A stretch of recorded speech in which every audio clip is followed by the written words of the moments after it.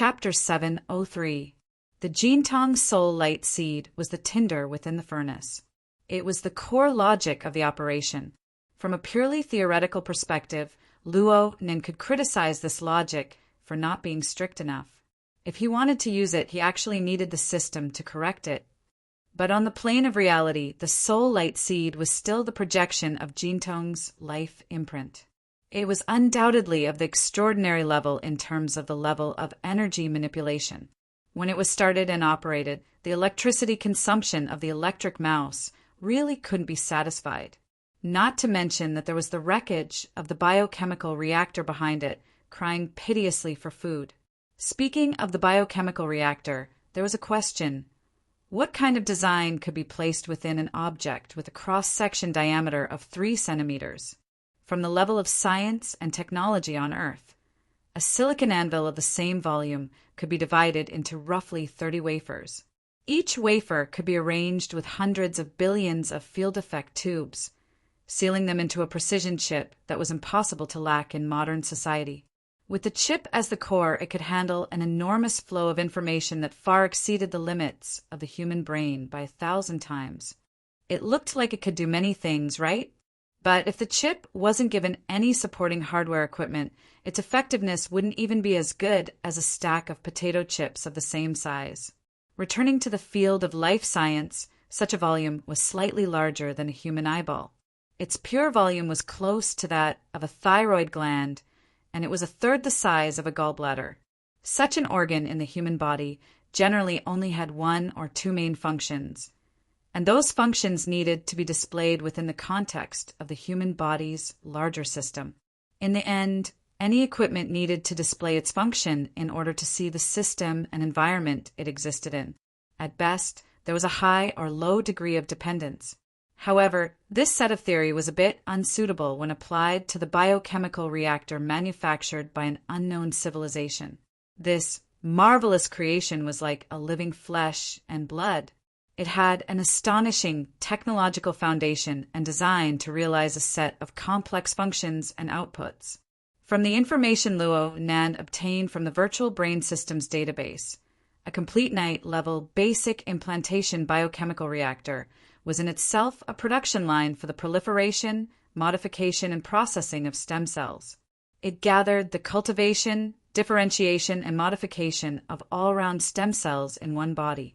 It used a tinder as its operating core, and through the proliferation of stem cells as a base material, it could realize the repair, remodeling, and strengthening of over 95% of the body's organs.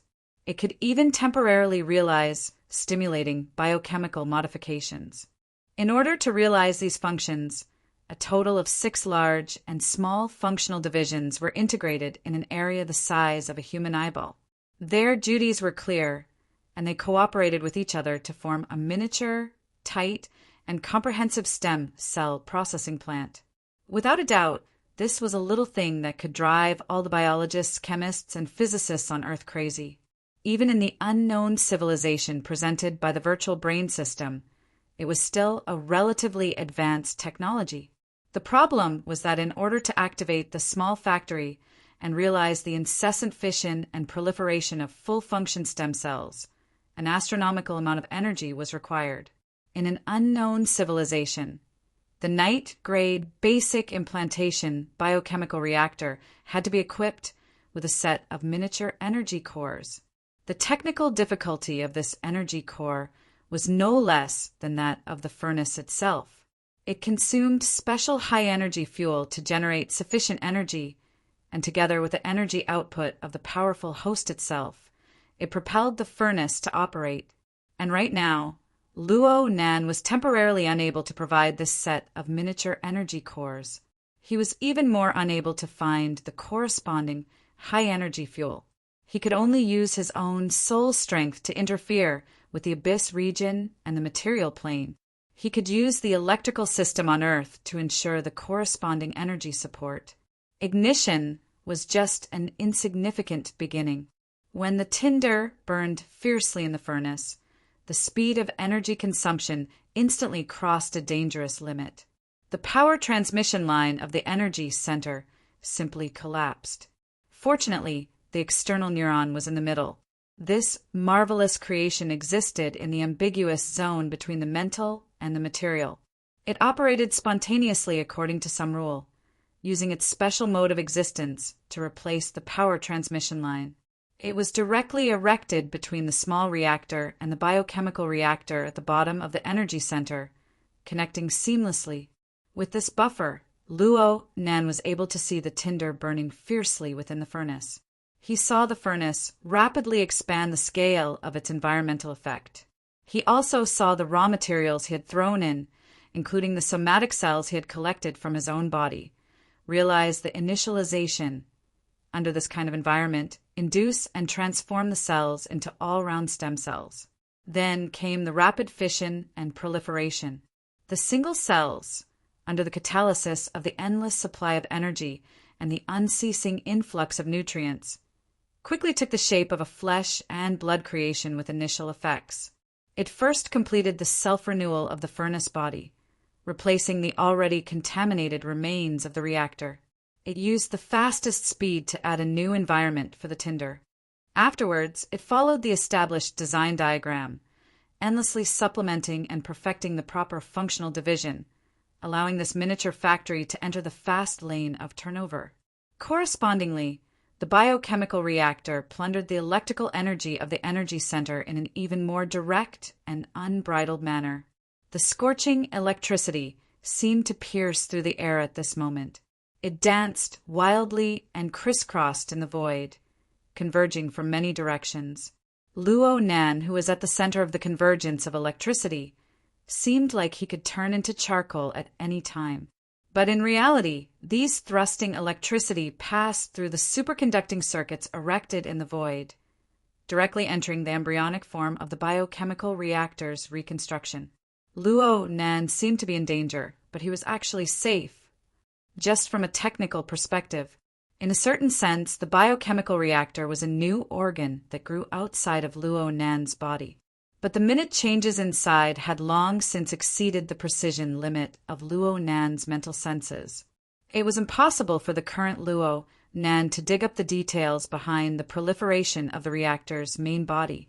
He could only refer to the design diagram in the database to deduce the current progress. The progress was much faster than he had imagined, but the resulting impact and consequences were far beyond his expectations. He knew that there was a problem with the power supply of the energy center to the surrounding area. There was a huge problem.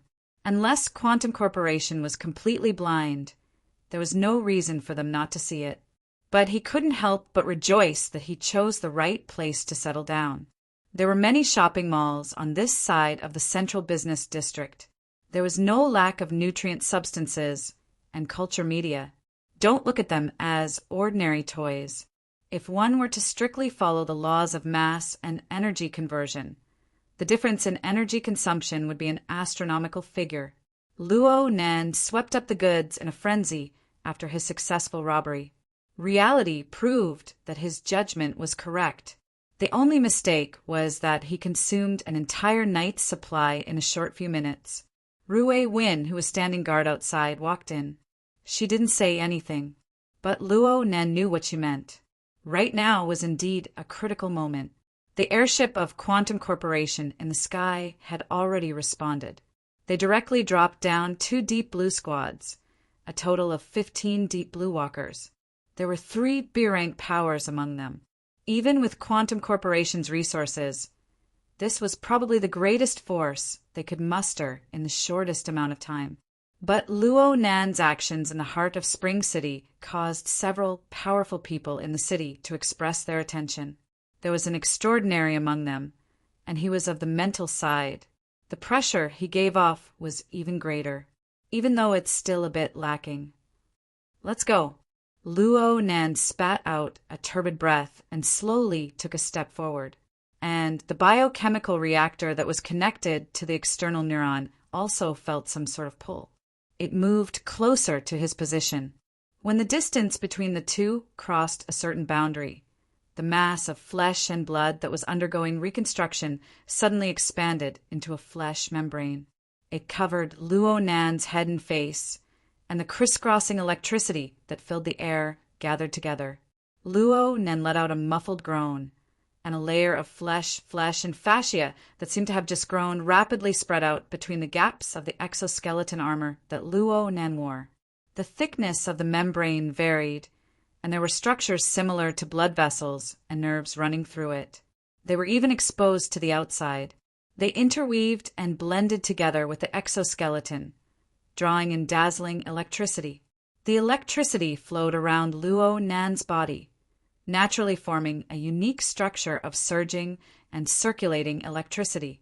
It was said to be natural, but this structure was actually pieced together layer by layer in strict accordance with the relevant blueprints.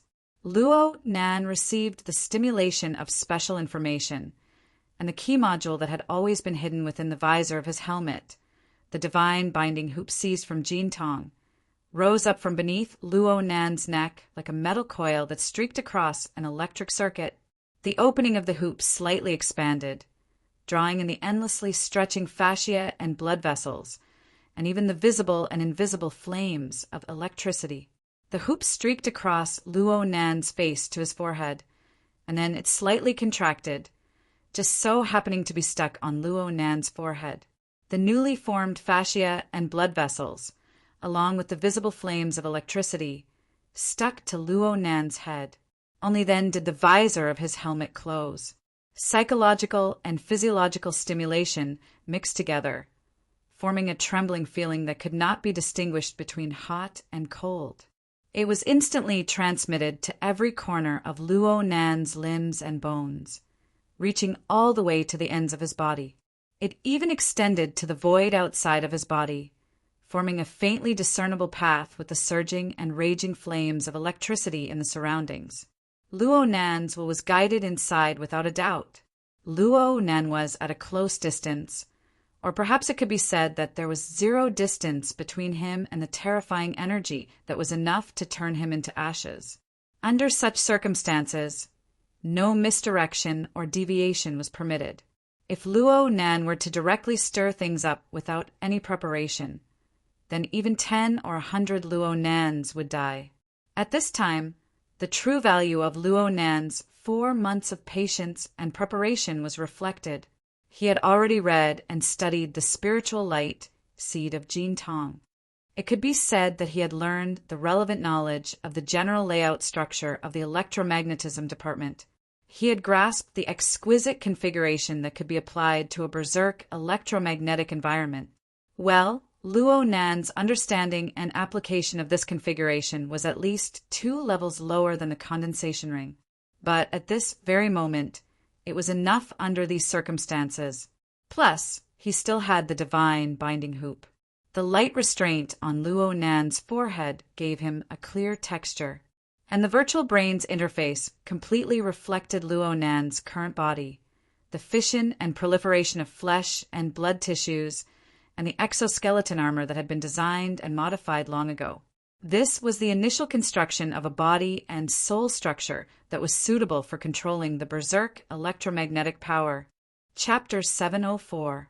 Report the latest situation in the Abyss Zone. Storm intensity level 4. No source of interference found. I repeat, no source of interference found. The frontline commander of this operation, the captain of the forest team, Yuan Mu, confirmed the information with the airship again.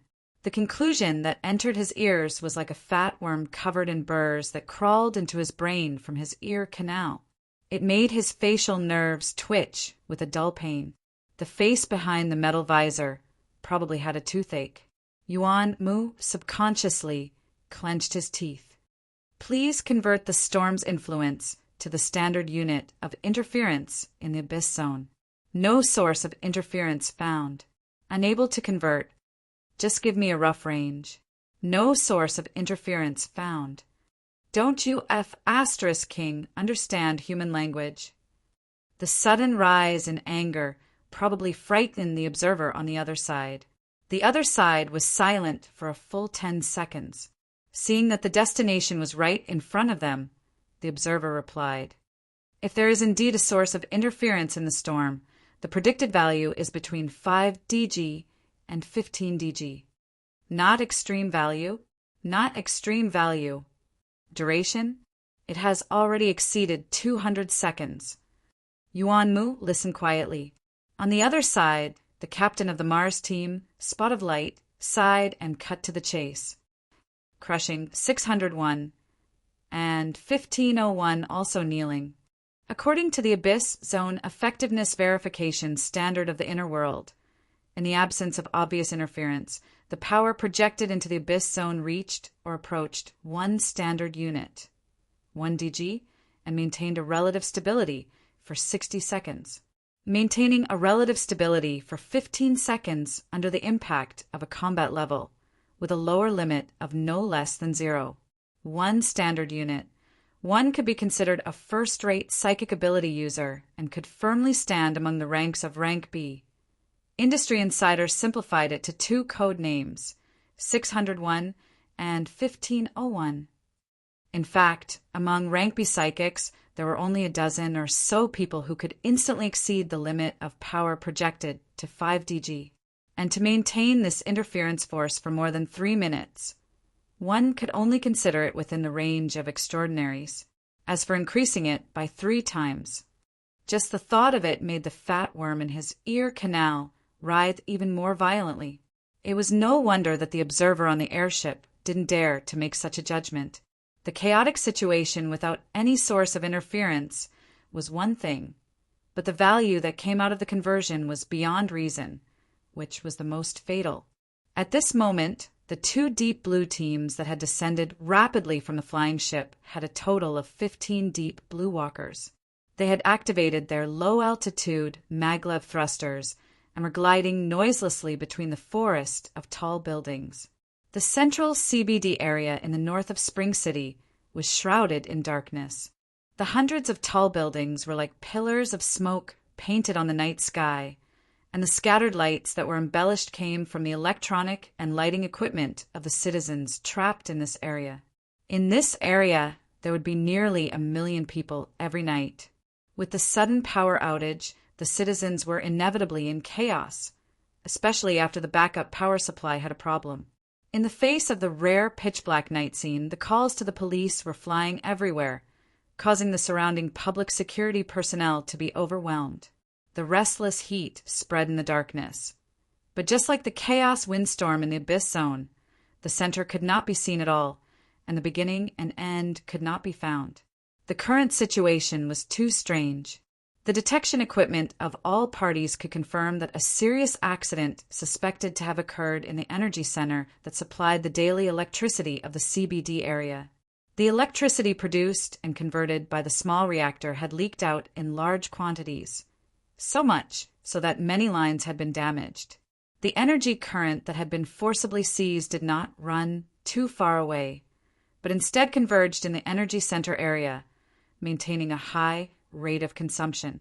According to normal logic, this should be someone or some people using the abundant energy in the energy center to drive some equipment. There were many possibilities if one were to consider it from the realm of extraordinary. But all of this became absurd with the huge amount of electricity that far exceeded the norm, and the use of ultra-high power. If the energy center was an extremely high overdraft card, then this card was about to be maxed out. The problem was that no one knew where the POS machine was. The 2 teams of Deep Blue Walkers could only listen to the judgment of the staff and head towards the designated probability area. In fact, it was a circle drawn with the energy center as the origin. With such information support, in addition to the instant death of the B-rank spiritual type Lan Xiang and the clueless chaos windstorm in the Abyss Zone, it caused the battle-hardened Captain Yuanmu to adopt an extremely conservative attitude towards this mission. When the metal outer armor of his feet touched the outer wall of the energy center building, Yuanmu once again asked the airship command center, "Have there been any new discoveries from the ability user association?" After a few seconds, the observer returned with an unsurprising answer, "No." "Then are we fighting with the ghosts of the Abyss Zone? Or the kind that can control thunder and lightning?" The light spot made a joke that was not funny at all. At the very least, few of the 15 members of the 2 squads, Forest and Fluorescence, plus the 100 or so staff members in the command center of the airship, could laugh. At this moment, The two teams landed on the Energy Center building in succession. It seemed that the only good thing about this place was that it was an office area. At present, they had already gotten off work, and there were only a few people on duty. Moreover, they had already obeyed orders from above to evacuate in time. At least there would be a relatively spacious battlefield if they really encountered any troublesome ghosts, lightning-swallowing aberrations, and the like. Spot of Light was still letting his imagination run wild. Maybe we found an aberration that likes to drink electricity. That bro just had a full meal. What I mean is, it's really hard to imagine that a strong person who just completed a perfect robbery would stay in Spring City until now, and even use this kind of method to lure us all here. Yuanmu calmly said, Deep Blue has confirmed that the lost item is still in Spring City. What about the exact location? Also, do you want to confirm it again? Yuanmu fell silent again. This was like facing the stormy weather of the Abyss Zone. He knew that there was definitely a problem, but he could not find the root cause no matter what. In fact, Spot of Light also knew that as operation members, they should not worry about these general issues. They were only weapons, not brains. Complaining and mocking was only to let the other team members understand the danger and severity of the situation. Next, the two captains began to discuss the specific operation plan. Should we split up? How many numbers do you have in the Abyss Zone? I'm not a psychic. Other than Oak, there's no one here who's psychic. All right, about 0. 2. If everyone plays with domains, we can occasionally reach the 5 DG limit. It's about the same on my side. Oak may be psychic, but he's more defensive. His limit is about 1. So, understood. We'll follow your lead. The two captains quickly reached a consensus. The greatest advantage of the Deep Blue Walker system was that they could rely on the format of fire to build a format space and effectively display their collective strength. They could fuse the strength of several or even dozens of people into a furnace, until they could achieve a powerful power that was close to an extraordinary domain. In the current situation, gathering as much strength as possible was indeed the most reasonable choice. During the process of discussion, the two captains conveniently revised their route of advance. They still maintained a sharp and clear advancing speed, and at the same time roughly understood the basic structure of the format space. The opponent can instantly kill a blue dragon from a distance. There's a 90% chance that he's psychic. Right now, our intelligence isn't good enough, so it's hard to have a preemptive strike. Therefore, before and after encountering the enemy, defense at the mental level is of utmost importance. Oak, the initial format link will center around you. Resist the first wave. Yes. A muffled voice rang out. It was a short word, but it gave off a rather slow and sluggish feeling. This was Oak, a large man that was 2 meters tall. After wearing the special exoskeleton armor, his height neared 7 meters. He was like a crane in a flock of chickens. Compared to the other Deep Blue Walkers, he seemed more like a cumbersome machine.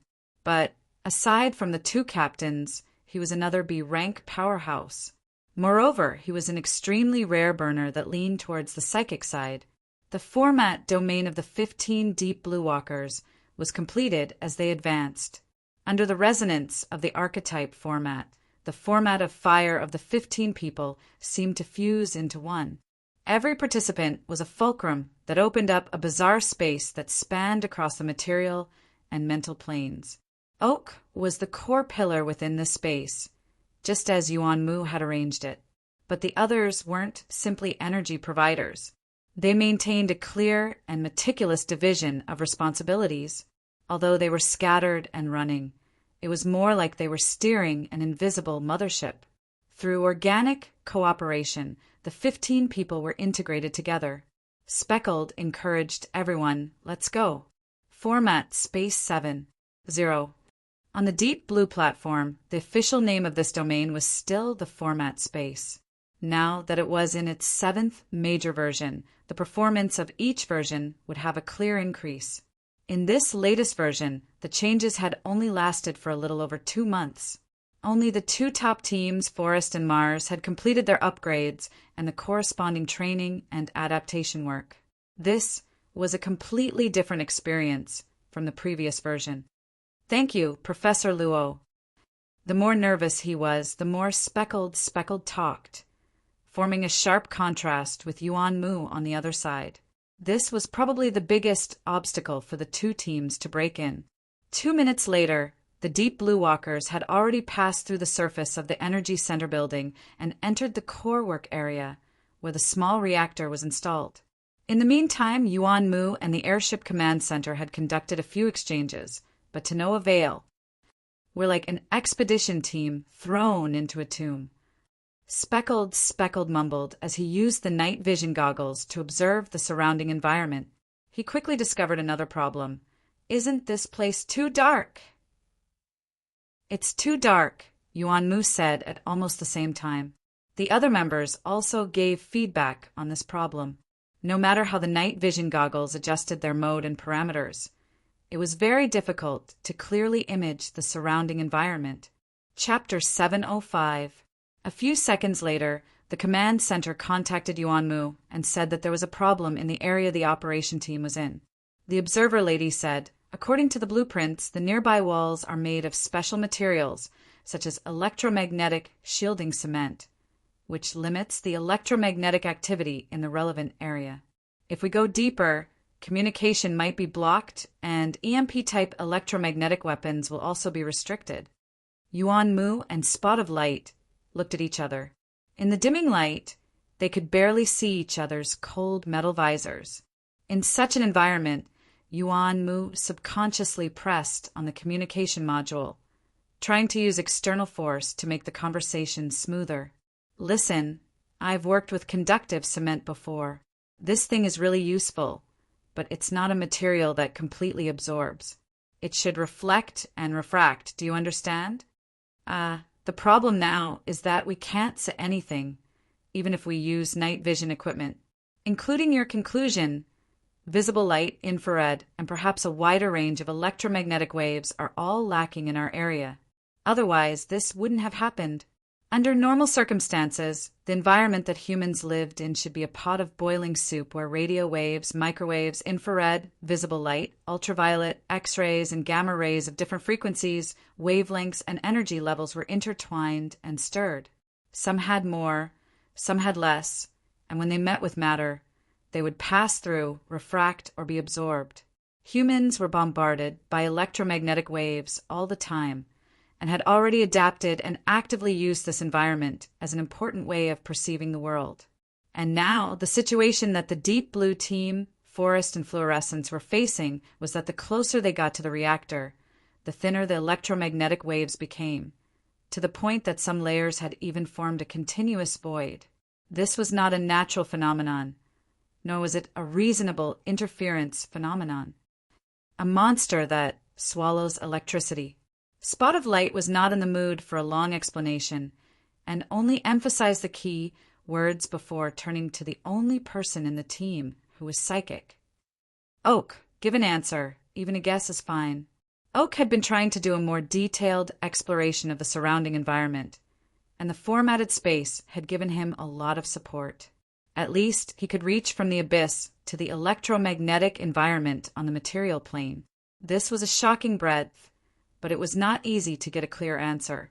He was silent for more than 10 seconds, and then suddenly went against the tactical order and turned on the headlamp on his helmet. The blinding light tore through the darkness and headed straight for the end of the tunnel. Fortunately, the sensitivity of the instrument was extremely high, and the parameters were automatically adjusted, so the tragedy of a group of people suddenly became real blind was avoided. Oak. As soon as Yuan Mu's rebuke was heard, the sudden increase in the brightness of the outside world decreased at a visible rate. In the eyes of the members of the operation team, the darkness was like a virus that spread wantonly, killing every single photon in the air. It even swarmed to the light source on Oak's forehead, and after a few breaths, there was only a faint cold light coming from there, and it was quickly dimming. Under the dim light, everyone was silent. Oak then said, "Electromagnetic waves are matter and also energy. Energy and matter will not disappear into thin air. Rather than saying that it was an answer or a guess, it was more like a rule of the normal world. This rule was very strict. Even if it seemed to be on the verge of collapse under the impact of extraordinary powers, it could still limit the change of all things in the world. If the actual situation seemed to deviate from it, then the basic direction was clear. And Oak's experiment showed that the actual situation was much more violent and intense than previously imagined. The two captains looked at each other again, and simultaneously thought of a significant change on another level. Abyssal storm? Yuan Mu stated his basic guess, and Spot had the courage to show his imagination. That is to say, this is probably a reverse interference. The electricity that leaked out, including most of the electromagnetic waves in this area, was transferred to the abyssal area through a certain channel, forming that storm. The monster that swallowed electricity doesn't exist, or rather, its stomach is in the abyssal area. Yuan Mu frowned. Why? Do we need him to show us the relevant paper? Spot directly turned off the night vision goggles. It was meaningless to turn on the equipment in such an environment. He would rather believe in the well-tempered format of fire and the formatted space built on that foundation. Yuan Mu soon realized that it was pointless to get to the bottom of it. The spreading darkness was just a byproduct, a hole formed by stripping the ubiquitous electromagnetic waves from the side of the body. The truly terrifying enemy was still in the depths of the darkness. So he quickly ordered, "Switch to pure sensory mode. Oak, activate sensory sharing. Fortress detection module will be activated in 10 seconds." After giving the order, Yuan Mu thought of Oak's previous extreme behavior, which was obviously different from usual. He also knew that, as a psychic, Oak was under more pressure than the others. After hesitating for a moment, he asked in private, "Can you hold on?"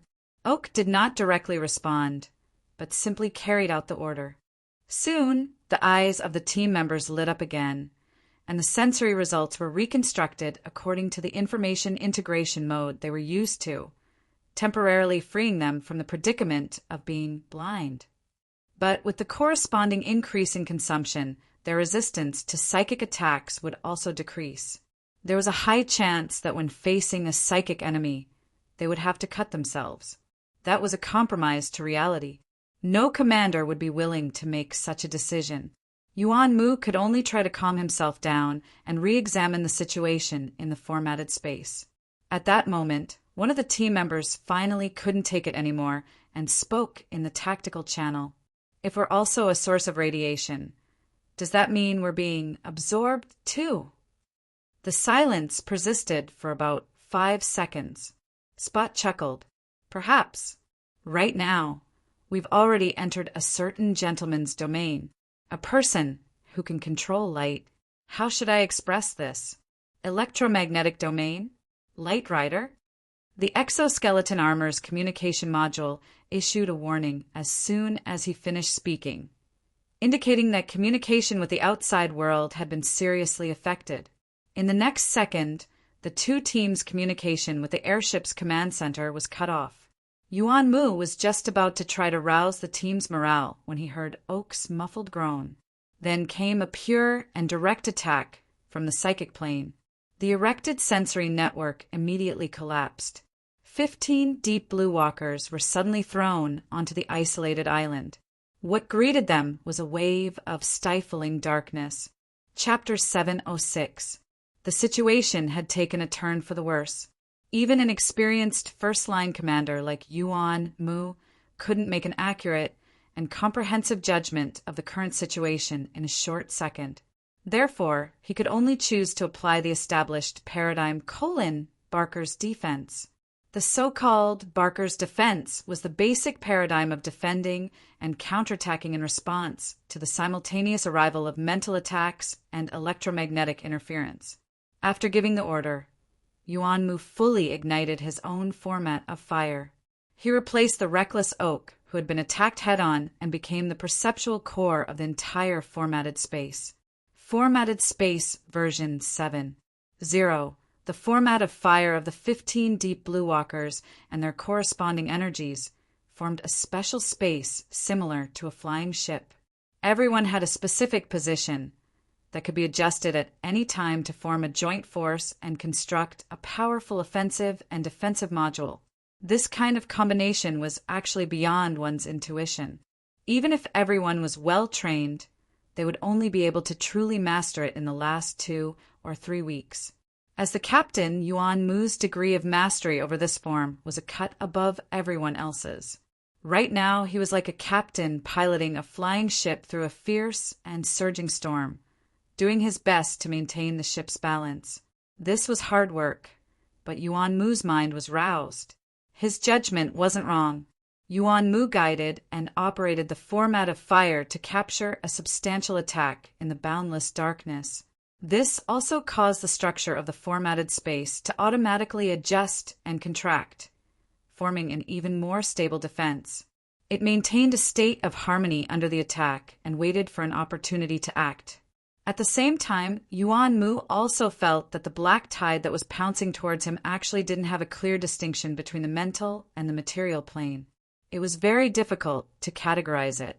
It was indeed like a storm in the night. No one could tell whether the droplets that struck their bodies were ordinary water droplets or highly corrosive acid before they received further damage. The space constructed by the format of fire was currently resisting the pure force of the attack. As for the deeper ones, brilliant electric fire suddenly exploded in the darkness. The twisted and forked rays of light were like stiff, demonic claws, rolling up the surrounding shadows on the walls and slashing over. The scene was sinister and terrifying, but Yuan Mu's mind suddenly relaxed. His judgment was correct again. The Barker's defense already utilized the exoskeleton armor in conjunction with the format of fire structure that was preset within the dynamo core to form an equipotential shield on the surface of every person's body. In principle, it could shield most high-voltage electric fields and electromagnetic wave damage for a short period of time. Before he could finish his thought, a cool electronic wind brushed past his face, and his pores relaxed. But what followed was a chill that seeped into his flesh and bones, as well as a restless impact that was buried deep within. Not good. The double barrier of the format of fire and the exoskeleton armor was like a layer of useless thin paper. Like a high-voltage electric current piercing into his body, Yuan Mu's body and consciousness instantly went stiff. His muscles twitched violently, instinctively, even cracking some of his joints and bones. Pain and numbness intertwined. He lost control of his body and fell to the ground. The dull sound of metal colliding with the ground came from all around. It was continuous, and there seemed to be a few curses from the spots of light in the middle. Those were his subordinates. There was no doubt that the 14 deep blue walkers had suffered the same attack and met the same fate. The deep blue walker squad, which represented the 2 peak configurations of the Forest and Mars, had been annihilated. There was a moment when Yuan Mu's breathing stopped. His heart felt like it was going to burst out of his chest. He thought he was going to die, but in the end there was no fatal impact. The Grim Reaper's fingertip brushed past his heart and then nimbly avoided it. Only the electric shock and burn marks were left on his body. Did everyone suffer the same result? Or was he the only survivor? Yuan Mu had already lost most of his perceptual abilities. The only thing lingering in his mind was the noise after the electric current had struck. At long last, the firm willpower he had tempered over the years allowed his thoughts to coalesce once more. It also allowed that ever-expanding question to fill his brain. Why didn't the Barker-style defense work? Perhaps Yuan Mu had carried out too many useless thoughts, which didn't help him solve the problem. Instead, it allowed his central nervous system to recover some of its sensitivity. The ground was shaking. It was the rhythmic tapping of metal against the ground. It seemed to be the sound of someone's footsteps. That person. Yuan Mu's fingertip twitched. This was already the most difficult move he could perform in a short amount of time. Only his thoughts were still working. It was very close to what the intelligence had indicated. a spiritual type expert wearing an exoskeleton armor. The rhythmic footsteps brushed past him. They gradually approached, stuck close, and gradually moved further away. It was a natural step, but it brought about an irrepressible, trembling feeling. The footsteps suddenly stopped. That person should be standing in the middle of the dozen or so deep blue walkers that had fallen and stiffened. Perhaps he was admiring his own masterpiece. Perhaps he was considering how to deal with the next step. Yuan Mu vaguely felt a sinister and ice-cold power. It was like the previously harmless electronic wind that had cut into him.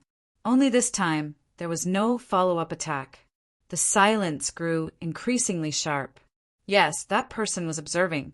It was as if he could directly observe the activity of their brains. He could see through their trembling and fear. At least in Yuan Mu's case, he felt as if his own skull had been flipped open. Every layer of cortex, every nerve, the bioelectricity transmitted, and even the information they carried were all exposed to the other party's open and above-board observation. This was a maddening thought. It was also a challenge to the limits of his willpower. If possible, Yuan Mu would certainly explode with the format of fire and incinerate everything around him. However, he was already powerless to do anything. The difference between the levels of the two was too great. At this very moment, Yuan Mu's mind had already placed this enemy on the level of an extraordinary. Moreover, it was a natural enemy that had an extremely strong restraining effect on the deep blue walkers. Wait! Yuan Mu suddenly understood. No wonder the Barker-style defense was useless. For a natural enemy, the electromagnetic field was just a carrier of extraordinary power. The opposite was also true.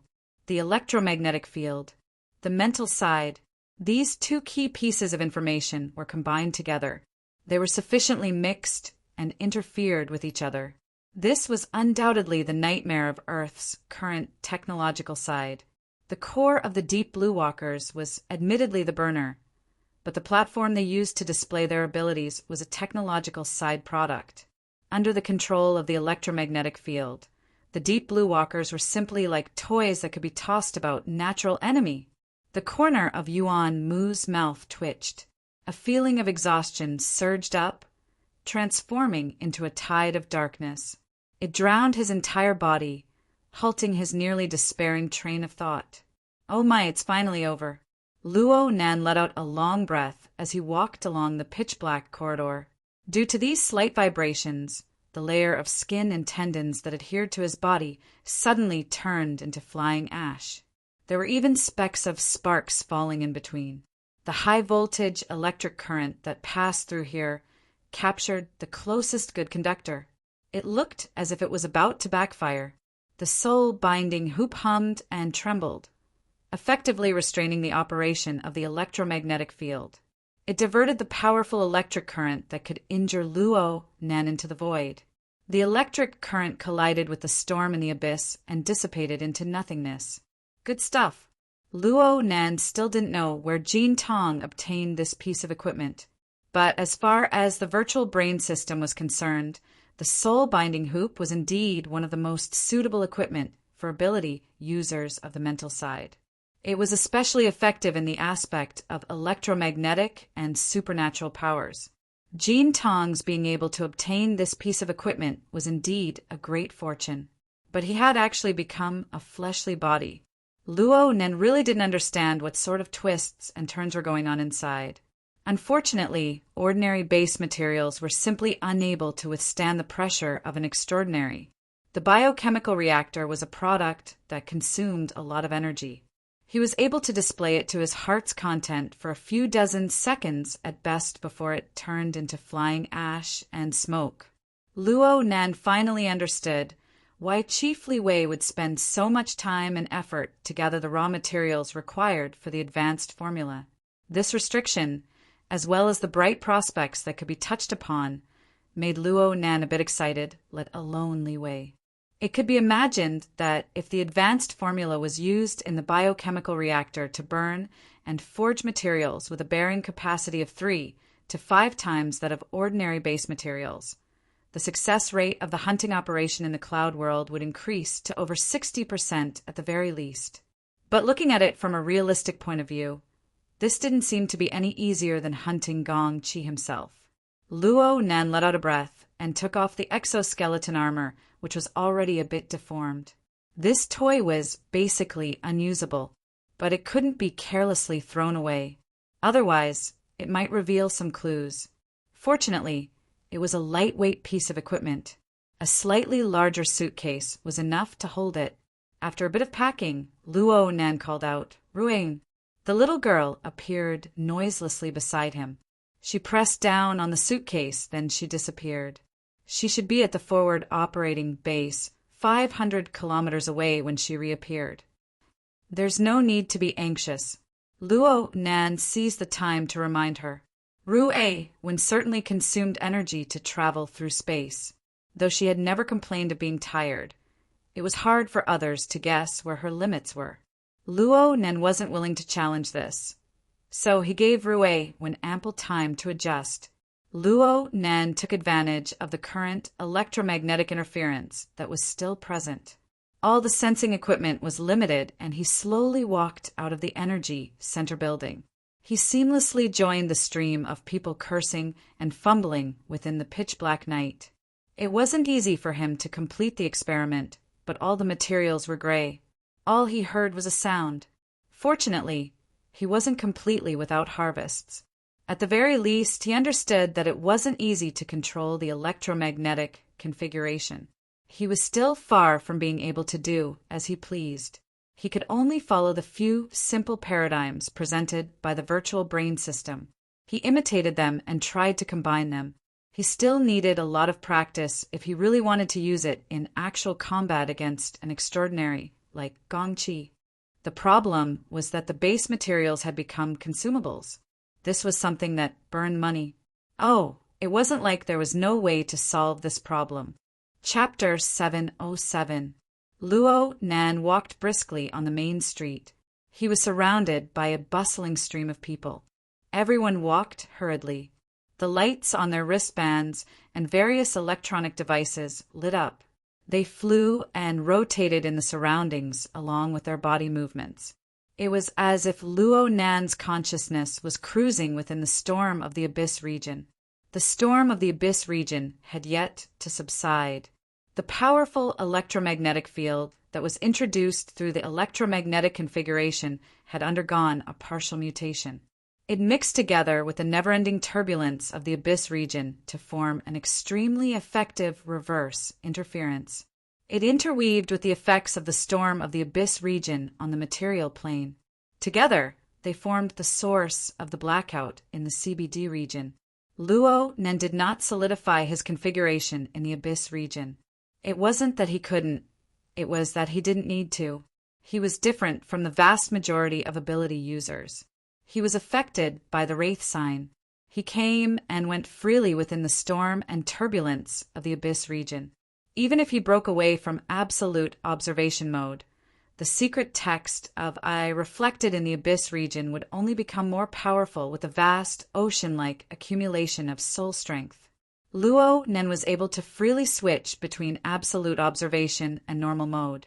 This experience not only gave Luo Nan secrecy and convenience, but it also gave him a free and calm control. Therefore, he was able to transcend the Abyss region and set off a large-scale storm. The most technical aspect was that he was able to choose the parts that affected the Abyss region. He could freely switch between them or connect them in series or in parallel. For example, at this moment, the mysterious character I was reflected in the Abyss region under the support of the Wraith sign. It was completely empty, like a pedestrian that overlapped with the surrounding dark scenery. However, there were two sources of light on its body. One was the condensation ring configuration, and the other was the electromagnetic configuration. The condensation ring was the carrier for the expansion of perception, and the other formed an enormous source of interference. The two operated in parallel, forming a domain that could make one vomit blood. The condensation ring configuration, which had been tempered 1,000 times, was relatively introverted and stable. The electromagnetic configuration, which had just been condensed, was much more lively. It flew and revolved around the secret text of I. It shone with resplendent light. Every time it converged, there would be a slight change. It adapted to the environment of the abyss region and resonated with the material plane. It seemed omnipotent to control the omnipresent electromagnetic field. Luo Nen did not think of himself as Zeus. He did not forget that he was just a middle school student who solved problems according to established paradigms. Therefore, he was generally quite calm. On the other hand, the electromagnetic configuration did not break away from the scope of formatting theory. It could still be controlled and explained by the self-format. This was something he was very pleased about. Speaking of which, during this period of time, he was able to break away from the fixed pattern, and it felt even better. It was just like riding a motorcycle in the wilderness during the day. Now that he was walking on the crowded streets of the city, there was also a sense of freedom and pleasure, especially when there was a layer of darkness that he had personally created around him. This feeling was different from when he was in the wilderness. Over there, he could do anything he wanted. But here, he had to do something no matter what. There were people passing by him at all times. If Luo Nan wanted to, he could make these people dance according to his will. There was practically no difficulty at all. That should be quite interesting, but also quite scary. Luo Nan was amused by his own thoughts. He clapped his hands and naturally received the cutting gazes of the surrounding people. Everyone, you don't have to thank me. I'm just a young man with a high moral standard. Luo Nen chuckled again. In any case, no one here recognized him. He wouldn't have the omnipresent location of the psychic wave network, and he wouldn't have to walk on the streets with the security arrangements of open and hidden sentries. Brother Ikuin, I love you, but you should just die from your position as a bodyguard. Live on as a sparring partner. Luo Nan's footsteps grew more and more agile. He hummed the guitar song that Rue went often practiced.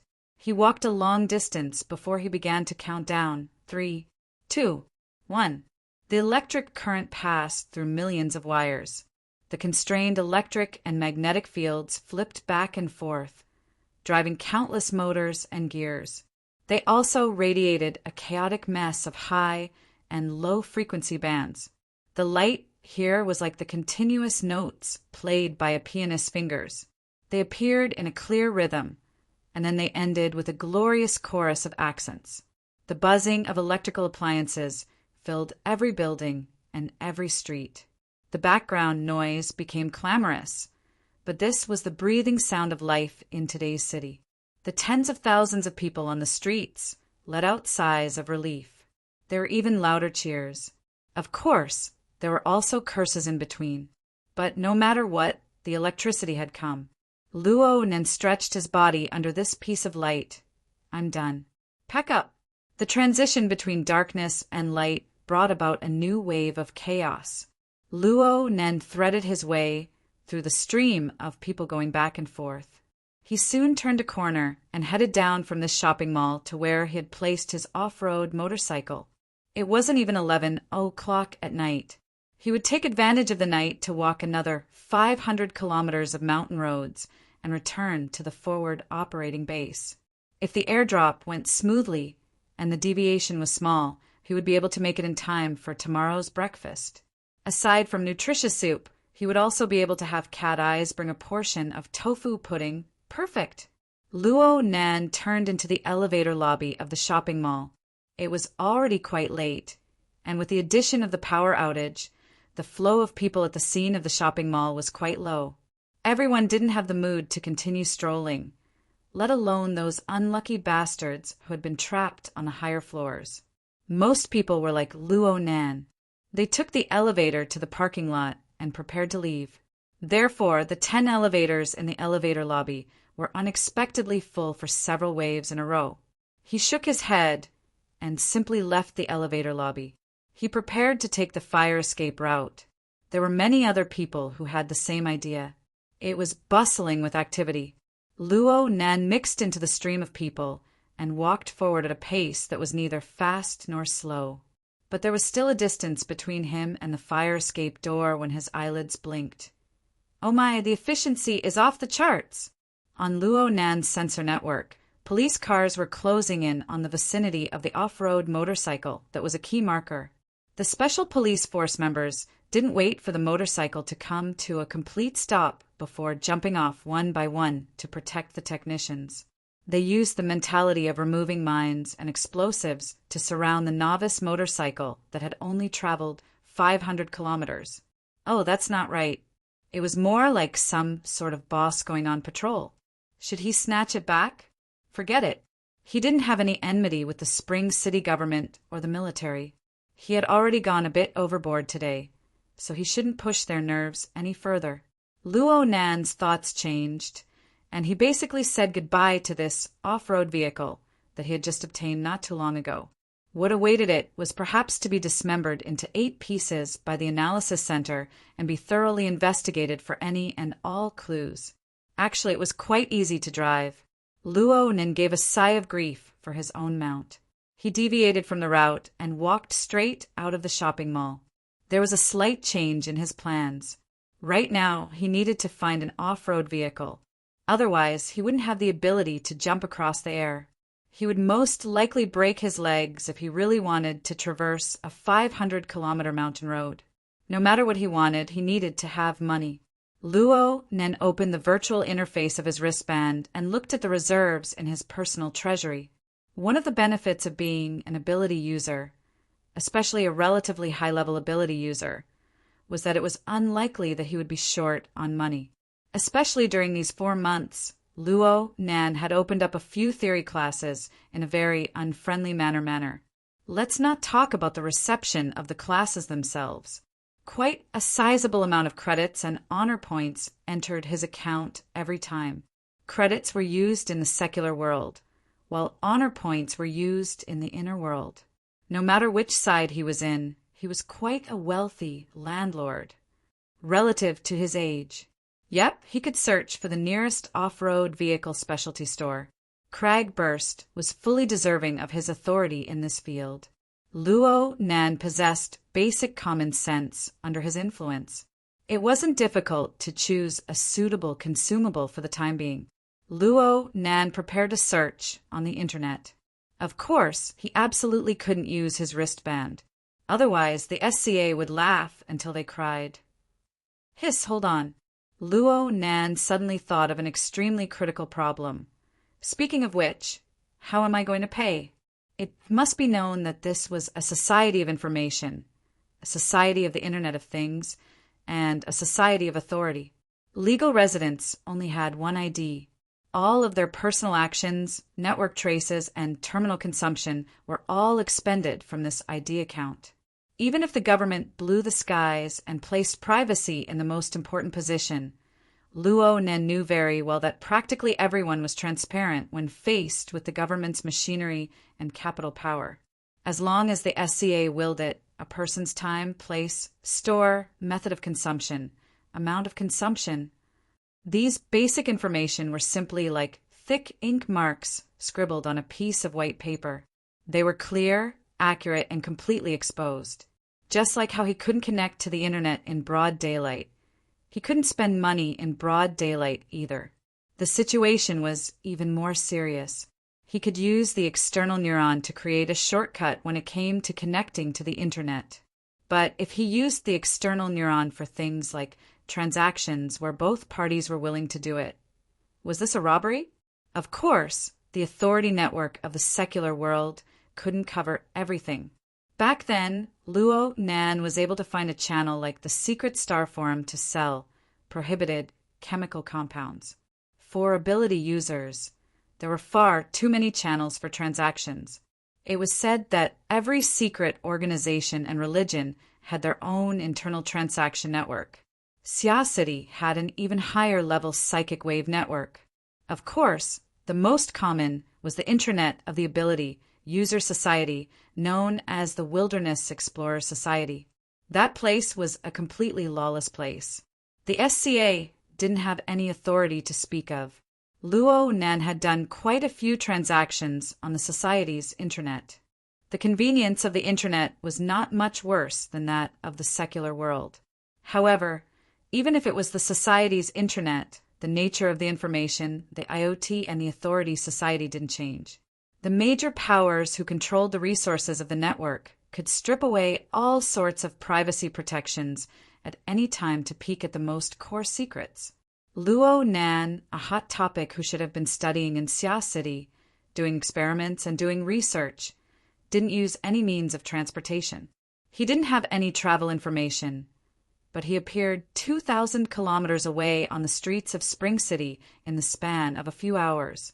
He even bought an off-road motorcycle through the society's internet. If he really did it, the various intelligence organizations of the inner world would no longer need to worry about their bonuses for the month. Chapter 708. I'm so stupid. I'm so stupid. I'm so stupid. The female's sharp voice played back and forth. This special ringtone made everyone in the bar raise their eyebrows. A nightclub man had been staring at his target for a long time. He was just about to make a move when his outstretched hand froze in midair. At this time, the half-drunk woman lying on the bar raised her eyelids and raised her hand. Her wristband sensed the gesture and automatically connected. Hello? Oh, Secretary. A voice that was extremely similar to a ringtone rang out. Because she was sleepy, the voice was a bit hoarse. It's private time right now. I've turned off the internet. Where is he? How would I know? In any case, he's not in my bed. Rui Wen? That little girl loves to play hide and seek the most. You count to 10 and then call out. Maybe she'll jump out. TSK. You're really annoying. Cat Eyes struggled to sit up from the bar and shook her head.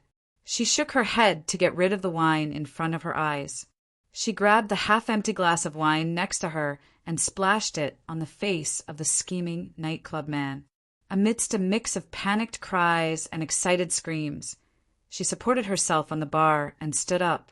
She clearly had the appearance of a drunken cat that could fall to the ground at any time. But she slapped the nightclub man, who wanted to get back at her, to the ground. Then she swayed her steps and walked out amidst gazes of astonishment, admiration, yearning, and greed. The call was already disconnected. Cat Eyes was annoyed. Why did they come to find me when they couldn't find him? Could it be that the abnormal relationship between the two of them was completely exposed? That Secretary, if she really wanted that Luo guy, then she should learn from her and develop an abnormal relationship. Cat Eyes had similar thoughts. She was more active when she drank. Outside the bar, she felt the cool breeze of late spring. Cat Eyes was more or less completely awake. He still had some bureaucratic ability to be muddle-headed. She would often turn a blind eye to Luo Nan's behavior that went beyond common sense. It could be considered indulgence, but it could also be considered respect. But once she really did go by the book, then it proved that Luo Nan had stirred up trouble. At the very least, he was highly suspicious. It had only been a few days of peace. Cat Eyes let out a long sigh of relief.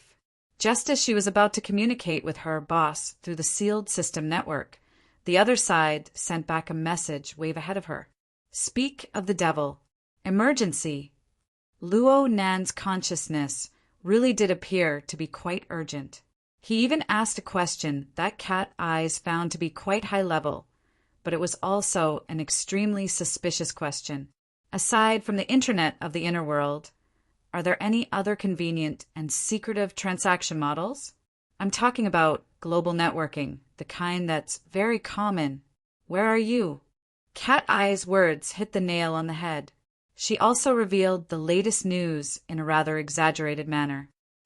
In order to find you, Secretary, he almost plowed through Xia City.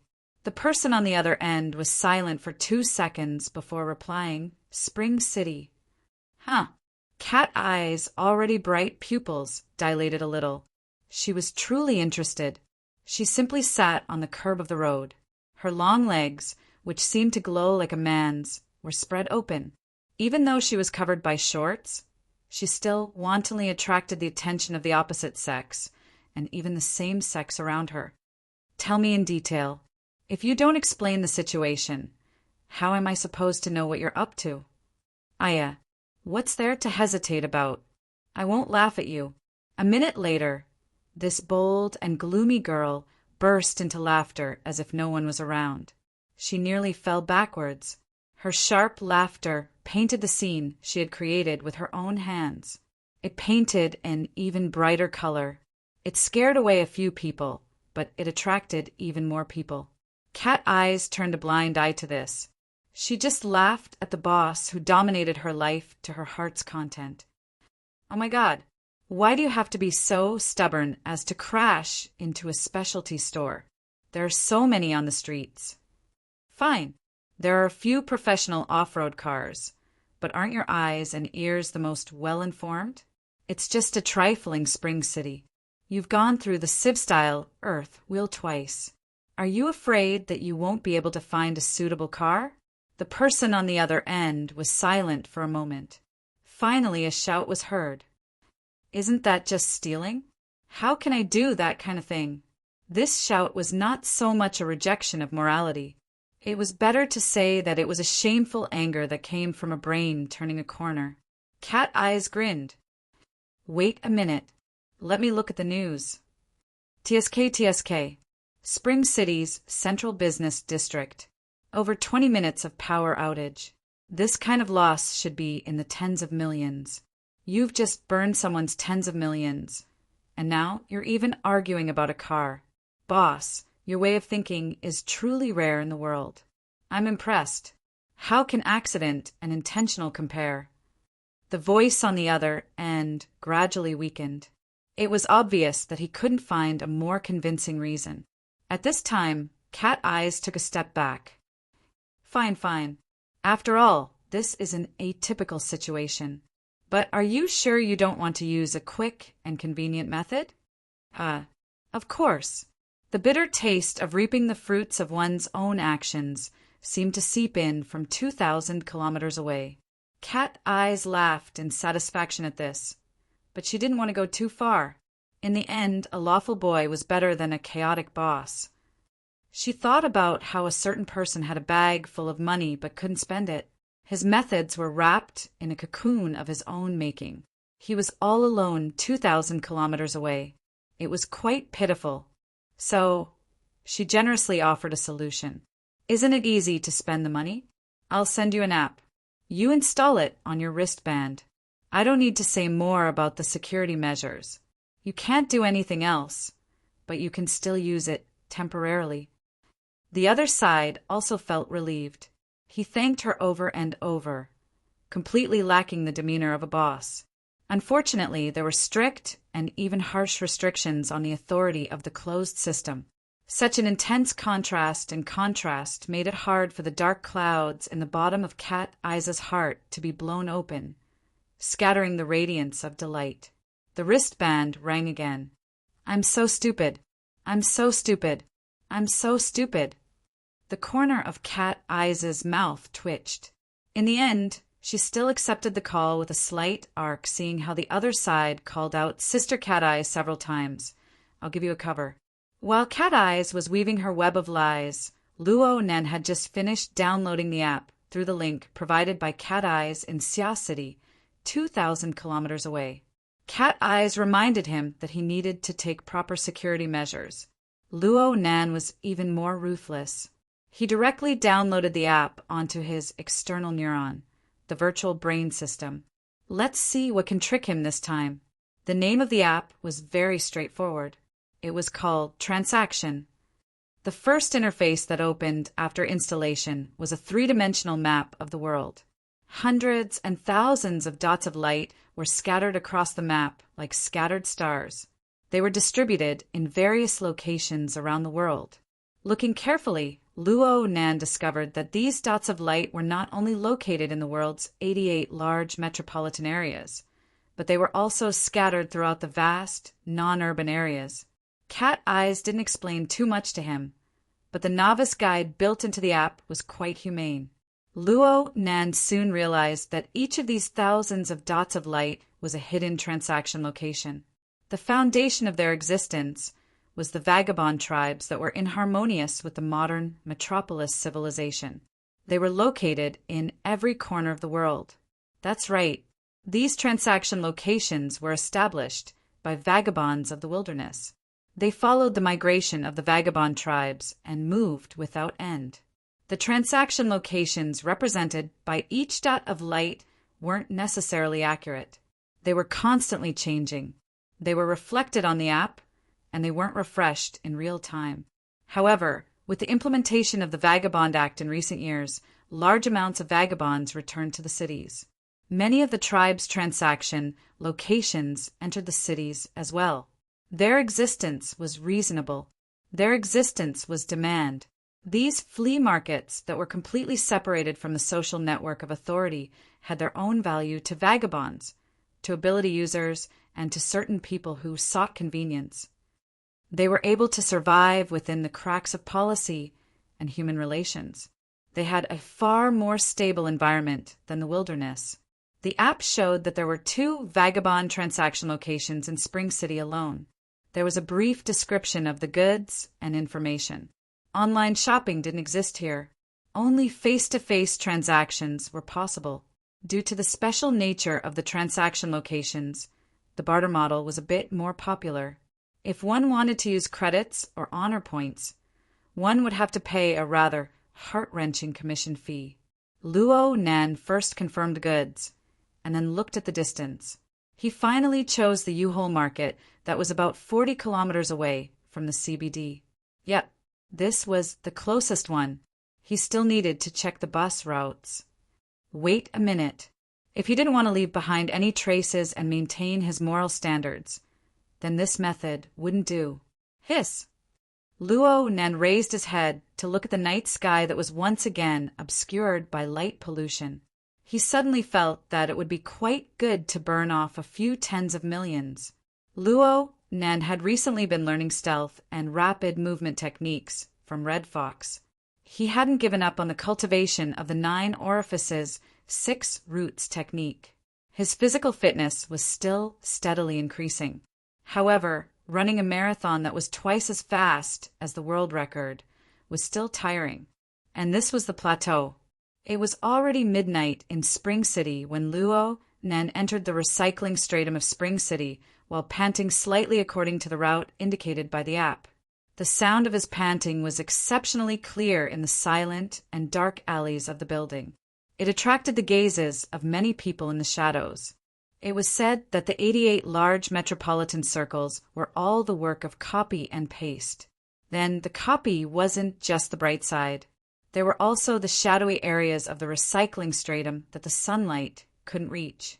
Compared to the bustling business district, the recycling stratum of any city couldn't be put on the table. Even though they were only a fine line away from bustling, this evoked a few hazy memories in Luo Nan's mind. He had come to a similar place when he was in Xia City. Back then, he was still a crow. Cough! Actually, his soul was attached to Ink's body. He and Crag Burst had turned that area upside down. It was also there that he had rescued Ruewin. Speaking of which, gangsters seemed to really like the Beast faction's off-road vehicles. If someone were to jump out and yell robbery, wouldn't he be able to immediately kill them? No, snatch them back? This didn't violate basic morality, and it was much more convenient than going to some market or exchange. Luo Nan really did have a bit of expectation when his thoughts reached this point. But Luo Nan was soon disappointed. The sensor network in front of him fully displayed the surrounding geographical environment of the U-Haul market. It was different from the remains of the highway in Xia City that connected the inner and outer parts of the city. What ran through most of the lower stratum was an underground river that gradually meandered into the ground. Chapter 709. Since Luo Nan was unable to take shortcuts, the so-called robbery and counter-robbery became dull and uninteresting. However, there were some people hidden in the shadowy corners. They held a deep interest in a target who was walking alone in a narrow alley near midnight. There were more than one greedy gaze that roamed Luo Nan's body in an attempt to find traces of luxury goods. There were also some people who had pure inclinations towards happiness. It was a long night.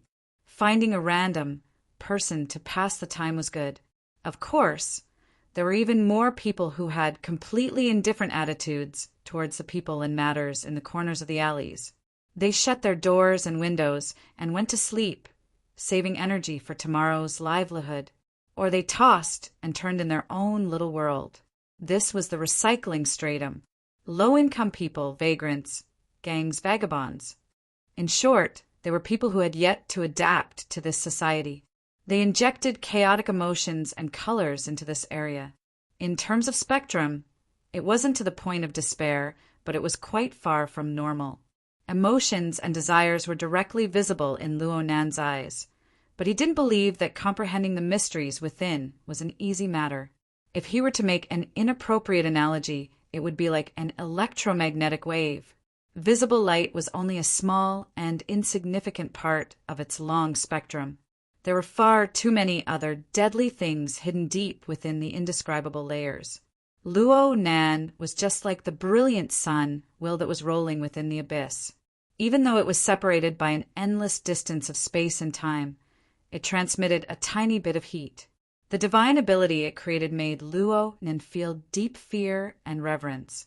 Every time Luo Nan tried to understand it, he would always have the painful experience of drawing fire to his body. Even his body and mind would be out of balance for a few days. After a few times, his entire body was on the verge of collapse. In comparison, the ice-cold virtual brain system seemed much more amiable. In recent months, Luo Nan had devoted himself to the preparatory work of planning his hunt in the clouds. It had been a long time since he had taken the initiative to warm himself. Tonight he was affected by the emotional atmosphere of the recycling stratum. His telepathic thoughts drifted over and was unexpectedly scorched. His mind was a bit gloomy.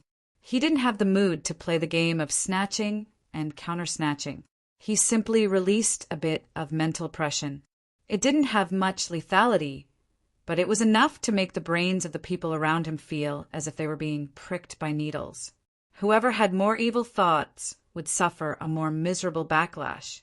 Luo Nan had been roasted by the abyssal sun wheel for several months, but it wasn't as if Luo Nan hadn't gained anything at all.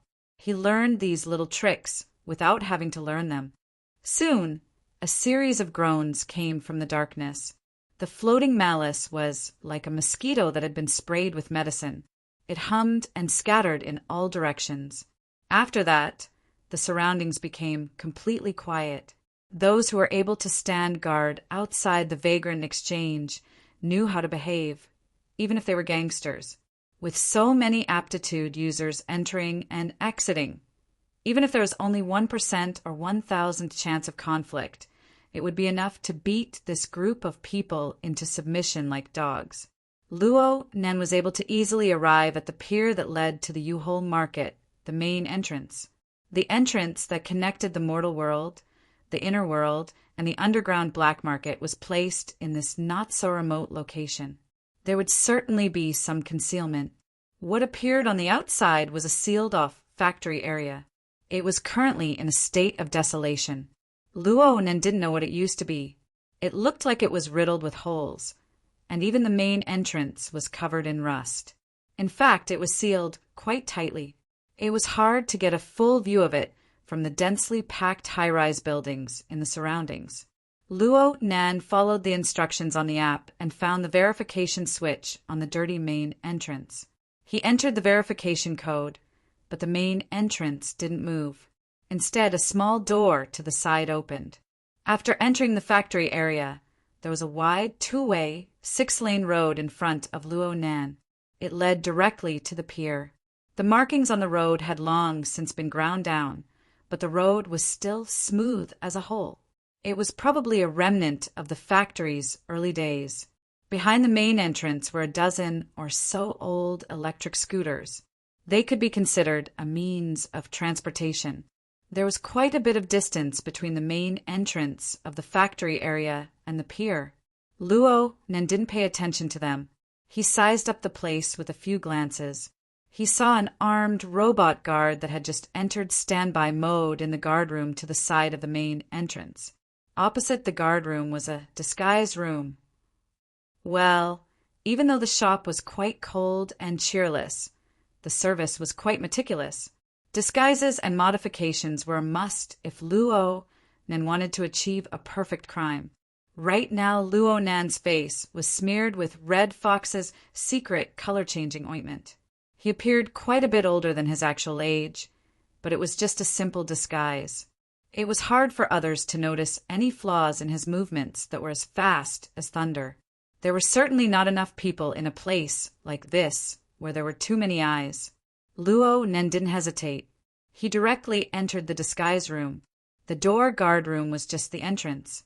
The true disguise room was deep underground.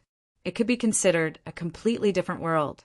There were many dressing rooms arranged inside the disguise room. It looked like it could accommodate a dozen or 20 people changing their appearances at the same time. This didn't seem like a black market. It seemed more like the backstage of a small theater. Luo Nan was half fumbling and half looking for fun. He followed the guidance of the AI housekeeper in the disguise room and picked a dressing room to enter. He touched here and looked there. He looked at the hundreds of different disguise techniques. Many of them were fully operated by AI. They didn't require any human intervention. It could be considered an eye-opener. However, Luo Nan didn't play any fancy tricks according to Cat Eye's instructions. He just chose the simplest and crudest method of wearing a mask and a cloak. He spent more of his energy on another set of equipment. Aside from changing his appearance, the dressing room also had a credit exchange facility. Traders who came to the black market could exchange credit points from the secular world and honor points from the inner world for black market currency. It was said to be quite safe, but Cat Eyes didn't recommend it.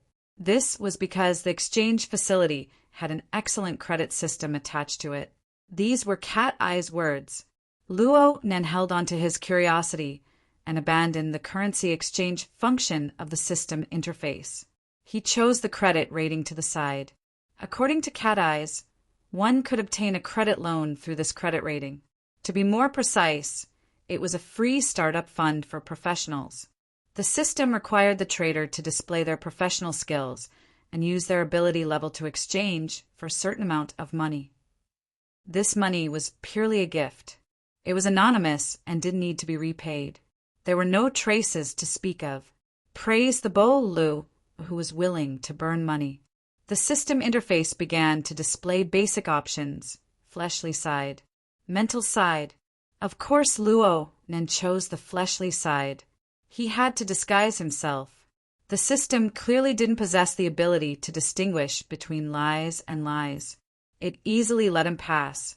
Next, it asked about professional skills. Luo Nan chose the mechanical design, processing, and assembly column from the long list. He had learned the basics of engineering from worker Zhai over the past half a year. He had also learned how to assemble, modify, and operate the exoskeleton platform. He also had the support of the virtual brain system. This was indeed the skill he could bring out the most in the secular world. According to worker Zhai's evaluation, being an engineer in their maintenance center was more than enough. The system seemed to place a bit more emphasis on professional skills. A new window immediately popped up after Luo Nan made his choice. The new window was actually a virtual work area. It displayed a perspective view of an oil pressure servo system that had been damaged by an external impact. There was even a set of virtual tools lined up next to it. What Luo Nan needed to do was to eliminate the malfunction, repair the damage, and let the servo system operate once again under a limited set of tools and time. You still use oil pressure? Such an ancient design? Luo Nan should rejoice. Worker Zhai's teaching style was more traditional, and his foundation was quite solid. He could still solve this problem. He picked a suitable option on the toolbar and was about to start when he suddenly realized something. Wait a minute. Didn't I just want to buy an off-road motorcycle? Why is it that long-distance running, disguise, and problem-solving are getting more and more complicated? He rubbed his head. only to touch the cloak he had just put on. This made Luo Nan chuckle. Who cares? He had nothing to do anyway. Instead of going back to sleep early, wouldn't it be better to go to the legendary black market and broaden his horizons? He tossed aside his distracting thoughts and concentrated on solving the problem. He quickly solved it, but after this checkpoint, what followed was no laughing matter. A series of professional questions popped up in the virtual work area for a period of time. They covered design, maintenance, processing, assembly, and many other aspects. Some were difficult and some were easy. Luo Nan was able to answer some of them with ease. Some of them required him to rack his brain and sweat. Some of them were simply skipped. Just this question bank alone was an extraordinary accumulation of knowledge, not to mention anything else. In particular, there were practically no theoretical questions within. All of them were concrete and detailed examples that were used. The Imperial exam required practical experience. In comparison, the knowledge that Worker Zhai imparted was a bit more academic. Fortunately, they had been together for the past few months.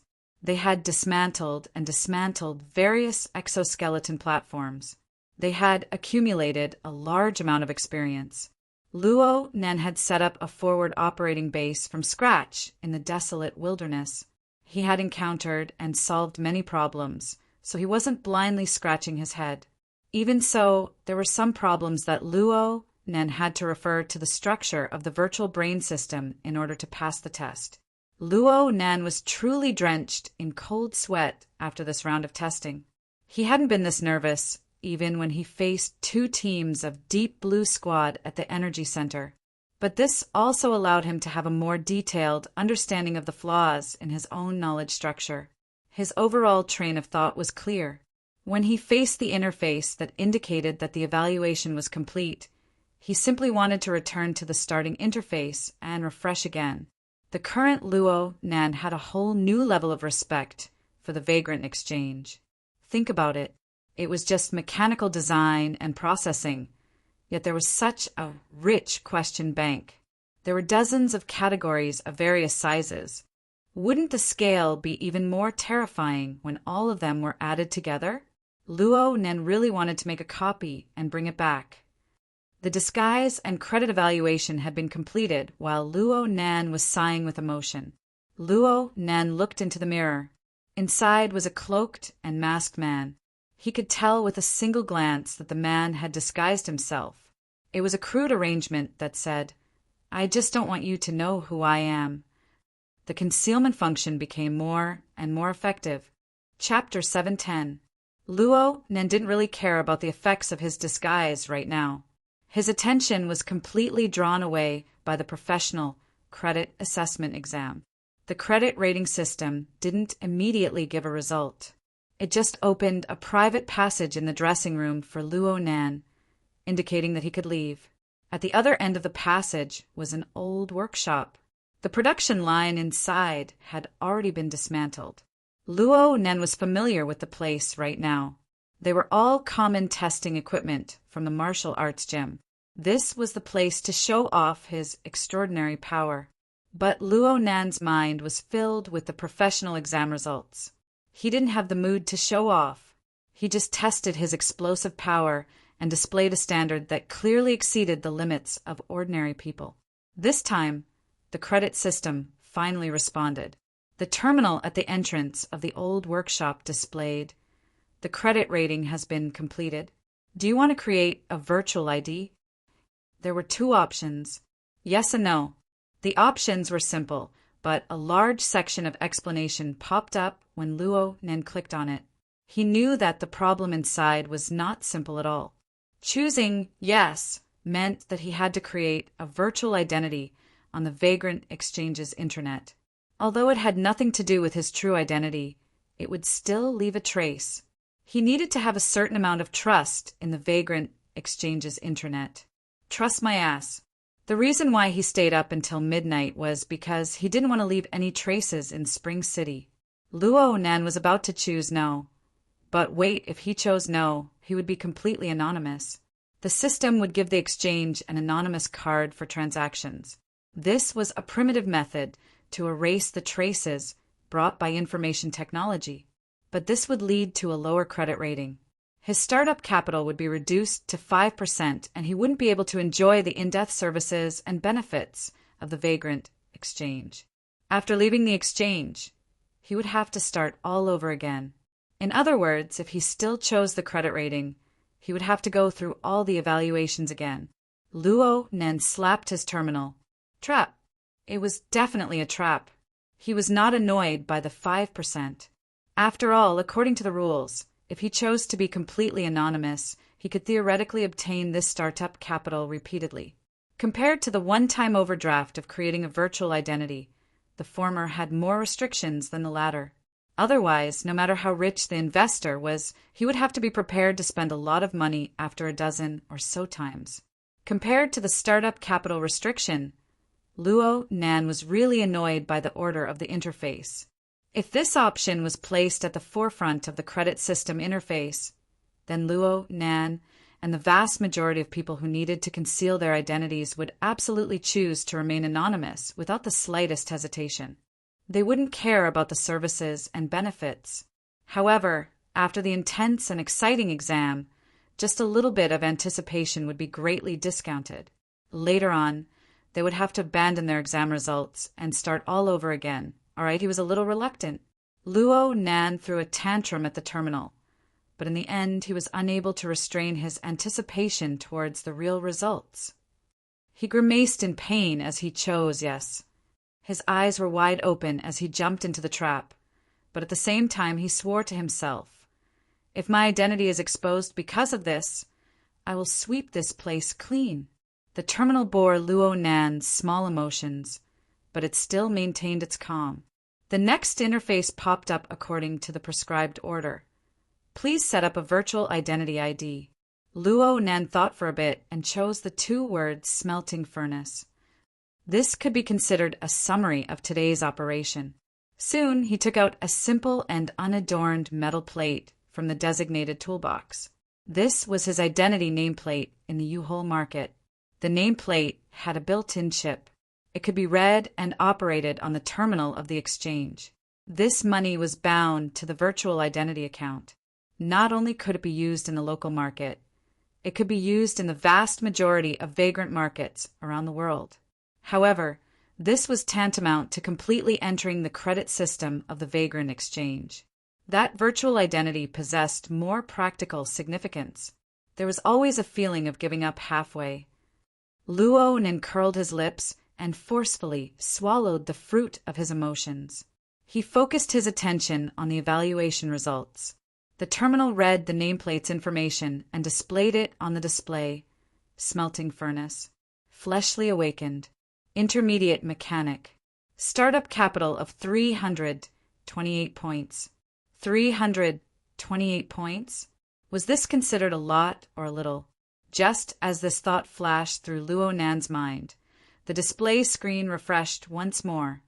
Professional technical evaluation, 3609 in the mechanical category, top 40%. Overall evaluation, 60,763, top 50%. Startup capital is C file.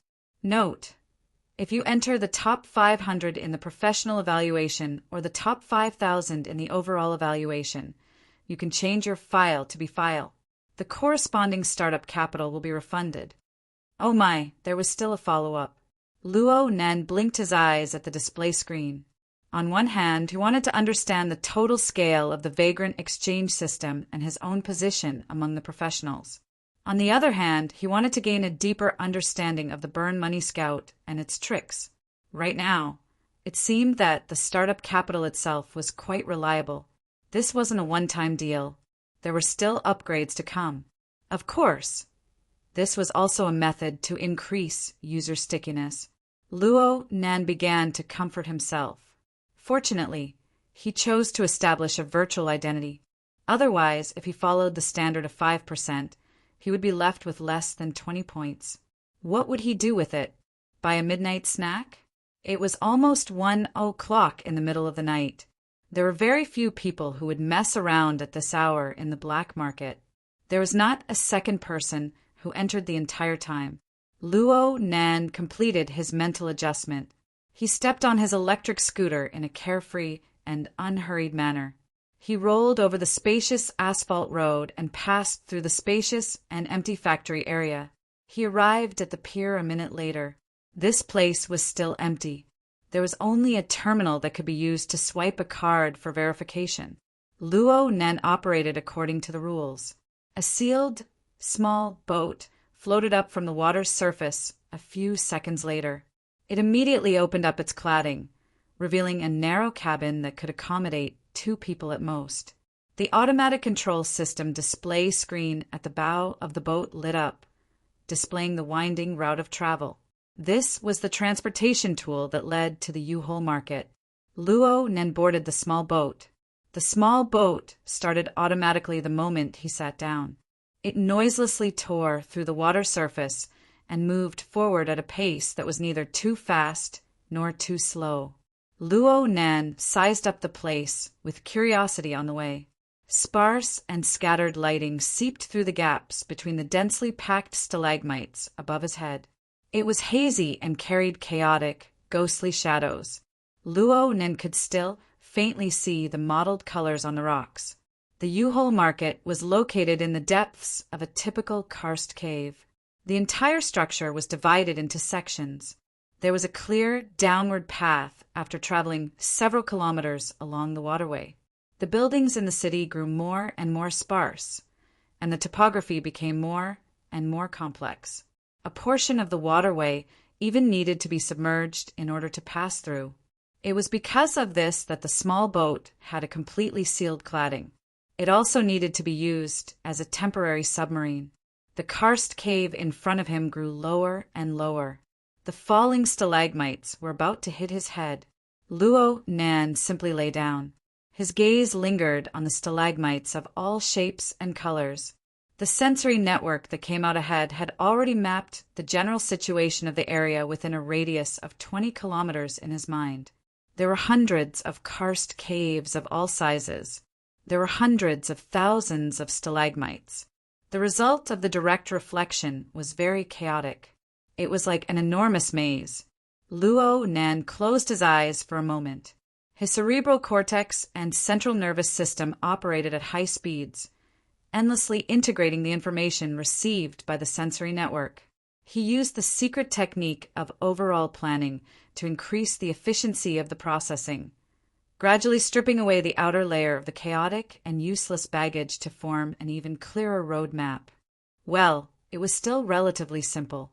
Luo Nan had been carrying out the reconstruction of the structure of his mental senses for the past few months. The source of power came from the depths of the cloud world, the misty labyrinth that made it difficult for him to move forward. The space-time configuration fragments danced before his eyes all the time like a sandstorm. They were randomly pieced together and combined together. There were even more repulsion and collisions. When faced with the tens of billions of configuration fragments, Luo Nan was unable to grasp the logic of the structure within. He was unable to figure out what kind of laws were there. His soul strength was without a basis. Most mental senses and interference were ineffective. Exploring the mysteries of the depths of the labyrinth was out of the question. Over there, Luo Nan had become blind with his eyes wide open. He could only toss and turn in an area with a radius of a few dozen meters. He slowly piled them up like building blocks, expanding the range. If it weren't for Rue Win, this little walking stick, 100 or 1,000 Luo Nans would have been lost until the end of their lives. Compared to the misty labyrinth in the clouds, the underground karst cave was far too intimate. Luo Nan only used 10 seconds to draw a concise and clear topographic map in his mind. Whether it was the winding and winding waterway or the isolated and fractured topographic structure, everything was clearly reflected on the map. Next up was a matter of supplementing the details. Speaking of which, if he were to make a rubbing copy of this topographic map and sell it, how much money would it fetch? If he wasn't satisfied, would he want a similar high-definition version of the world map? Luo Nan still didn't have a trusting attitude towards the 328 points of starting capital. His mind revolved with business. The AI within the small boat emitted a warning sound while he was pondering. It warned the passengers that they were about to enter the water. The stalactites above their heads had already fallen down piece by piece. Some of the edges had already pierced into the water surface. The small boat's fully enclosed cladding slid and docked, sealing the already narrow cabin even more tightly. They entered the underwater phase. The lights within the cabin lit up, and the oxygen supply system began to operate. Overall, it didn't seem stuffy. Luo Nen blinked and looked at the half-worn paint on the cladding. He thought, next time I come here, I must definitely try the entrance outside the city. That place is much more spacious and convenient. However, it was quite interesting to carry out underwater in this manner. He looked at the waterway topographic map that he had sorted out earlier. It seemed that this was the only way to run through the 4 levels of the Yuhol market. There were over 20 large and small black market areas. Luo Nen pulled up the trade app and looked at the relevant explanation. Sure enough, the Yuhol market was ranked at the top of the hundreds of vagrant exchanges in the world. There was a bit of an adventurous flavor to it. Unfortunately, he was the type that had a map-wide hack. Luo Nen burst out in laughter. The sound of laughter hadn't died away when the small boat suddenly shook. It seemed to have collided with something. A muffled vibration came in, and the boat's entire body drifted to the side. Then it collided with the uneven stone wall on the side of the river. This time it was clearly heavier, and Luo Nen felt dizzy and disoriented from the jolt. Chapter 711. Luo Nen instinctively panicked upon encountering an accident, but he soon calmed down. Basically, the most difficult way for him to die was to be electrocuted to death. The other was to drown to death. Of course, the most miserable way for him to die was to be electrocuted to death or drowned to death. In any case, his mental senses were already focused, and he immediately confirmed that the small boat had encountered a car accident. No, it was a boat accident. The small boat had collided with a stalagmite that had sunk to the bottom of the water. As for why it collided, it was because the stalagmite that had sunk to the bottom of the water had suddenly bounced up when the small boat passed by. The top of the stalagmite had risen, and the small boat's navigation system had made a mistake in its judgment. The small boat was unable to dodge in time. Looking into the cause of the accident, the relatively gentle waterway did not have any strong turbulence in the water. The stalagmite had moved on its own.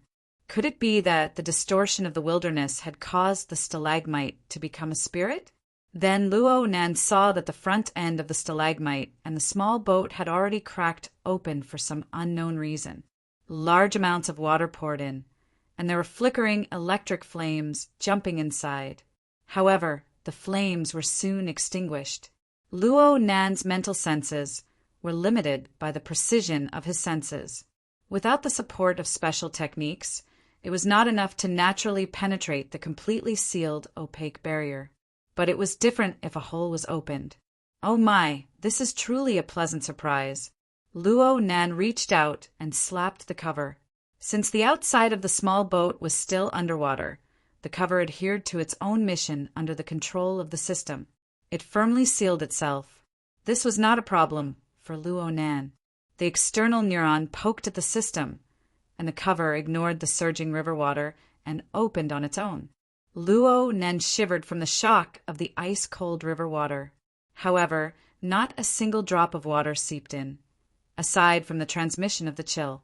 This was because he had utilized the condensation ring to fully control the water molecules, forming a thin and tough water membrane to protect the effects of his disguise.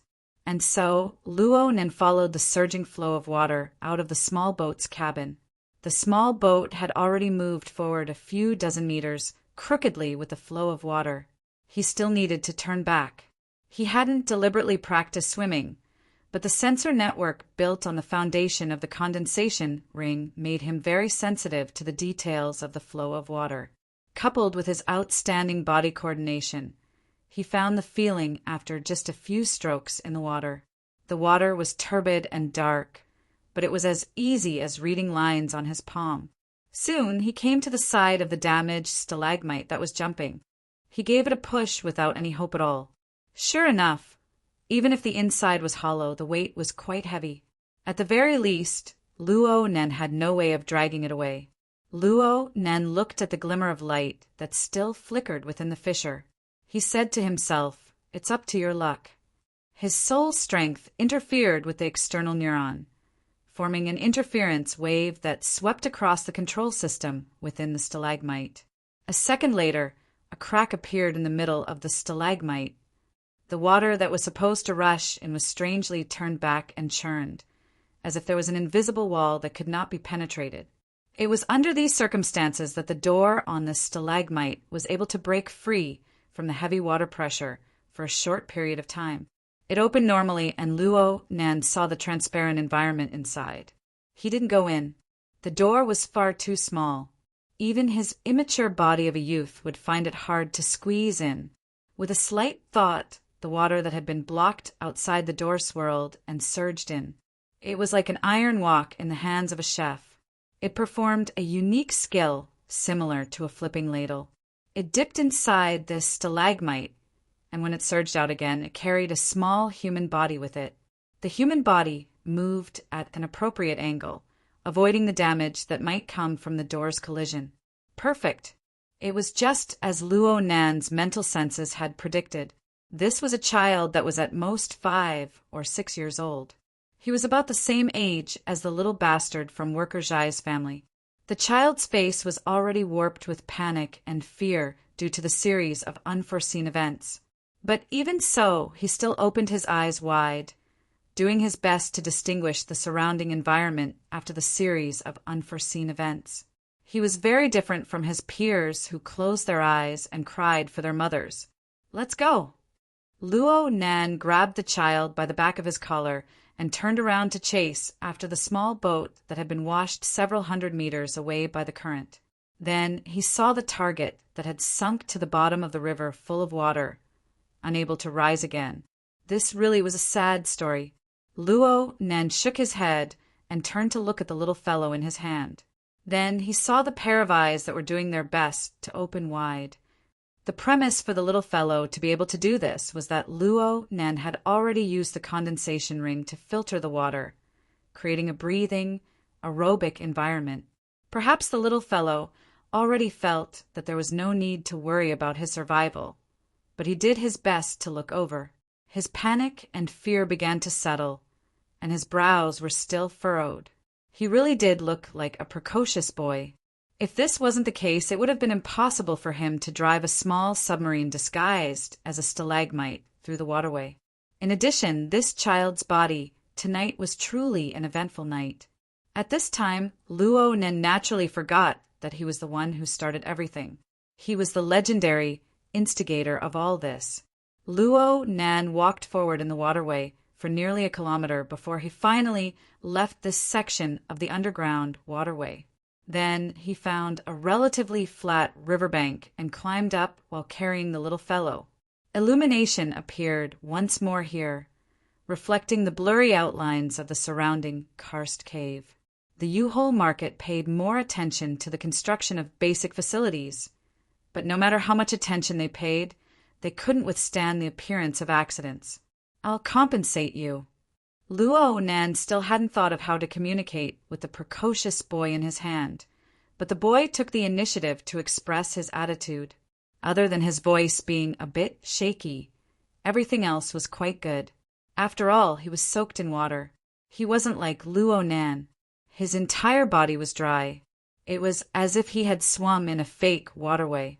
Luo Nan blurted out a sentence. "That small boat isn't mine anyways." Crap. He forgot to change his voice. Also, the moves he made earlier seemed to be all on the mental side. Right when Luo Nan suddenly woke up and was vexed, the precocious boy went, "Oh." Then he actually didn't say anything else. Luo Nan turned his head to look curiously. He saw the little boy turn his head to size up the surroundings. Then he raised his right arm to look at the projected virtual screen. A detailed map of the karst cave's waterway was displayed on the screen. Fine.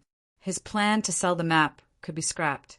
Luo Nan sighed soundlessly. He deliberately suppressed his voice and said, "Do you know how to get there?" The little boy raised his head to glance at him. Cave 47 is surrounded by water. Oh. Luo Nan finally understood when he saw the gaze the little boy cast over. So it turns out I'm the one doing it. It was rare for him to meet someone younger than him. Luo Nan wanted to tease the little boy a bit. He imitated the tone of a cold-blooded killer in the movies. In this era, labor costs are the most expensive. Luo Nan's gaze shot towards the little boy's right hand as he spoke. The temperature in Spring City at the end of April wasn't low. The little boy wore a small cashmere glove on his hand. The sleeve of the glove covered his entire right arm tightly. The little fellow was very sensitive. He lowered his raised right arm. Luo Nan felt that he was being a bit rude, so he stopped teasing the little boy. "Forget it. Let's go. Even if you're being kind, you need to finish what you started."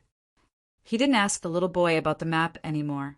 Even though he didn't know what Cave 47 and Cave 57 were, he had an entire set of water maps of the karst cave terrain in his mind.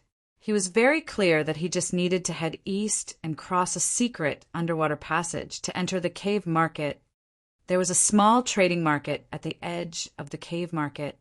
It was naturally convenient to go there. He grabbed the little fellow's collar out of habit and prepared to head east. Who knew that the little fellow would struggle? Go that way. The little boy used his left hand to point in the direction they came from. Go back. There's still a long way to go to the market. The return trip is even shorter. Are you bullying me for not having a map? Luo Nan was amused. He thought about the cause and effect of encountering this little boy, and a guest blurted out, "Kid, you didn't run away from home, did you?" "I didn't," the little boy firmly refuted. His round eyes didn't even blink. He had a clear conscience. Luo Nan was just about to expose his lie when his sensory network captured a change in the river. He simply crossed his arms and didn't move. "Then let's wait a bit longer. I have a premonition that the adults of your family will come looking for us soon." The little boy's eyes suddenly flashed. He clearly became nervous. His body still wanted to shrink back, but Luo Nan reached out and grabbed him by the collar. Luo Nan calmly sized up the little boy a few more times after locking him in place. He coughed twice, cleared his throat, and suddenly increased his volume. He shouted with abundant energy, "Hello. Is there anyone here? Help. There's someone trapped here. There's a child among them." The little boy was stupefied the instant Luo Nan shouted. He soon began to struggle violently. But how could he compete with Luo Nan, who already had considerable accomplishments in the fleshly body? Extending his arms and kicking his legs, twisting his waist and shaking his shoulders were of no use. In the end, the little boy couldn't take it anymore. He let loose a torrent of curses. "You idiot! Do you want to die?" Kids these days really weren't cute. Luo Nan touched the hood of the cloak that covered his face. He turned to look at the little boy's flushed face and the fact that he couldn't continue after spitting out the profanity. He couldn't vent his anger and panic, but he didn't get angry from being offended. This showed that Luo Nan had a good personality. Forget it. Luo Nan didn't deny that the little boy and the people on the small boat sailing over from the distant waterway had their emotions suddenly fluctuate after hearing Luo Nan shout. The color and structure of their emotions had more or less made Luo Nan pay attention to them. However, it was too late to say anything now. The waterway was soon illuminated by bright spotlights. The strong light pushed the shadows of the stalagmites in the water, rocking this isolated karst cave. Far away in the waterway, two small boats that were exactly the same as the one sunk to the bottom of the waterway. They sailed over from the waterway, one after the other. Yep, there was a third one underwater. The small boat was still some distance away from this place, but someone was already shouting on the boat. "Polio, is that you?" No one answered. The person on the boat continued to shout loudly, "Friend over there." Look after the child. We're almost there. You're quite polite. Luo Nan faced the little boy with a smile, still grabbing him by the collar. He really did look after the boy. The little boy glared fiercely at Luo Nan and cursed with a hoarse voice, "You idiot! This cloak and hat is really quite stupid. Oh right, you're called Polio. What's your nickname?" "Idiot." Chapter 712. Two small boats approached on the surface of the water. There were a total of 3 people on the boats. The muscular man in the lead didn't wait for the boats to reach the shore. He jumped ashore first. Under the dim light, his skin was dark, his face was full of stubble, and his eyes were shining. This was especially true when he saw Luo Nan carrying the little boy Polio. "Polio, are you okay?" The bearded man expressed his deep concern. Luo Nan deduced from Polio's previous reaction that Polio would spit at him, or at the very least, struggle more fiercely. However, when the bearded man came ashore, the little fellow just hung his head and didn't say a word. Then the bearded man sized up Luo Nan. He was a bit stunned when he saw Luo Nan's attire. Of course, cloaked men like this were not rare in the U-Hole market. After all, this was the Vagrant Exchange. Aside from the local authority dogs, there were also some vagrant criminals wanted by the Star Alliance Committee. The most important reason was that there were too many people coming here. They specialized in tricking people. It was best to be able to cover their faces. The bearded man immediately reacted. He grinned, revealing a mouthful of white teeth. He gave Luo Nan a cupped fist salute that was rarely seen in the outside world, but was quite common here. This was to avoid the awkwardness of shaking hands with people, like the cloaked man. "Friend, many thanks. This child, Polio, has been tormenting us quite a bit. Friend, you." My boat sank to the bottom of the water over there. It collided with the little fellow's submarine. "Really? Then I'm really sorry." Clearly, the bearded man knew how Polio had run away from home. His smile was a bit awkward. The little boy still didn't raise his head. He just greeted coldly Uncle Lewin. The bearded man laughed bitterly. "Polio, it's rare for your mom to go out. She entrusted you to me and your Aunt Fun. Now that your Aunt Fun is sick, you can't be tormenting her." Polio said coldly, "I'm not tormenting her. There's just a problem with the experiment." The bearded man smiled bitterly at Luo Nan. He had the feeling of helplessness and love from an elder. He seemed to be seeking Luo Nan's approval. But Luo Nan's expression couldn't be conveyed under the double cover of the cloak and mask. Well, no matter how stubborn Polio was, the adults of his family had come looking for him. He had to return. Luo Nan, this customer of the exchange who disregarded past enmity and acted bravely for a just cause, obviously needed to be well received. Both sides exchanged names. Luo Nan naturally referred to himself as a smelting furnace. No one here would care. The 2 small boats on the surface carried them back. As there were only 2 seats on each boat, Jean Lewin smiled and said, "I'll squeeze with Polio. Brother Furnace, you take that boat." This was a very normal arrangement, but Luo Nan chuckled. "Polio and I are the smallest here. It's most convenient for us to be together. Am I right, Polio?" The boy looked up for the first time and only saw the silly hat blocking his line of sight. Half a second later, he nodded slightly as a tacit agreement. Jean Lu and was taken aback for a moment, then he smiled and said, "All right, I won't squeeze with you guys over here.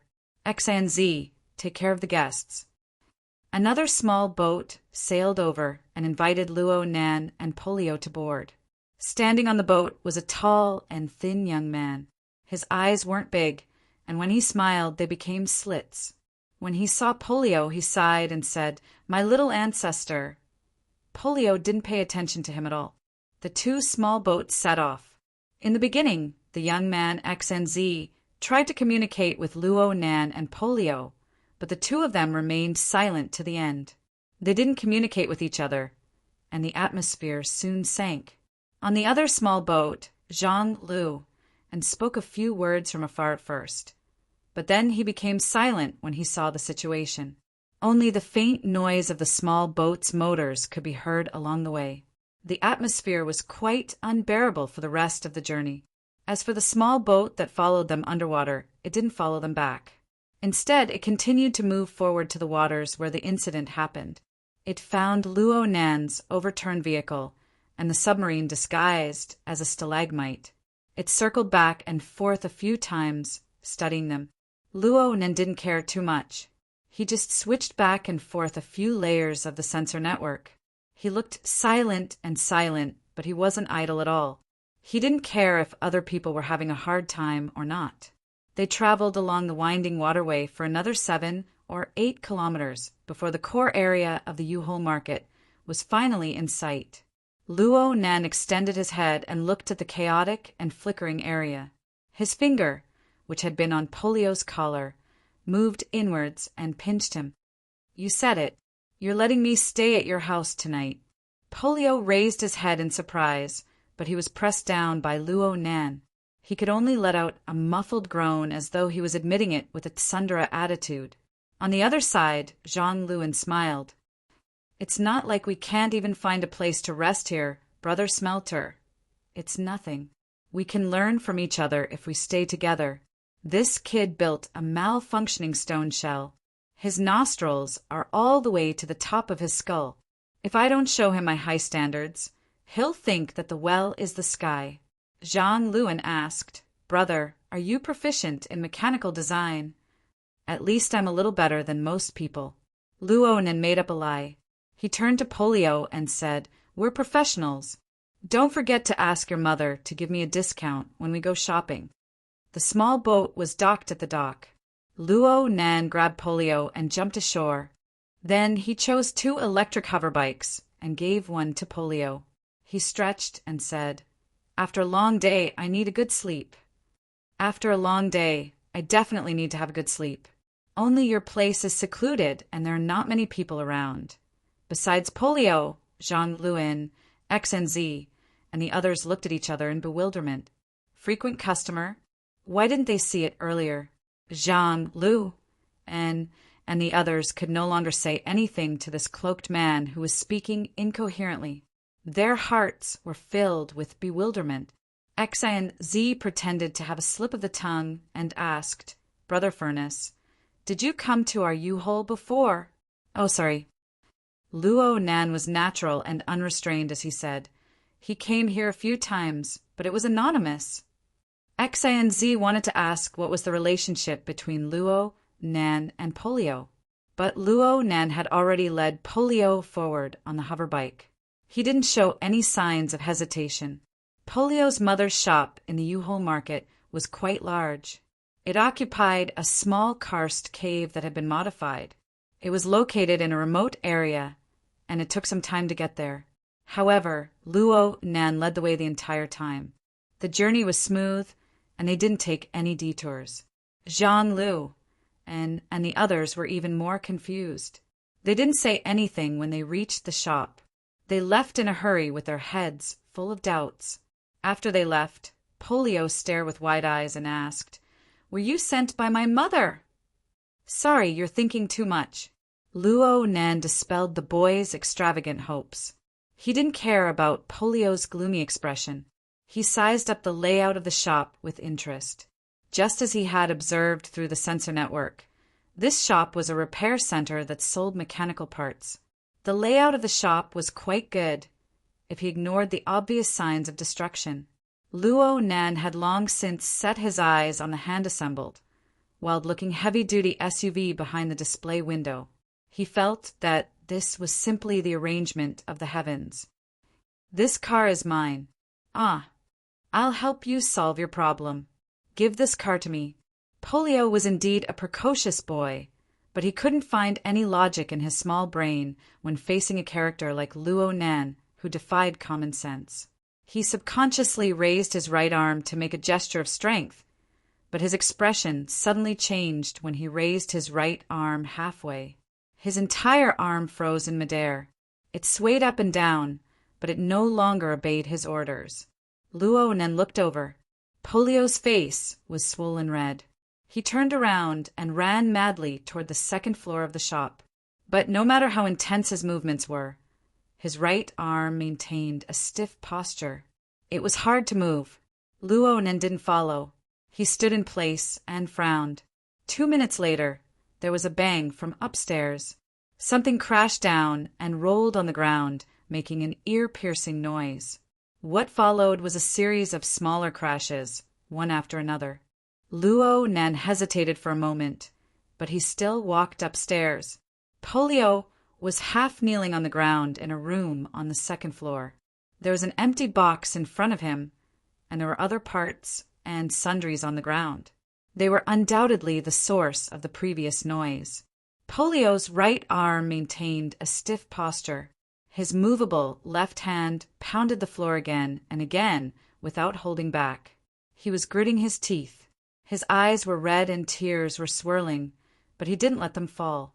Luonan couldn't help but be moved by the intense emotions of a 5 or 6-year-old child who was controlling them in a self-mutilating manner. Polio finally noticed Luonan at the door. He subconsciously wanted to retract his arm, but he completely lost the ability to control it. He could only let it lie rigidly by his side. He didn't let down the sleeve that he had just rolled up, revealing a large portion of the skeleton with a metallic luster. Polio's red eyes met Luonan's hidden eyes behind the mask. He subconsciously wanted to dodge, but he quickly restrained his impulse and roared back with an even more unyielding attitude. "What are you looking at?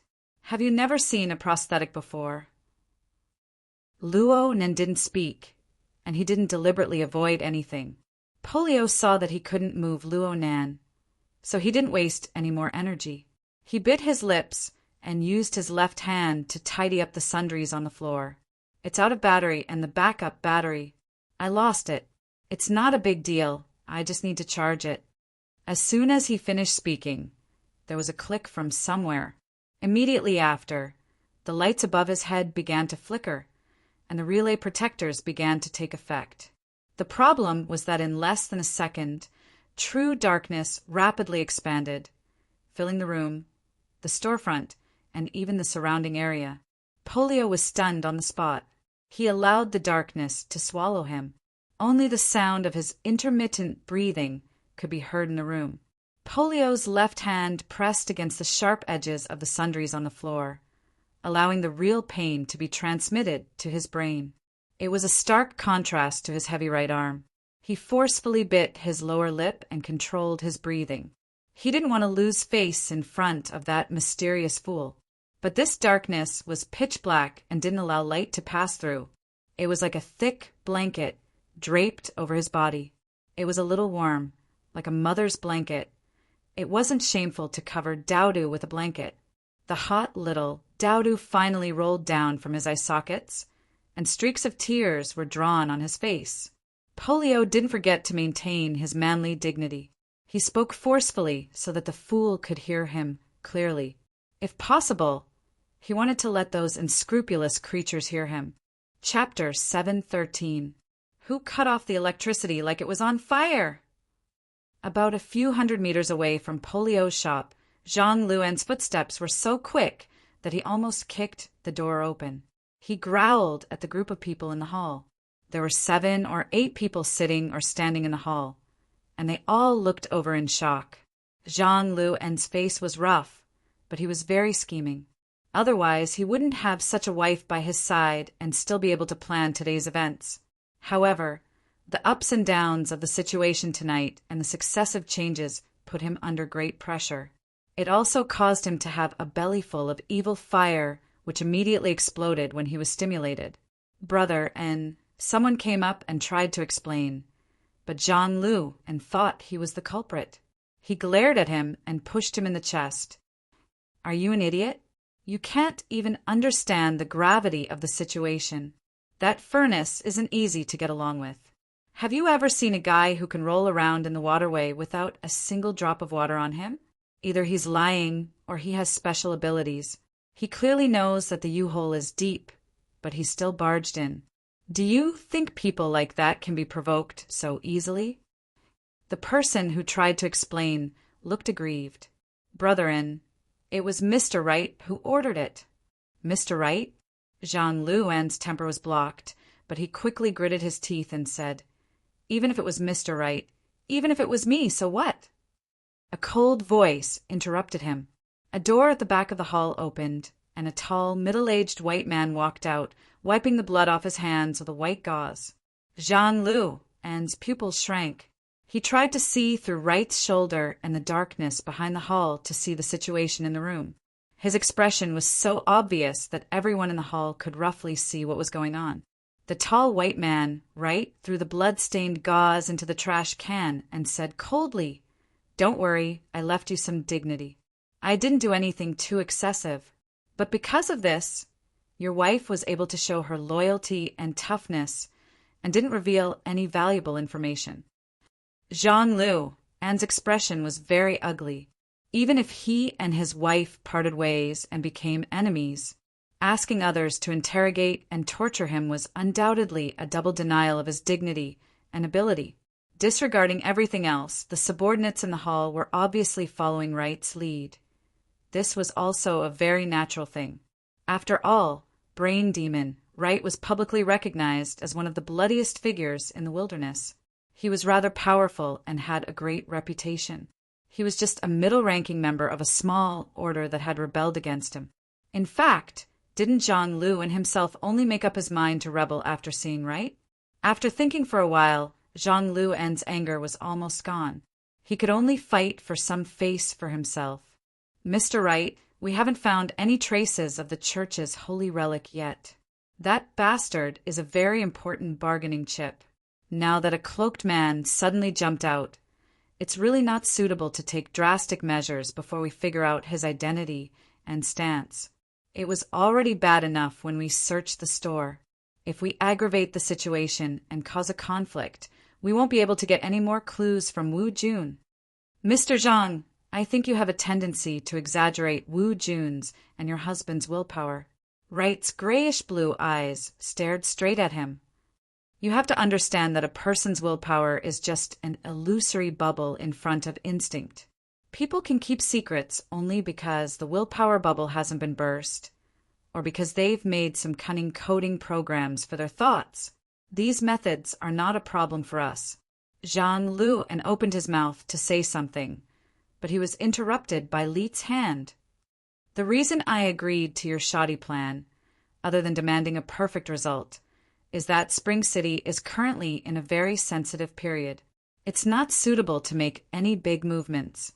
But didn't you notice that the cloaked man was playing with you from the beginning to the end? At the same time, he forced himself to add drama. He has a strong desire to show off, even if it's a shameful face. This is a happy offender, a typical troublemaker. With him around, your arrangements against that little bastard are meaningless. Happy offender? You're the A-level felon wanted by the Star Alliance Committee, okay? What do you mean by demanding perfect results? Isn't it because you're the one who can't see the light of day?" Zhang Luan tried to remind him. "But if we provoke him like this, won't we make a bigger move? Also, we don't know his background. What if he's a super troublesome guy? That depends on luck." Wright smiled. "I think you're lucky. If he's a trap left by Wu Jun, and if he's a troublesome strong guy like you said, you'd have been swatted to death like a fly the moment the power went out. Since you're here alive, that person's strength shouldn't be strong enough to break through the situation. For safety's sake, no matter how much stimulation he faces, he'll probably endure it or wait for a chance to escape. Protecting that bastard is the first priority, and we can set up the trap here. If he's just a self-righteous idiot who sees injustice, then the reason is right in front of you. He's an outsider who hides his head but shows his tail, and you, Zhang Luan, are the temporary guardian of that little pineapple. If there's a conflict, the Exchange and Spring City will undoubtedly stand on your side. Hey, have you forgotten about the Grade A wanted criminal? It's hard to say for the Ability User Association in Spring City, but the military system is counting on people like you to provide funds." Zhang Luan swallowed the words that were on the tip of his tongue.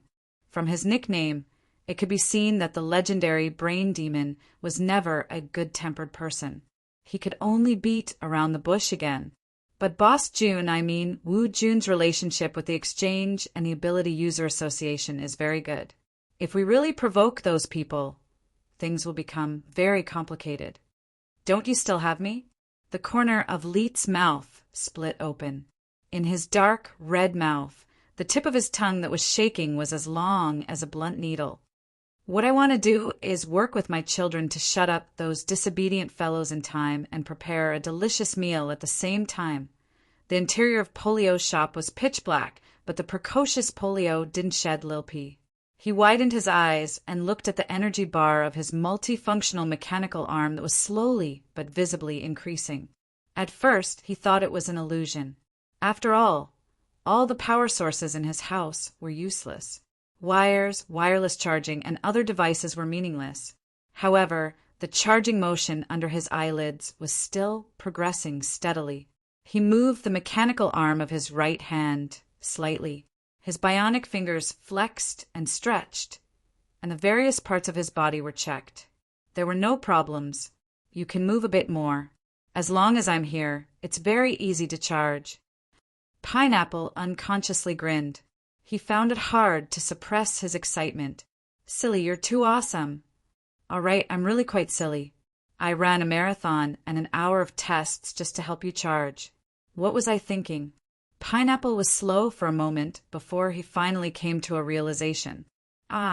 Sorry, you're called Electric Furnace, right? I understand. You deserve to be tormented by others. After accompanying Pineapple through the initial excitement, the little boy's feelings toward Luo Nan were completely different. However, compared to the emotional changes, the process of accumulating electricity seemed to take a long time. Luo Nan's electromagnetic configuration was like killing a chicken with a butcher's knife. However, he was still unable to change the physical properties of the power source. He still needed to have the necessary time.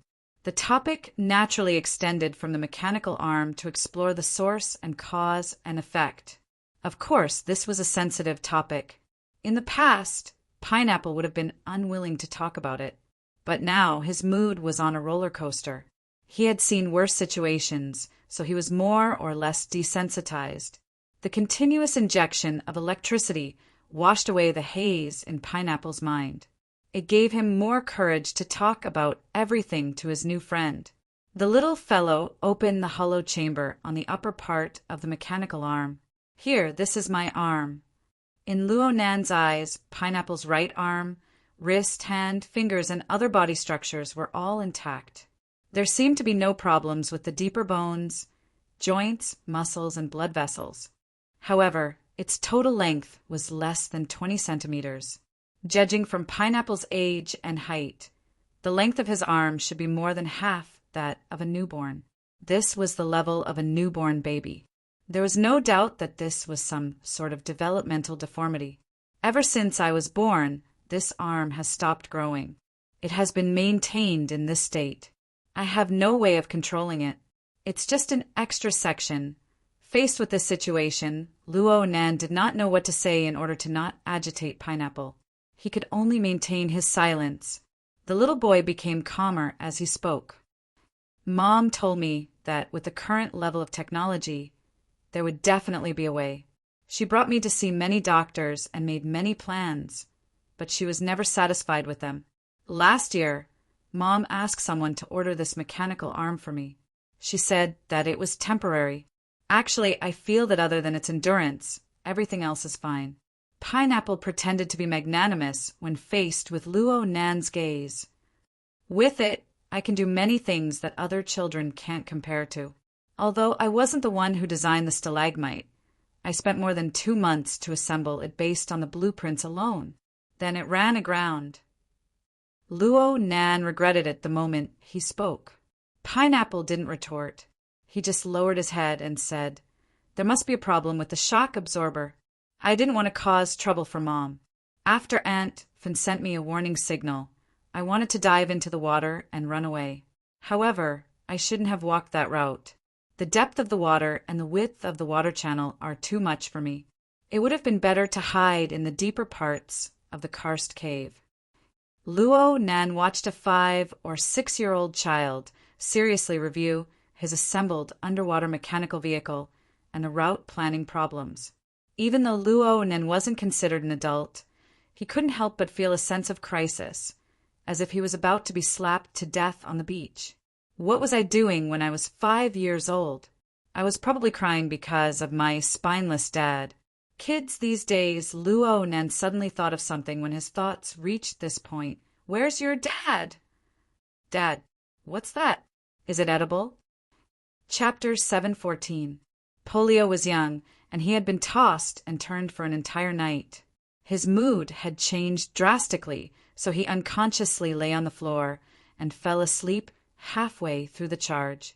Even though he was fast asleep, he still half-hugged the cold and hard mechanical arm to his chest, using his body temperature to warm it up. This position was not too comfortable, so the little fellow's brows were constantly furrowed. Occasionally he would even move his body. Luo Nen was not sleepy at all. He sat cross-legged in the darkness, watching the little boy beside him. His mind was still filled with emotional stirrings that arose from this. There were also chaotic and distracting thoughts from his rhythm and plans that had been completely disrupted. The underground karst cave was quite stuffy, especially after the blackout. The equipment had stopped working and ventilation was a problem. Luo Nen felt very uncomfortable.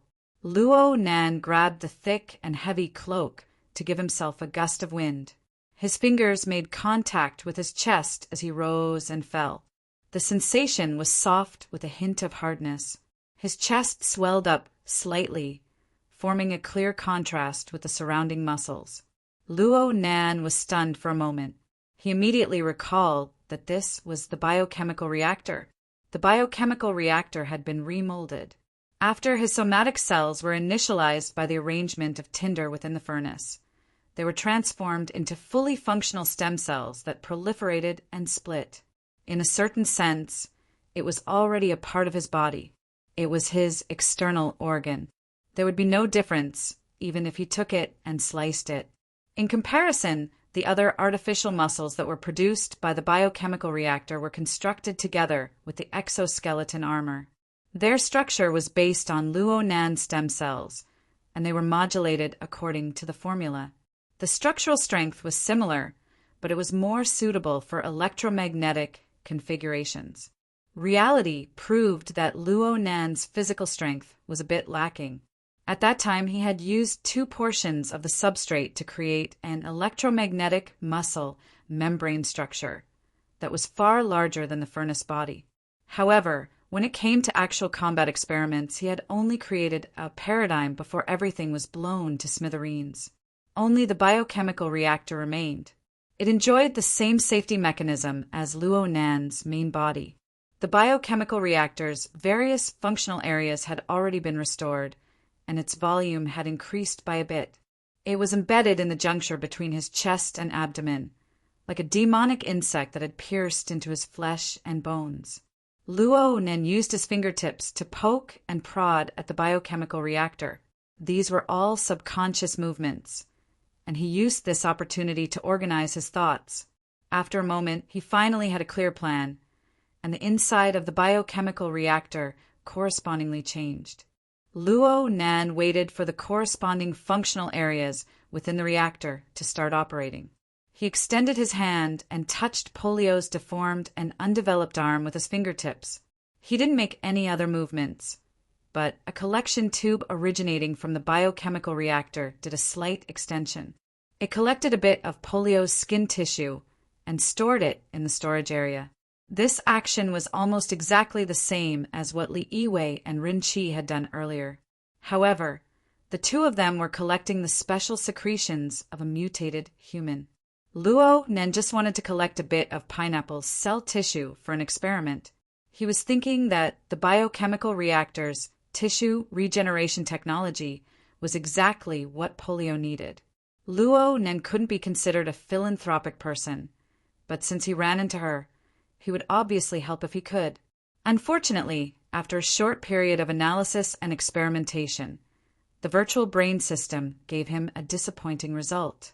Indeed, the biochemical reactor could rely on the arrangement of the furnace and a special formula to realize the initialization of somatic cells. Through the absorption of energy and nutrients, the cells could undergo rapid fission and multiplication, forming body tissue that was no different from the main body. It could even mutate into a special creation like the electromagnetic muscle membrane structure.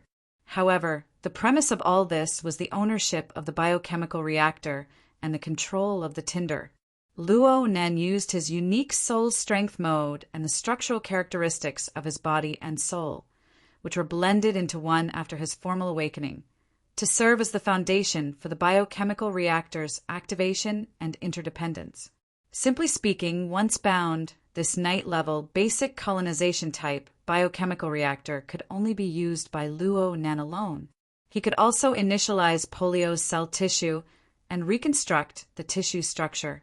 However, this was a new product that had absorbed the characteristics of polio's fleshly body. Luo Nen could use it, but if he transplanted it to polio, the consequences of rejection, genetic pollution, mutation, and other unpredictable consequences would come one after another. Luo Nen vowed not to give up until the child was tormented to death. Taking 10,000 steps back, even if Luo Nen reformatted the biochemical reactor, erased all traces of himself, and gifted it to polio. With polio's current state and the foundation of his body and soul that lacked the support of extraordinary strength, it was impossible for him to realize ignition and activation. The strong always inadvertently possess something, and vice versa. Luo Nen spat out a mouthful of turbid air. He temporarily gave up on the idea of borrowing the biotech of an unknown civilization to treat polio. Let's return to a more realistic level. That fellow with the vicious nickname was sharpening his blade, preparing to turn him into reserve rations. Brain demon. Who's that? Luo Nen had a good habit of asking his secretary if there was something he couldn't decide on. He once again opened up the closed system network. Now that he had to hide from Sister Yuan, the only person he could consult was Cat Eyes. What brain demon? Cat Eyes answered a few calls before arriving at Gear on the north bank of Acumen College in the middle of the night. She was yawning, wanting to take a nap. She was conserving her energy in preparation to cover for that extremely unreliable boss tomorrow morning. Her favorite place to sleep was naturally the bar counter with alcohol. Therefore, she went to the public activity room on the second floor of the basement. Because she was sleepy and drunk, her brain was a bit sluggish when she heard this unfamiliar name. She paused for a moment before remembering. Brain demon? That moronic fugitive who believes in eating his own brain. That's a bit too much information. One moment you don't have money, and the next moment you're a wanted criminal. That's a lot of information, okay? Don't tell me you didn't pass the credit rating. Have you already fallen to the point of capturing wanted criminals to earn money? Cough, how is that possible? Actually, it's like this. Luo Nen had a general understanding of the sequence of events from polio's narration. Actually, even if he didn't go through polio, just the intelligence gathering of the mental sensor network was enough to string together a basic chain of events. The framework of the events was very simple. Polio's mother, Boss June, was an important character in a vagrant power. Zhang, Luan, Xanzi, and the others were members of this power. Zhang Luan's wife was Aunt Fun, and she was Boss June's confidant. But due to some reason or conflict of interest, Zhang Lu and the others became traitors. They took advantage of Boss June's absence to deal with the problem, to raise the flag. Ah no, it was a covert rebellion. Zhang Lu and the others were in a dilemma due to more complicated reasons. They clearly did something, but they didn't dare to go too far. They just wanted to capture Polio and use him as a bargaining chip. This gave Polio the chance to escape, and he met Luo Nan on the way. Luo Nan felt that he had spoken very clearly, but Cat Eyes didn't gain anything other than another round of yawns. Forget it. I shouldn't have had any confidence in your ability to express yourself. No wonder President Ouyang said that if it weren't for your quick sketching skills, the brains of the pitiful people who listened to your lessons would have exploded. I didn't say it clearly. You should be involved in the conflict between the powers of the vagrants of the wilderness. You have to know that the tribes and gangs of the wilderness are as numerous as the hairs on an ox. 3 to 5 people make up a gang. 10 people make up a gang. There are also clans, companies, societies, and orders. Even a sociologist specializing in research wouldn't be able to figure out the twists and turns within. It's normal that you can't say it clearly. If you do, then it must be a misconception. However, if you can't even complete the basics of verbal expression, then it means that you lack a clear understanding of the core of this matter. In the end, you only want to intervene and help because you feel that the child called polio is pitiful. You also feel that Brain Demon and the others are annoying. Well, you can say it like that. Then it's fine. That's right. I understand what you mean. This time it was Cat Eyes' turn to be stupefied. What did I say? Isn't it just a simple matter to be solved simply? Don't let your imagination run wild and complicate things. Don't worry, I understand. A fall into the pit, a gain in your wit. I definitely won't repeat the mistake I just made. Cat Eyes pressed her forehead against the bar counter. This bro was letting himself loose outside. Had he even lost his ability to understand? Luo Nan obtained the answer and didn't say anything more. His consciousness shrunk into the depths of the closed system network. Cat Eyes drank too much wine. She had a toothache. She also had a bad premonition. The matter was heading in an unpredictable direction. She suddenly thought of an unverified rumor. Wait a moment. That Brain Demon is a world-renowned master hypnotist. It's said that he can control mutants. Moreover, he has close ties with some powerful organization. Otherwise, he wouldn't have lived for so long. Understood. Understood your ass. Cat Eyes thought of the storm that could arise 2,000 kilometers away. She would likely be in a mess if she joined forces with it here. She just wanted to soak her head in a wine jar. Just as her entire body was powerless, she suddenly sensed something. The chair beneath her body spun around, propelling her body to face the person who just entered. Secretary, Are you tired of being a secretary? Are you a spy? The person who came in was Wayne. She was a lone figure, appearing noiselessly in the public activity room. Her expression was solemn. She was serious in speech and manner. She could really scare someone sick in the middle of the night. Good evening, Cat Eyes.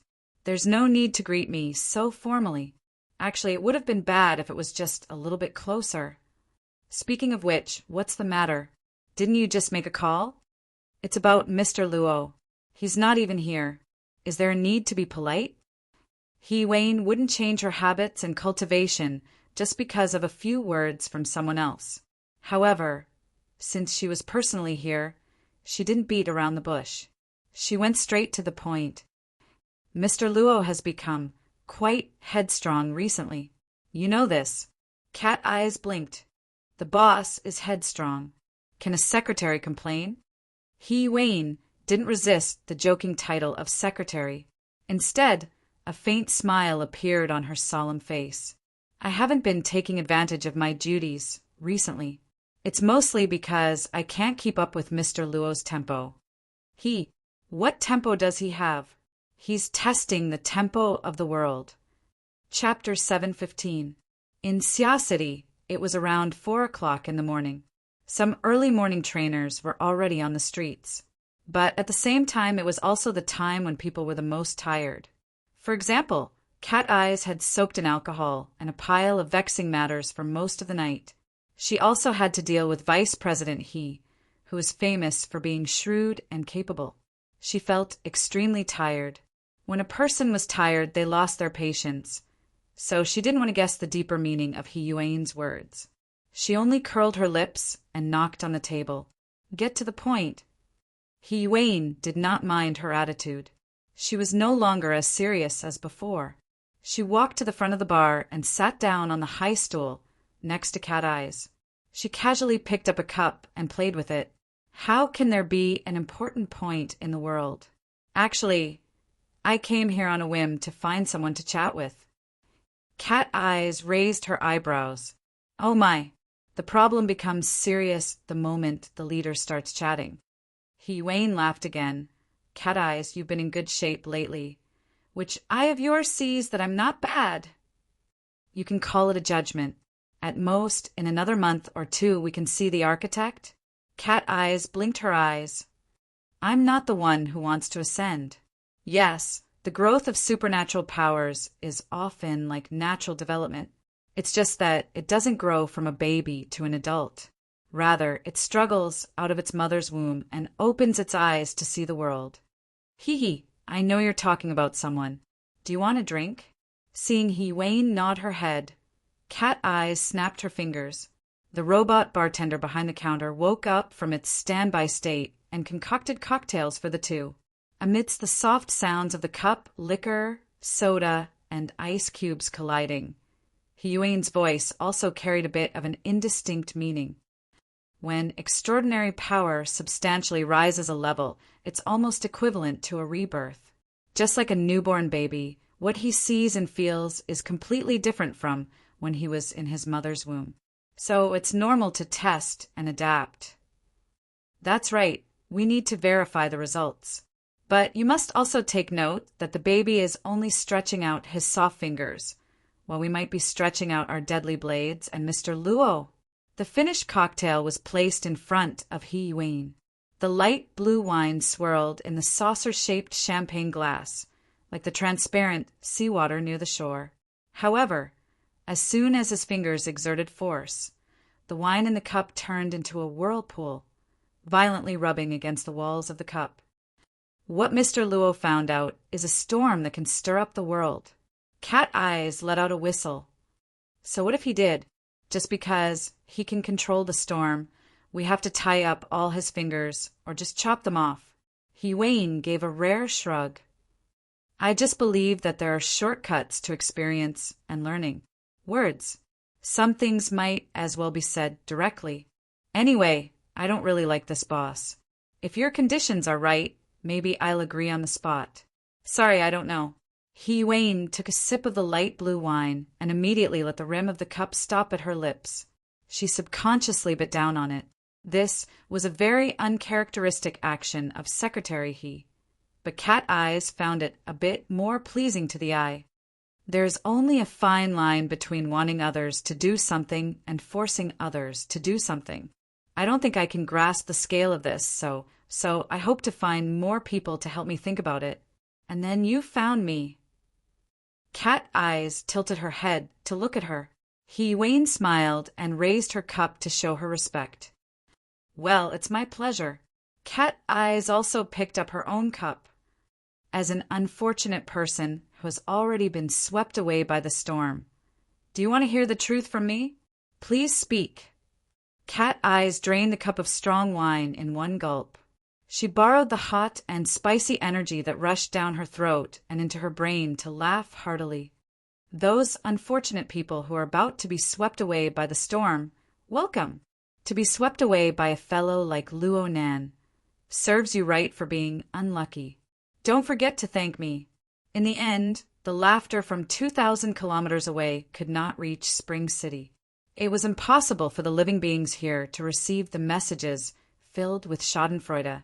This was especially true within Zhonglu and store in the Yuhol market. The sounds of discussion in the great hall outside were clamorous. It was necessary to close the door in order to keep the inner room quiet. An unplanned flaw had appeared in the operation. Everyone felt uneasy in their hearts. Compared to the people outside, the people in the bedroom unconsciously stood in a more central position. They played a more important role. Within the entire store, the only person who had lost her freedom was Lady Yenfen. Right now she was lying on a bed.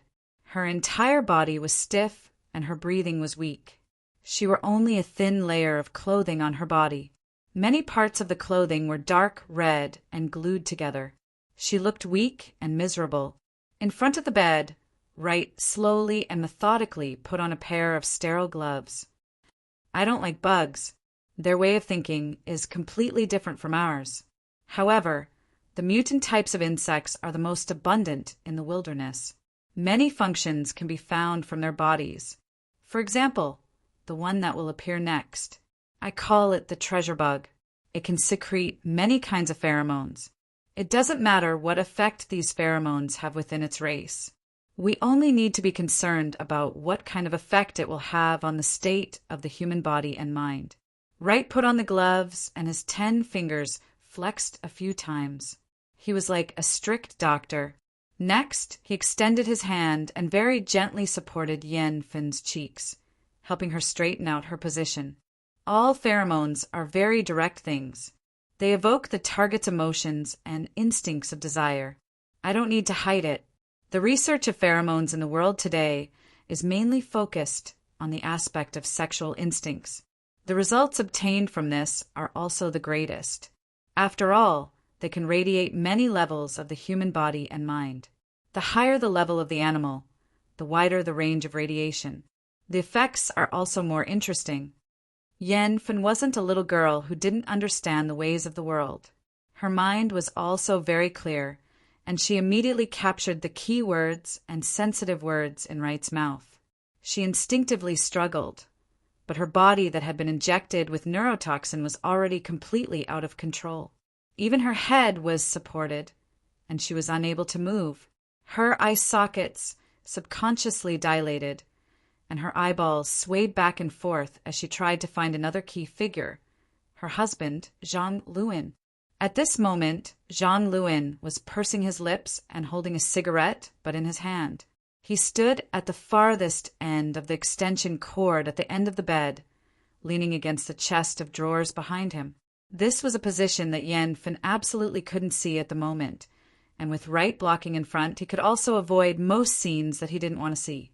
However, the electronic photo frame, propped up on the chest of drawers, was still playing a collection of photos belonging to the husband and wife.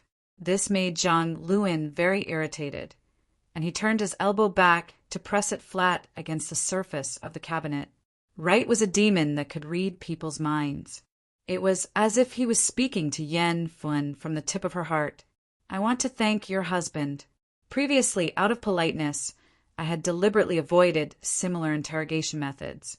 But now we have coordinated and reached a consensus. Of course, I will maintain the most basic respect for a tough woman like you, Ms. Yen Fin.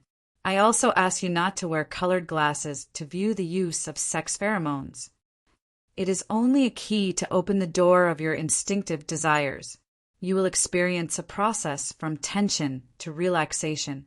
In fact, I hope that the frequency of your brain waves can rush up to 20 hertz and then gradually fall back to 8 hertz and below. This will cause you to experience great ups and downs, but it will also allow you to freely let your thoughts fly. Through the connections of various desires and synesthesia, you'll slowly dig out those things that you love the most, need the most, hate the most, and fear the most.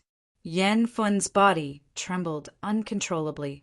On the one hand, it was because of the strange tone and content of Wright's deliberately lengthened and lowered voice.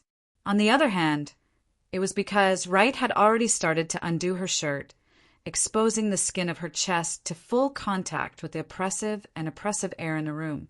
The restless and almost explosive feeling of humiliation agitated her body and mind, and it also caused the sensitive area of her chest to produce an uncontrollable physiological reaction. Very good, Ms. Yen Fin, you are also secreting sex pheromones. You don't need to pay attention to what this means for the treasure bug. You only need to understand that it is also very sensitive to this kind of information and has a series of corresponding behaviors. Here it comes. Wright withdrew his right hand and quickly spread it out like a magic trick. He gradually lowered it to ensure that Yen Fin could see the bug that had just crawled out of his cuff. The treasure bug in his mouth was flat, like a fat leaf, and was even better than a live bug. Its entire body was iron gray, and it covered almost half of Wright's palm. This guy is a bit big, especially after it drilled into the subcutaneous tissue. The problem is a bit more serious. But I can guarantee that when the time comes, you will definitely forget about this little thing. The pleasure and pain you will feel will be far more than what it will bring you.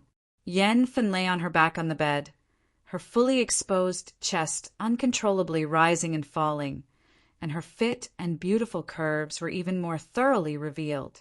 This caused Wright to temporarily jump out of the role of interrogator. He turned his head and praised Jean Lewin. "You have a good eye." Jean Lewin's entire face twitched.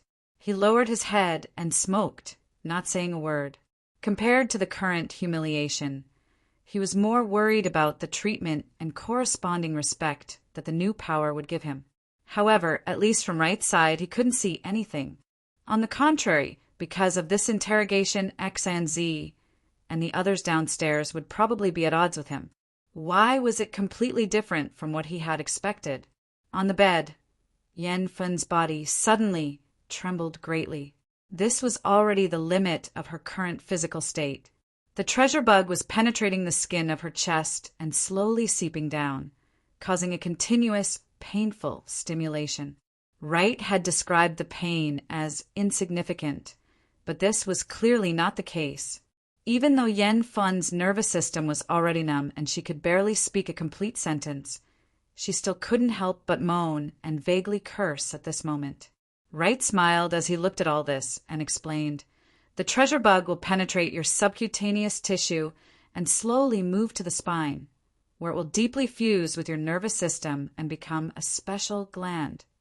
Of course, I can do this from the beginning, but this process isn't meaningless. On the one hand, the treasure bug can collect and adapt to the various hormones secreted by your body during this process.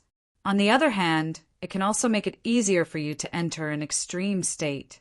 "Very good. You're on the right path." Chapter 716. Wright didn't react to the sudden knock on the door, but Jean Lu and was startled.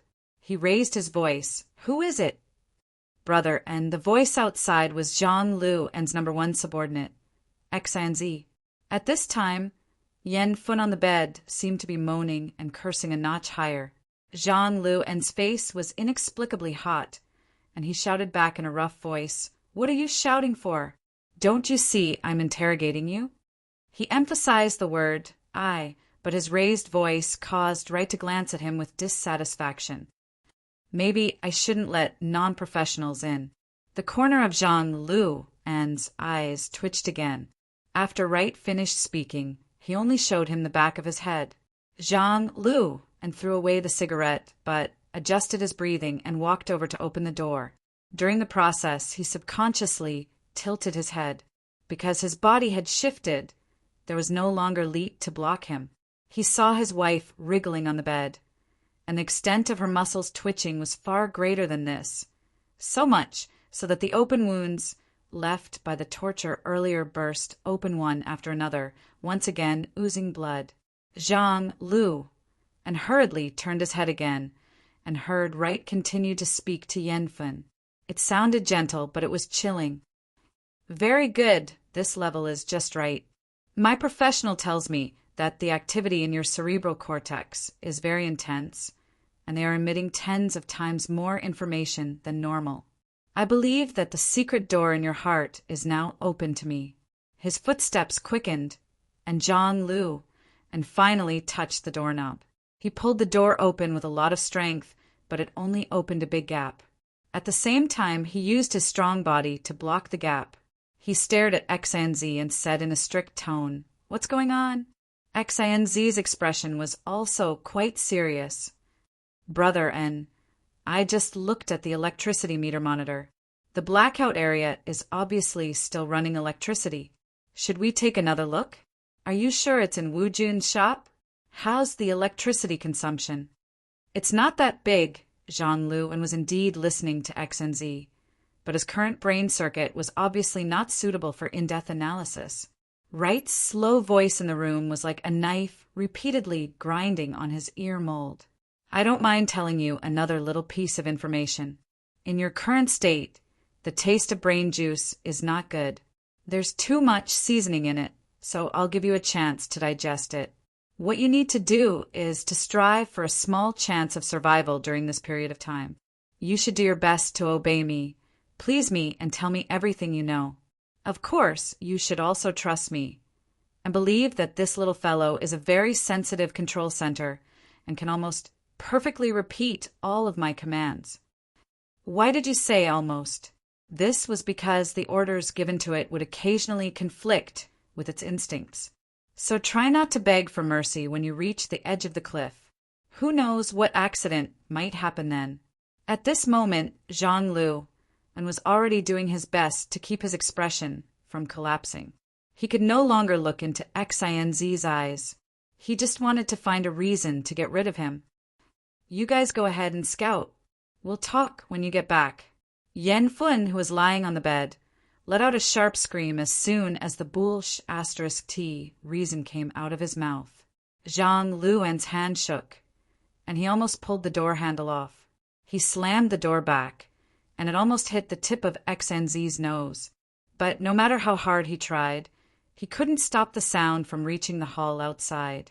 There was no doubt that Zhang Luan's old face had been completely thrown into the mud. When he turned around, Zhang Luan's head was even a little dizzy. Wright was still there, muttering, "Madam Yan Fun, you should maintain your strength. This is a very long process. I've seen too many people waste all their physical strength and energy before they have a mental breakdown, resulting in complete loss of control of their body functions. Not to mention the fact that it's not good for your life and health. The hygiene problems that come with it can also be a headache. The treasure bug can induce but not directly control the target's nerve center. This is more or less a flaw. Right, you pervert. You keep nagging. Can't you say something meaningful?" Zhang Lu and was roaring in his heart when a different voice poured into his ear. Then why not use the Vulcan ant? Not only can it achieve basic desire induction through pheromones, but it can also directly mobilize the neural network to achieve precise control. I think it's much more reliable than this treasure bug that you've been bragging about. Well said. This was Zhang Luan's first reaction, but in the next moment his mind suddenly went blank. It was also at this time that the door that had just been closed directly bounced open. The heavy solid wood door fiercely slammed into his face, causing him to see stars. His nose and mouth were full of a hot and fishy smell. "Ah, Zhang Lu!" and let out a short cry of alarm, his body staggering backwards. The room door bounced back from his face, but it was quickly pushed open again. Accompanying it was Xinz's long and thin body. His #1 subordinate had his back to the door and collapsed, his eyes rolling back and forth. He was already unconscious. The person who had orchestrated all of this stood at the door in a heavy cloak. He knocked twice on the solid wood door that had been tossed and turned back to show his politeness. Under the double concealment of the hood and mask, the person's eyes were still bright and sharp. He directly passed through the battered and exhausted Zhang Lu and looked at the bed, then back and forth between Wright and Yan Fun. "This really is a professional question." On the side of the bed, Wright muttered softly, as if he was praising and sighing to himself. He spoke slowly, but his movements were as fast as lightning. When the door smashed into Zhang Luan's face, he immediately grabbed Yan Fun's throat, realizing the best use of resources. Then he turned half his body and looked directly at the cloaked man by the door. He formally greeted him. "Aren't you going to introduce yourself?" His series of actions and reactions were perfect and calm. The only flaw was that it happened to coincide with Zhang Luan's roar, which was filled with blood and mucus. "Furnace, how did you get in?" Luo Nan, who was under the cloak, turned his body to let Zhang Lu and see his subordinates lying in disorder in the hall. "Is there any use in saying all this nonsense?" "Oh, I can explain the specific reason. I'm interested in Polio's mother's shop. Oh, you should call her boss, June. I'm interested in the off-road vehicle in her shop and want to swipe my card to buy it. However, I heard from Polio that the swipe terminal in the shop is temporarily managed by Aunt Fin, who is your wife. I'm in a hurry, so I came directly. I came in a hurry without any prior notice. I'm really sorry. It's just like the blackout in your market. It's easy for people to learn bad things. Was it because of the blackout?" "A ridiculous idea," flashed through Jean Luan's mind. In fact, the most logical action for him now was to make a move. However, when he saw his subordinates lying on the ground in the hall and thought about the few seconds of criminal time between him closing the door and being slammed in the face by the door, his courage to make a move unknowingly disappeared like a bubble. Then he saw the cloaked man opposite him sway. He was here, Jean Lu, and was nearly 9 meters tall, and was at least a head taller than the cloaked man. However, he didn't have the courage to stand in front of the cloaked man. He could only retreat awkwardly. However, he didn't control his direction well and knocked into the chest of drawers that he was leaning against. His back also knocked into a protruding corner of the electronic photo frame, causing it to fall to the ground. Why would Jean Luan care about such details? He hurriedly adjusted his balance and turned around with small steps. He passed through the passageway between the chest of drawers and the couch and arrived at the other side of the couch. Now he had the double cover of the couch and right. As for what he had stepped on and broken, it was completely out of his range of attention. But after he finished a series of actions, he discovered that he wasn't in the other's range of attention at all. The fluttering cloak was merely an effect of the furnace taking out the card terminal. This person had really brought the terminal from Wu Jun's shop. He held it in his hand and shook it a few times. He was still leaning against the door, his gaze returning to the direction of the couch. Yen Fun, who was suffering from the piercing torment of the treasure bug, clenched her teeth again. At the same time, she tried hard to turn her head, hoping to see the person who had brought such a huge change at the door. Even if she couldn't do it, she had to use some method to remind the other of the great danger hiding in a certain corner of the room. However, her throat was tightly clasped by right. The back and forth friction between her laryngeal bone and laryngeal canal blocked her breathing passages and blood vessels, making her consciousness even more fuzzy. In a daze, she heard Wright's low, hoarse laughter. "Card payment? Looks like you have an impatient temper. How much is that car?" There was no response from inside the room. Wright was displeased. "I'm asking you, Jean Luan, how much is that off-road vehicle?" Jean Lu, and had already been reduced to a mouse in the bellows. He was completely unable to keep up with the tempo of these two people. He could only rely on his instincts to speak. I think it's 3,000 transaction points." Pineapple said to give me a 10% discount to express his gratitude. Wright sighed in admiration. "What a forthright child. Then it's 300 points. Just give it to him." But how could Jean Lu and be willing to step forward and throw his life away? He still wanted to resist, but Wright tilted his body to the side. His ice-cold and emotionless gray-blue eyes cut over, letting Jean Lu and understand that if he dared to say the word no, the next one to lie down as a corpse would be him. Jean Lu and moved out step by step. His speed was touching. Wright didn't pay any more attention to him. He turned around to face Luo Nan. "We can properly discuss the problem of the control center. You mentioned the Vulcan ant just now. It really was a very professional suggestion. Frankly speaking, the laboratory here has indeed done a few experiments. However, this sort of social species suffers too many interference and influences from the social model. The ant queen is also a huge problem." Luo Nan tossed the swipe card terminal and responded lazily, "Worker ants and soldier ants are indeed like this. Then we'll just directly control the ant queen. I've heard that brain demon, Wright, is a top-notch master hypnotist. I look forward to your performance." Chapter 717. There was no need for Luo Nan to answer meaningless questions. As for Wright, his gaze spun a few times on the cloak outside. His soul strength attempted to penetrate on the mental plane, but Luo Nan was certain when he changed clothes. There really weren't many people in this world who could break through his cage and pry into his foundation. Not even the infamous brain demon of the wilderness could do it. On the other hand, Luo Nan sized up right a few times from head to toe.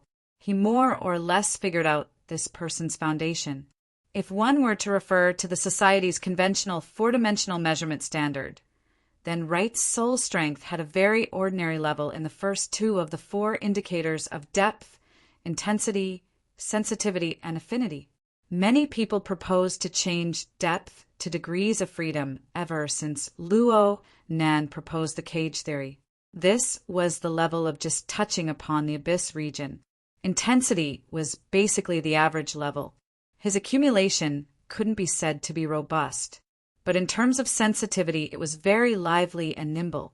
Though it wasn't as free as Luo Nan's pure observation mode, the corresponding affinity region was a domain of electromagnetic waves that was several tens of hertz and below. There were rich switching variations, and this was precisely the active range of human brainwaves. The mental activities of quite a few animals and mutants could also be included in this domain. Looking at Yen Fun's specific case, it was just as Cat Eyes had given him. This wanted criminal was a master hypnotist. His techniques were skilled.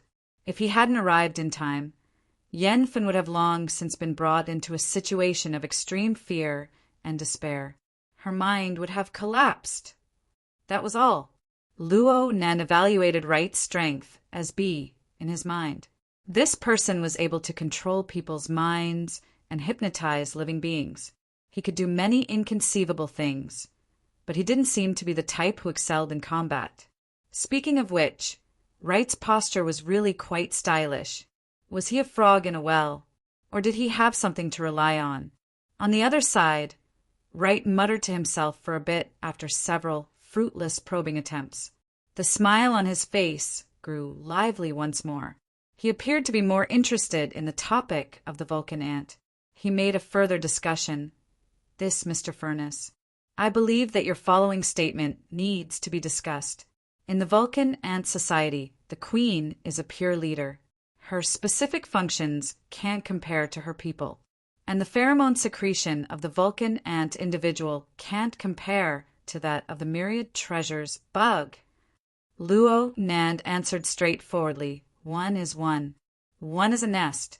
Of course, he couldn't do it like the treasure bug, but wouldn't it be better to use the ant queen as a remote control?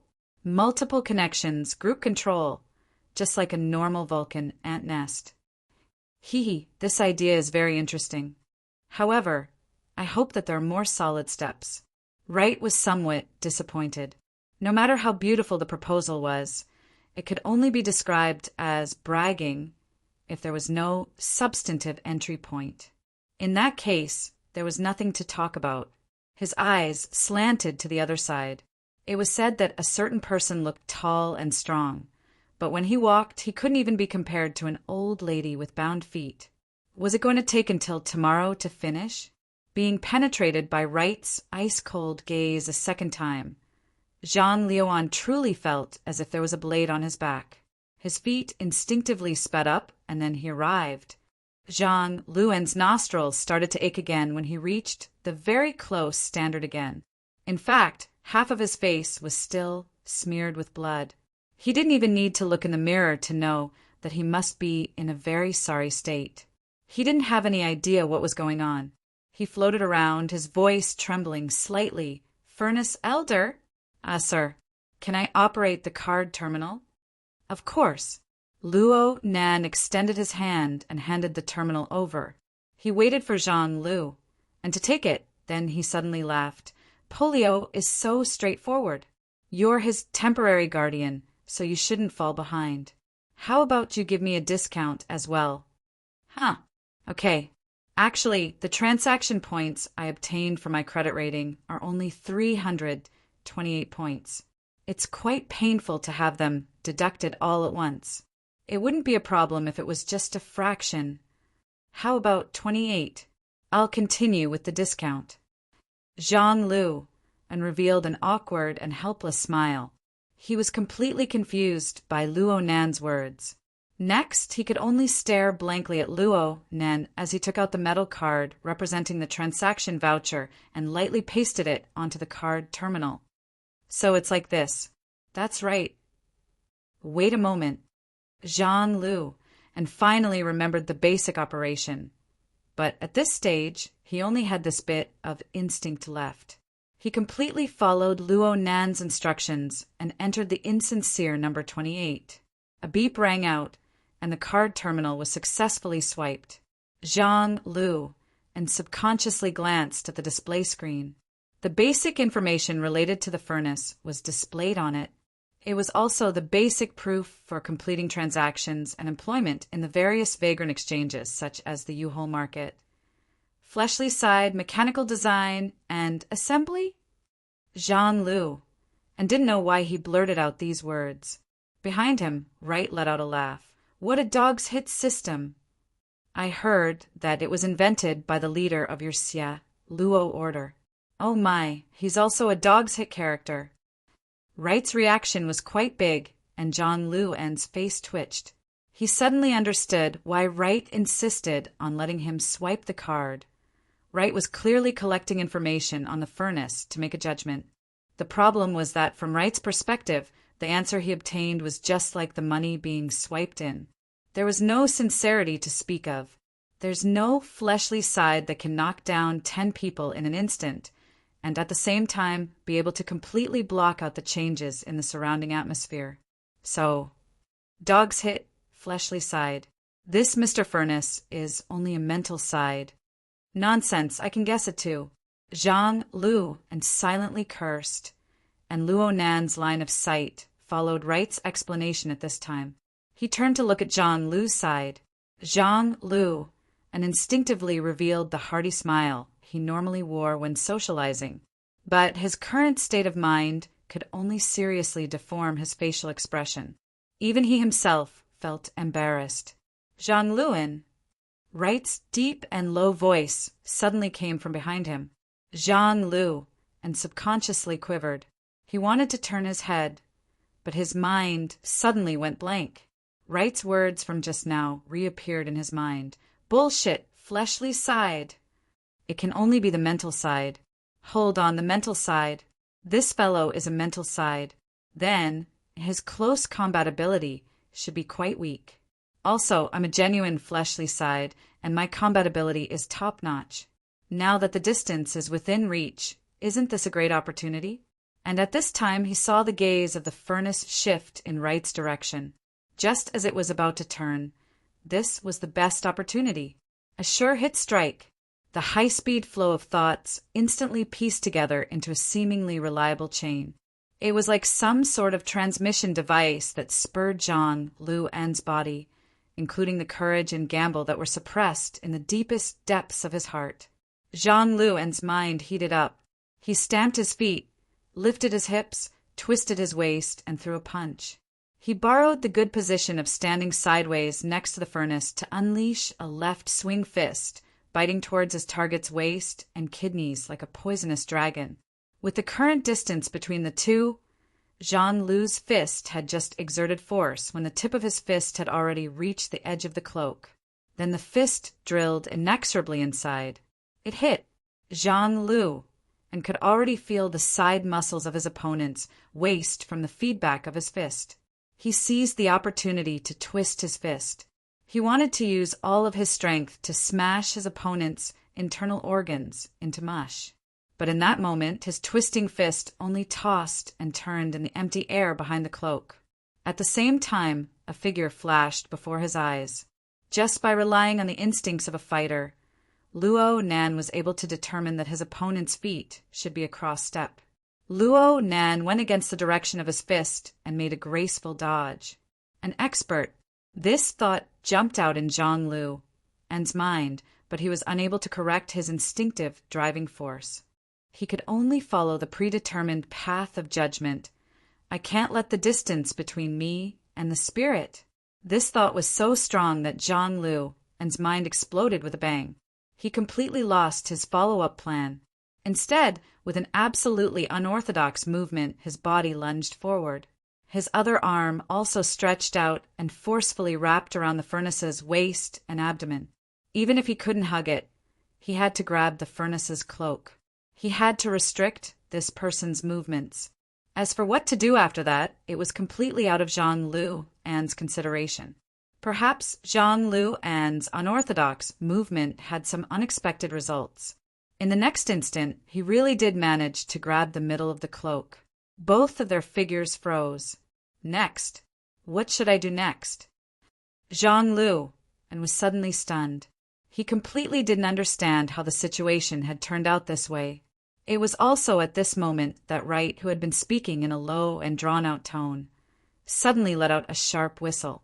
At the side of the room, a layer of blurry stone powder and water mist suddenly splashed out from the stone wall structure that was originally part of the natural karst cave, blurring people's vision. A ferocious flat, head the size of half a human, passed through the side of the stone wall. Wrapped in a misty water mist, it opened its bloody mouth that was similar to a crocodile's, biting towards the direction where Lei Lin and the furnace were entangled. Giant salamander, the pet of the brain demon, Zhang Lu, and still remembered that it was this monster that had seriously injured and subdued the skilled Yan Fuan in the blink of an eye when he had jumped back. Its strength was extremely strong, and now this cooperation was also seamless. Wait, I'm also in the attack range. Zhang Lu, and suddenly sobered up. His mind was even more agile than usual. In an instant, he understood the role he had played in this series of actions. Even the reason why he was so fearless was also clear and obvious. He screamed, "Right you!" What followed was an even sharper hissing sound. Zhang Lu, and felt his body float up. And then he was thrown out by a terrifying force. And the place where the force was applied was its extended right arm. Chapter 718. Zhang Lu and screamed loudly. His blood flow had sped up due to him gathering his energy and exerting his strength. A large open wound suddenly appeared, and his situation turned for the worse. Blood sprayed out from the ruptured part of his flesh and blood. The enormous pain and fear that followed directly smashed his mental defenses. His entire face contorted to the limit, and he even began to tear up. Oh, what terrible execution! As Wright lamented, the giant salamander that had mistakenly struck him wasn't greedy. Its thick and fat body came over horizontally, occupying nearly half the space between the bed and the door. It also blocked between Wright and Luo Nan, becoming a solid barrier. Luo Nan avoided the fatal attack in the nick of time and shook his head under his cloak. Then he looked at the rock wall that the giant salamander had drilled out from. The wall had undergone some renovations, so it could be considered smooth and flat. There weren't any holes that could allow a monster of that size to pass through. There were only a few traces of wetness. It was similar to the wall-passing technique. It was a bidirectional distortion of the giant and the semi-void. No, there should be another ability. It looks like you really are a fleshly body. The level of your ability is quite surprising. Wright was still speaking in a slow and unhurried manner like a boss, but the strength he used to grip Yan Fun's throat had clearly increased. Luo Nan sighed. You've said so much nonsense. This giant salamander of yours is about to breathe its last. I learned in biology class that the tetrodotoxin contained in the salamander is insoluble in water. If you want to spray a poisonous mist, you probably have to use its acidic bodily fluids to neutralize it. It's hard enough to do this over and over again. Biology class? One is never too old to learn. Wright's gaze roamed over Luo Nan's cloak. He didn't linger on this topic, but who knew what he was thinking? 2 seconds later, Wright returned to communication mode. It was as if hypnotizing Zhang Lu and to mount a sneak attack and pouring neurotoxin into the room had never happened. This giant salamander doesn't satisfy me. This is why I don't like the karst caves of Spring City. There are far too few mutants here that are suitable to be controlled.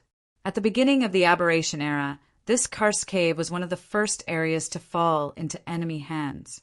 However, because it attracted the most attention, it was cleaned out early on and became the isolation zone between Spring City and the wilderness. Then it was filled with people like Zhang Luan. Zhang Lu and had already fainted due to massive bleeding, pain, and fear, so he couldn't hear this evaluation. Wright only said it casually, and the focus of the topic quickly jumped to Zhang Lu En's wife.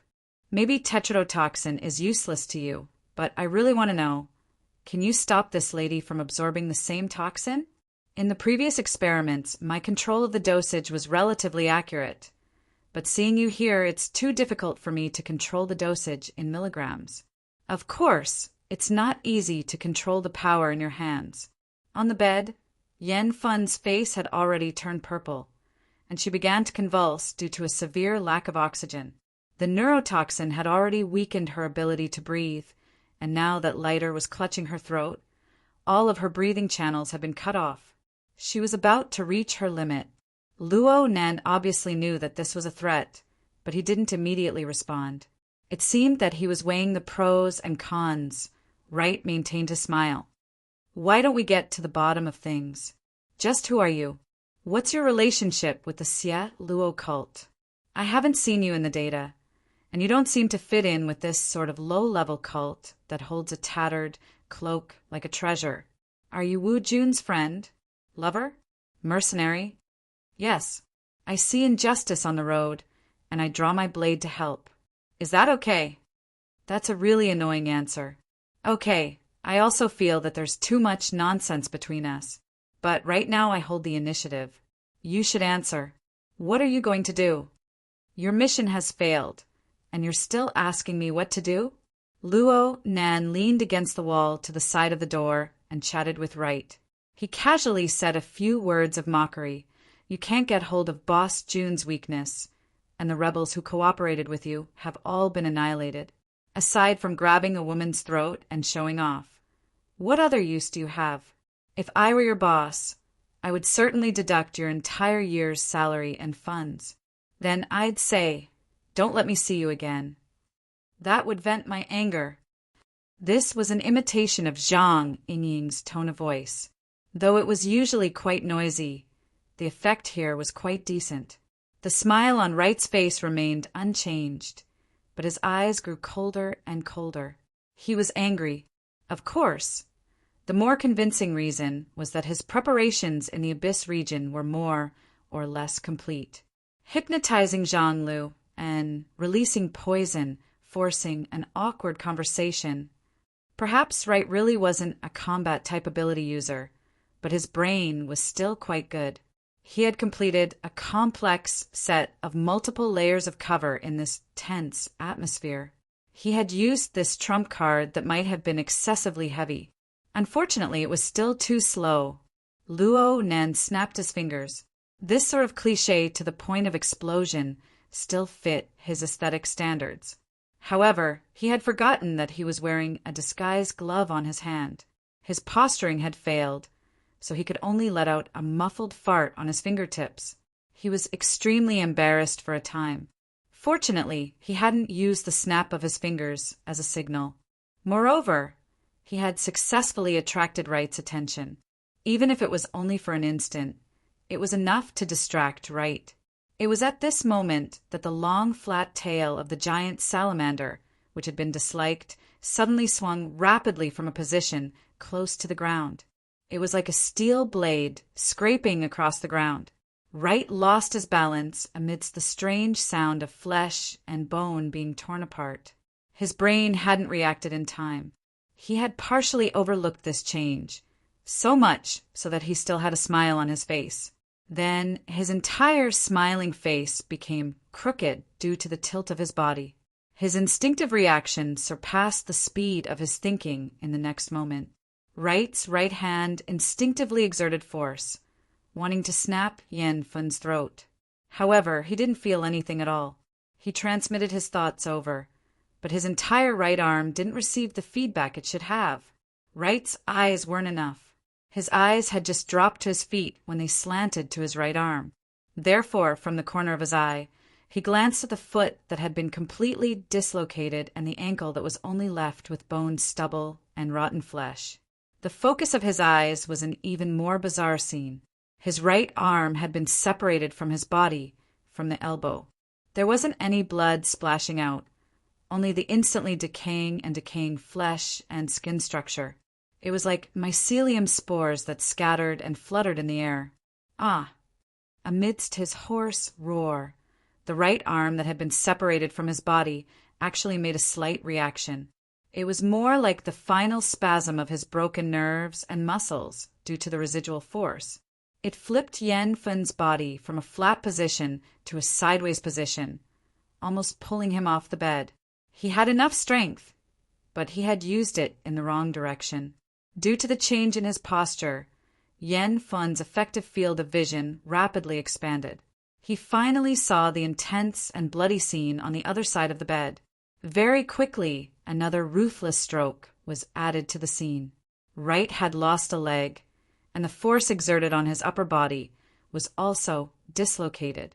Naturally, he lost his balance and fell to the side.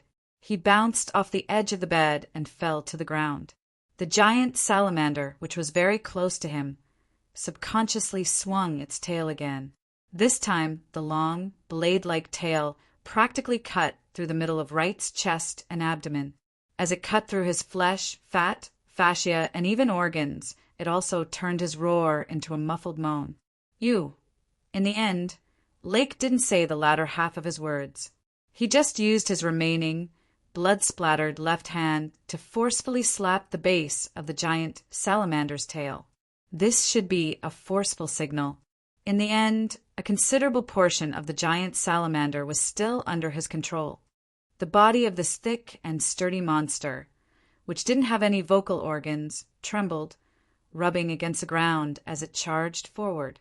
However, a major problem appeared in its coordination. Its originally vigorous pounce became completely inaccurate.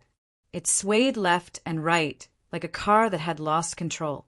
With a crash, it scraped against the door frame and half the wall as it charged into the living room. Then came the noise of an enormous struggle. The safety of the people lying on the ground in disorder outside was worrying. Wright lay on the ground, looking at this scene in astonishment. Soon, his gaze returned to the shadow of Luo Nan's hood. 2 seconds later, he spoke with a hoarse voice. "How did you do it?" "It's as I said before. Fire God," Aunt Luo Nan indicated for Wright to shift his gaze to look at the ant-type mutant that was crawling on the ground amidst the bloodstains. These were 2 large ants the size of a thumb. They had just fallen off the giant salamander's body and were crawling towards the group of their own kind. And the number of fire god ants on the giant salamander's body was over 10 times greater. "Fresh delivery. I just got them." Luo Nan swept a glance at Rui Wen, who was in the shadows in the corner. He revealed a smile that Wright couldn't see. "You control and induce this salamander's instincts and basic thoughts. The fire god ant controls its central nervous system. You make the salamander view me as an enemy, and I use it to perform a set of simple actions. Back and forth. It's very fair." Wright stared blankly at the fire god ant crawling in his bloodstains. "Where's the Ant Queen?" "You're talking about controlling the Ant Queen. No matter what, the Ant Queen is on the mental side. She's also the axis of collective consciousness. It doesn't matter where she is. You just need to control the signal from a remote relay." "Controlling the Ant Queen." Wright discovered that he didn't understand Luo Nan's explanation, but he could feel that it was a matter of course. "Controlling a nest of fire god ants. Then I'll observe and experiment. I'll do a few more rounds. That's all." Luo Nan really was a matter of course. On the plane of reality, controlling a nest of mutants and controlling the corresponding population was still a shocking bomb that could blow up the academic world, the inner world, and even the wider domain. Not to mention anything else. Just relying on this topic alone was enough to support a large laboratory and publish hundreds of high-quality theses. Then he could rely on citations and honor points to eat for a lifetime. With this kind of experimental foundation, it wasn't strange for him to do anything. Wright's lips and teeth opened and closed. He was barely able to turn his weak breath into speech. There was also a hoarse and strange laughter. Yes, you're more professional than me. But you won't be in every domain. His voice had completely broken at the end, but the energy of Wright's entire body was chaotic and restless. It was as if a fire had been ignited in the depths of his bones and muscles. Oh, the abyssal region's configuration was still there. Chapter 719. Wright's own aura was practically overturned, yet the abyssal region's configuration remained unchanged. Clearly, it wasn't based on Wright's will. It was borrowing some sort of external force. But in order to borrow power, one's body needed to have a basic levering power. Wright, who had entered a dying state, had chosen to burn himself. Under the state of flames, the macromolecules that formed the human body would become especially excited. They would decompose into atoms and then rapidly undergo all sorts of chemical reactions. They would be pieced together into carbon dioxide, water vapor, or something else. At the same time, substances with higher melting points and boiling points would be left behind. Of course, Wright wasn't truly burning right now. Or perhaps it could be said that what was burning was not his body, but his soul. Even the virtual brain system had never made a clear definition of the essence of the soul. But from the perspective of a cultivator, their core, which needed to be stable and firm, suddenly underwent a phase change. What it displayed seemed to be no different from the laws of the material world. The soul burned and released heat. Moreover, it reacted with the other components of the surrounding environment to recombine into a new structure. Once a reaction occurred, the result of the reconstruction would be irreversible. Luo Nan watched as Wright's burning soul fused with certain components of the abyssal region storm. Wright's burning soul fused with a completely different form to fill the precise configuration. The precision of this configuration far exceeded the limits of what a B-mental side could control. But after paying the price of burning his soul, the results were immediate. The power of the torrential storm that was stirred up instantly increased by over 5 times. And as the boundary of the burning continued to penetrate inward, Wright lost even more of the essence of his soul. But the power he could control grew stronger and stronger. This sort of burning certainly followed a special rule framework. Only then could the released energy operate in a more effective manner. It didn't scatter and dissipate without any meaning. It was a bit like an altar. Luo Nan subconsciously compared his own altar framework with it. The more he looked, the more similarities there were. This was indeed a configuration system similar to a sacrificial order. It was just that it was more cruel and violent. And judging from Luo Nan's theory of being a tool type and a plan type, it clearly belonged to the latter. Luo Nan quietly leaned against the wall. His gaze penetrated the barrier of the material world to observe the complex state of the abyssal region. The system of this order is huge. It has a developed root system that covers a wide area through the abyssal region. However, it obviously has a more complicated hierarchy and even authority settings. Wright shouldn't belong to the upper echelons of the system because the power he borrows only comes from the tip of the root system. Or perhaps it's just the humus soil that's affected by the roots and fallen leaves. Hey, no matter what, Wright was still a B-rank psychic. Regardless of which organization he was in, he should be in the middle or upper echelons.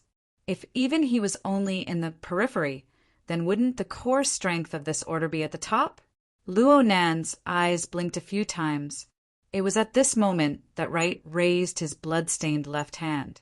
The color of the blood and the wound on the skin of his palm that had just been torn apart rapidly formed a distorted and deformed figure. The power of qi and blood and the storm of the abyss area converged at the center of the palm. The air pressure in the room was clearly rising rapidly. Due to the uneven distribution between the areas, an invisible whirlpool was formed.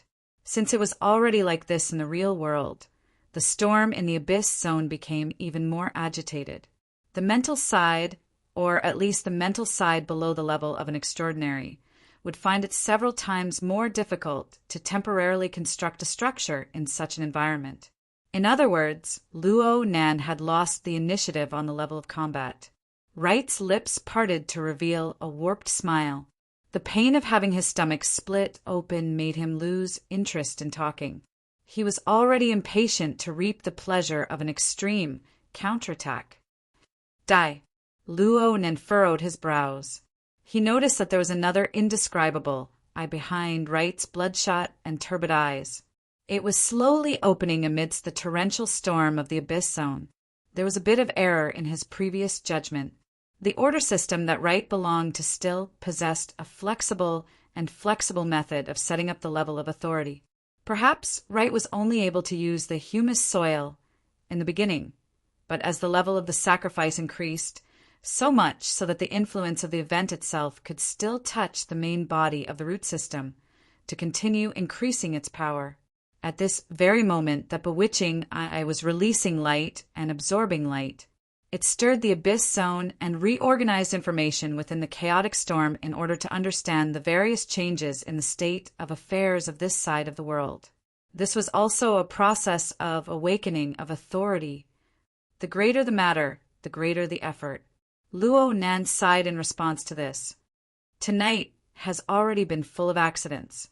Now that a big guy has jumped in, it's really hard to clean things up. It's best if we don't meet for now. What the hell are you talking about? Wright's words were squeezed out from between his teeth. Luo Nan's incomprehensible words and the casual attitude he displayed were far more painful than the lacerations on his hands and feet and the wounds on his chest and abdomen. His current sorry appearance made it impossible for him to assume a calm posture. He could only use even more violent methods to wash away the humiliation of his crushing defeat and heavy injuries. His lips opened and closed as he chanted the incantation of sacrifice. The secret sound resonated with the mental and material planes to hypnotize his own body. He did his best to match the gradually awakening level of power in the Abyss Zone. Then he used his broken fleshly body as a guide, disregarding the consequences, to form the most lethal attack. Wright's voice rose. The eye of all souls that pierces through the heavens. There was a sudden click in the air. It was as if an invisible finger had turned off an invisible air switch. At the same time, the Abyss Zone's sacrificial configuration was like a slanted fort piled up by children on a beach. It didn't even have to endure the frontal impact of the waves.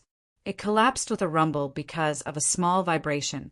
The Abyss Zone's slowly opened eye of all souls was like a sand painting. It warped beyond recognition in the blink of an eye. Wright's eyes widened, but soon the fragile water crystals exploded from the recoil force. The powerful force that the Abyss Zone had just gathered then collapsed, mercilessly devoured him. The humus of the order was originally on the periphery, so it didn't matter if it received the attack.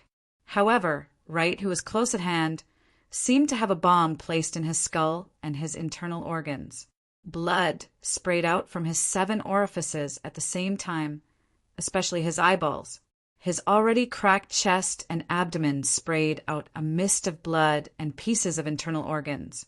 They were spun by the vortex of air covering most of the room. As for Wright himself, he was a bloody mess. It was hard to call him human. It was also at this moment that Yen Fun, who was on the bed, obtained strength from who knows where. She used her hoarse voice to let out a shout filled with delight. Luo Nen shot a glance in that direction. Actually, he himself was within the range of the blood that sprayed out. However, he couldn't care about these details at this time. He slowly walked forward amidst the chaotic vortex of air that had lost its order. He walked to Wright's side, who was already breathing more than he was breathing. Though Wright's sacrificial configuration was destroyed, Luo Nen wasn't happy to see the chaotic storm that surged and devoured him on the level of the Abyss Zone. People needed to finish what they started. Luo Nen didn't forget that the surroundings of Spring City were filled with the hounds of Quantum Corporation. This group of people were all nervous. If by any chance the other side really did follow the trail, then it would become a seesaw. They would push down one end and raise the other end. They clearly wanted to help, but they would give the other side even more trouble. I need to clear the channel. Luo Nan needed to promptly release the flood before the turbulent storm of the abyss zone broke through the threshold of alertness. It would be best if he could erase all traces. Of course, this was much more difficult than destruction. It was like kicking away several thousand building blocks that had already been constructed into a castle. Then the building blocks would follow the order they were arranged in before they were sealed, falling neatly back into the box. Let right return to right, and let evil eye return to evil eye. Everything would be like it had never happened. For months ago, Luo Nin could forget about doing this, even if he squeezed out all of his brain juice. Luckily, Luo Nan had been facing the cloud labyrinth for the past few months, which was far more complicated than the situation before his eyes. In that harsh environment, it was like building blocks or a jigsaw puzzle. He tried to reassemble the billions of pieces of the structure and form a complete logic. This was the repeated strengthening of the basic concept of configuration construction. Luo Nan categorized the configuration fragments into different categories. He used the theory of the virtual brain system as a benchmark to sort them out one by one. From the most basic number, size, weight, and height, it gradually rose to the balance and symmetry between the various parts. It even reached the structural relationship between the parts and the whole. Aside from theory, there was also practice. Just the priority of interference control was like calligraphy. The use of the brush, the structure, the technique of composition, and the technique of ink were all carefully divided. They could be divided into several dozen major and minor items. All of them needed to be diligently practiced and corrected from time to time. Luo Nan's accumulation of soul strength was vigorous and peerless. Otherwise, with the intensity of his practice, just the enormous consumption and the backlash from the shattering of the configuration would be enough to kill a normal ability user 1,000 times over. With such a rich reserve of experience, Luo Nan looked at Wright's crude method of construction once more. He really had a wonderful sense of superiority, like a reborn elementary school student. Not to mention the fact that he had just witnessed the entire process of the sacrificial configuration from nothing to something. It was built step by step. It was tantamount to having a standard answer first. All that was left was to test his memory. Even if he didn't, he would be able to see the shattered configuration fragments. He would be able to complete the dismantling and restoration work according to the laws and principles of the virtual brain system. He could also explore the rationality of the details in passing. The work was completed 3 seconds later. The air vortex, formed by the imbalance of air pressure within the room, was smoothed out. The fluttering cloak calmed down as well. It streaked across Wright's body and face, making his body appear faintly discernible under the lights of the room. Light and shadow instantly intersected, and a visible change occurred to Wright's ruined body. His twisted and shattered body suddenly became orderly. Even though his limbs were still incomplete, his figure could already be clearly discerned. Even the blood, flesh, and internal organ fragments that filled the air were gathered and pieced together by incorporeal hands. They were reassembled. At least on the surface, they were reassembled. This was like a bloody and splendid magic trick. In fact, the mutual interference between the mental and material planes was like a magic designed by the Creator. Chapter 720. Luo Nen could more or less understand the reason for Yen Fun's shocked and pale expression. After all, this sort of phenomenon, similar to the reversal of time and space, was quite frightening from a visual perspective. But it was a pity that this was only an illusion. This relatively complete body was merely a temporary carrier to collect Wright's chaotic collapse of energy. The complex and precise functions of the human body were ultimately not building blocks. It was impossible for Luo Nan to bestow a new life force to the already shattered cellular tissues. This already exceeded the limits of the domain that his soul strength could reach. At most, he could only give Yen Fun and even Wright the illusion that he was mostly mistaken. And it was precisely this tiny domain constructed from this illusion that still allowed the flow of consciousness and cognition. It even allowed the body to make the tiniest of minute reactions. Within this tiniest of minute limits, Wright's remnant consciousness and his incomplete body blended together. It was like a spark beneath a whirlwind of ashes. Though it was tiny, it was still bright. Wright miraculously retained a single breath. This also allowed him to personally experience the marvelous taste of his body disintegrating and reassembling, of his soul burning and reassembling. This was truly the life and death of a person. It followed a majestic and powerful will. It suddenly died and suddenly existed, treading back and forth on the boundary between life and death. And all of this was led by the furnace before his eyes. No, it was the master. He did his best to widen his eyes. The dim light of the outside world penetrated through the shattered and reassembled crystal. It spurred on the cone cells and a series of subsequent nerve reflexes, combining the fuzzy information of the outside world with the imaginary illusions in his brain. It made this demon, who was already destined to die, let out the most pious sigh of his entire life. Oh, God! The temporarily reassembled soul was annihilated. The reformed body collapsed and dissolved like a pile of mud. It also completely digested the impact force of the abyssal storm, turning the intense turbulence of the abyssal plain into nothingness. This was undoubtedly an extremely cruel way to die. But before Wright completely disintegrated, his vocal cords vibrated. A weak force pushed through the layers of conduction in the air molecules, transmitting the sigh that was rich with emotions in time. Though the range of influence didn't even exceed a diameter of 3 meters, it was already enough for Luo Nan and Yen Fun to hear it. Was this a god? A certain someone's requirements were really low. Luo Nan shook his head slightly. He wasn't as ignorant as Wright.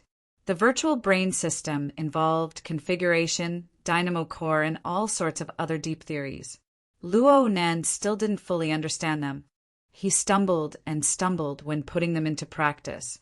He could only advance at a tortoise speed within the labyrinth of clouds and mist. And from his perspective of experience, it was just a brilliant sun wheel within an abyss. The might that came from the endless void was immeasurable. With such a comparison, if he were a god, the power system of this universe would probably collapse immediately. In the end, it was just an overly delusional delusion of an ignorant person. This was what Luo Nan thought. But Yen Fun, who was lying on the bed, quivered and her entire face swelled red. At that moment, she was still under the influence of the nerve agent. Her limbs were numb, and it was difficult for her to control them. She could only barely move her vocal cords to spell out 2 words between hiccups and chuckles. Luckily, Luo Nan's ears were good. After Yen Fun repeated it several times, he was finally able to make out the words clearly. Cloak, cloak. Hey, a cloak is different from a cloak. Of course, Luo Nan knew that what Yen Fun said wasn't the literal meaning, but now wasn't the time to get to the bottom of it. From his perspective, finding the right nerve agent treatment method and antidote was more difficult than anything he had done before. His gaze turned to the door of the damaged room. There, the Vulcan ant was controlling the giant salamander to stagger back. Treat a dead horse as if it were alive. Ah, no, the one who started the trouble needs to untie it. Whether or not tonight's matter would have a good ending would depend on whether or not this old saying filled with empiricism would be useful. Reality proved that Luo Nan's luck wasn't bad. It was just as dead ghost Wright had said. He didn't add too much nerve agent to Yen Fun. Yen Fun herself had a rather powerful, fleshly body. Her bodily functions were much stronger than in normal persons. After stopping the continuous injection of the nerve agent, Luo Nan assisted her in combing her neural network, and she slowly recovered. When she was barely able to move, Yen Fun struggled to get down to the ground. She practically threw herself at Luo Nan's feet. She didn't care about the filth and bloodstains on the ground. She gave a heavy kowtow. There weren't any words of thanks coming out of her mouth. Instead, She piously kissed the corner of Luo Nan's cloak. Was this a custom of some vagrant tribe or their Xia Luo cult? When in Rome, do as the Romans do. Perhaps it could be said that Luo Nan maintained the principle of acting cool. Luo Nan resisted his instinct to avoid it and accepted it. Yen Fen gave another kowtow after completing the ceremony. Then she staggered to her feet. She practically used her hands and feet to arrive at a corner of the room. Zhang Luan, who had fallen into a semi-conscious state due to massive blood loss, lay there. Yen Fen didn't say a word from beginning to end. She just used her trembling hands to feel around Zhang Luan's body. Soon, she pulled out a dagger from the leather sheath at Zhang Luan's waist. This should be the weapon that Zhang Luan normally used. He didn't have the time to use it when he attacked Luo Nan, but now Yen Fen had it in her hands. Without any hesitation, Yen Fen stabbed the dagger straight into Zhang Luan's perfectly fine left shoulder socket. Luo Nan's eyebrows jumped when he saw this, but he didn't seem to have the qualifications to say anything since his feet were a bloody mess. Zhang Luan woke up from the pain and screamed loudly. But when his eyes reflected the pale and distorted face of his wife, it was as if his throat had been cut open. Only the hissing sound of air leaking could be heard for a time. Yen Fen pressed the weight of her entire body onto the dagger. The edge of the dagger had long since pierced through Zhang Luan's shoulder socket, stabbing into the ground below. She was very close to Zhang Luan and her husband. She was practically speaking right next to their ears. Tell me, why did you do this? Hiss! Let go! Let go! Zhang Luan finally remembered to speak, but he begged for mercy from the torment of the pain.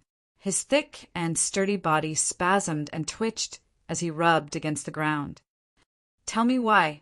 Yen Fen's voice was weak. It was as if she could lose her voice at any time. But the enormous tension of her emotions bombarded Zhang Luan's heart with the piercing edge of the dagger. Zhang Luan wriggled and struggled on the ground to no avail.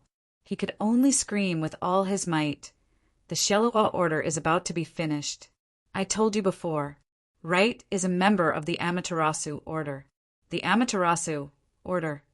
The strongest of the three great orders. There's no hope for us if we're targeted by them. No hope? The breath in Yen Fen's throat trembled. It was hard to tell whether she was crying or laughing. There's no hope for us if we're targeted. You want to sell everyone. Weren't you the ones who insisted on putting on airs? Blood gushed out of Zhang Luan's shoulder like a fountain.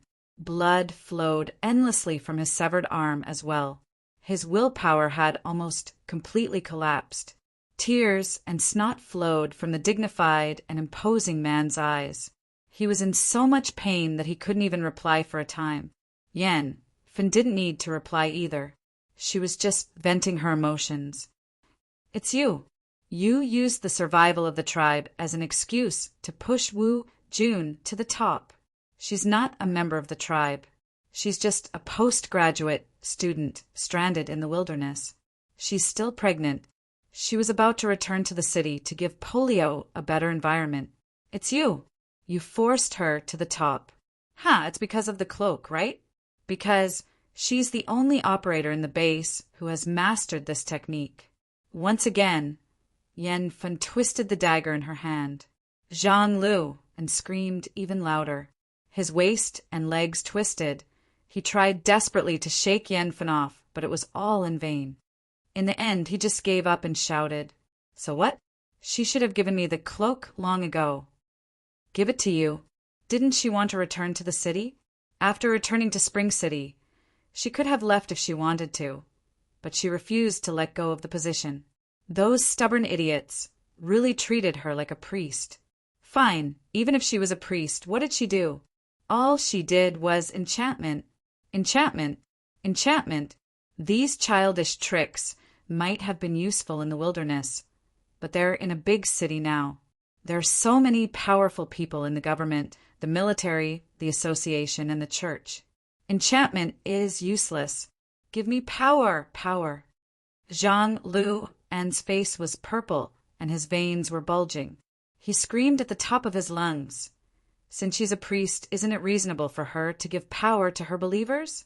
If she can't even do that, how can she start a religion? How can she call herself a god? Yanfen screamed back, "We never did that." However, Zhang Lu, and was purely venting at this time. He only roared in his own logic that bullsh *t cloak is simply the nonsense of a crazy old man. Only those stubborn fools would worship it as if it were a god and promote it wantonly. Now the Amaterasu sect is here. They asked for it and they got it. Why should I die with them? Of course, I have to sell it for a good price. Yanfen stared at the man beneath her. She stared at her husband and squeezed out the words through her teeth. "You're shameless." "Only a useless god is shameless." Zhang Lu and pushed his head back. He didn't even care about the wound on his shoulder as he scolded. "Useless, unqualified. Compared to a real church, you're just trash that can't do anything. It's trash like this that has delayed me for so many years. My talent and youth have been ruined by this trash, and I still have to struggle in the cave like a worm. To hell with the cloak, to hell with the loyalty. Ugh."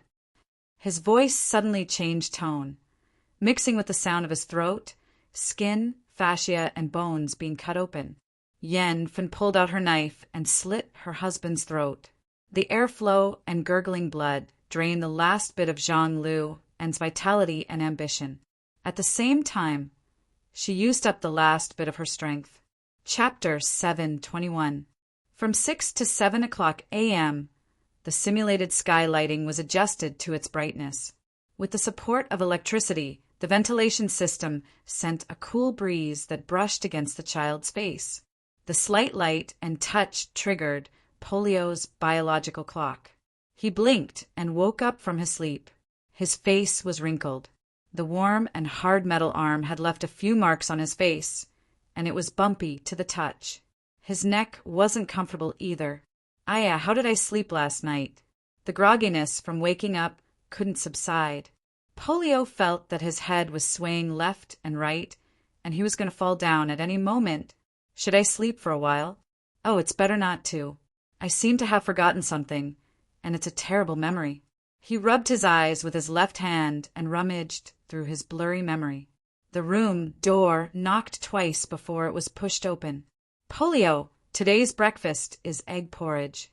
Wash up quickly before it gets cold." "Oh, I understand, Antfin." Polio shook his head and propped himself up from the floor. His memory surfaced. His mother was away, and Antfin delivered breakfast every morning. It was mealtime, and then, Antfin! Polio jumped up and chased after her. Yanfen turned around and caught Polio, who was like a cannonball. After physical contact, the ridiculous distance between the dream and reality was bridged. Polio's heart was pounding, and he lifted his head nervously to size up Fun. In his eyes, Aunt Fun's face was still fine, but there was an obvious strangulation mark on her neck, and her complexion was also very pale. These details shattered the illusion of a peaceful daily life and made everything in the surroundings quickly become real. Polio remembered the previous night, the submarine escape, the accident, and Mr. Furness. He wept beside Furness, the magical charging, and his confession. All sorts of scenes flashed past his mind, and he linked them together. It was supposed to be a prelude to a battle. Polio was prepared to fight, but, Aunt Fun, did you see Mr. Furness? Yanfen smiled and gave Polio a peck on his cheek. Then she placed her cheek behind his head and said softly, "Of course I saw him. Thanks to your help, I didn't delay your breakfast." "Don't play it down." Polio grumbled loudly. He could smell the scent of blood and medicine on Aunt Fin's body. Her injuries weren't light. Yanfen smiled and looked at Polio as she said, I'm sorry, but that's the truth." Polio looked down on the behavior of treating him like a child, but he couldn't do anything to Aunt Fin. He could only compromise and ask, "Where's Mr. Furness?" Mr. Smelter had something to do and left first.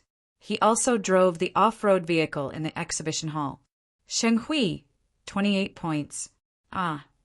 Polio remembered that the off-road vehicle was a souvenir assembled by his mother. Though it was priced, it wasn't for export. Oh, Mr. Furness mentioned it last night. But what does 28 points mean? I might as well just drive away. Polio felt that the logic of an adult was ridiculous. It diluted his focus on the series of unknown events last night. Yen-Fen used other factors to distract him. Before leaving, Mr. Furness gave you a gift and asked me to pass it to you. It's a pity that it's too big, so I can't carry it up. You'll have to go down and take a look. Polio went downstairs in a daze and arrived at the exhibition hall. The powerful and domineering hand-assembled off-road vehicles were no longer there. But the shop didn't feel empty because there was a large number of hand-assembled off-road vehicles. Another gigantic fellow occupied the original spot. It was a thick reptile with 4 limbs and a long tail. Its head and neck were one and the same. Its grayish-black skin looked smooth and seemed to be wrapped in a layer of water film. There were yellowish-green, round spots and protrusions on its skin.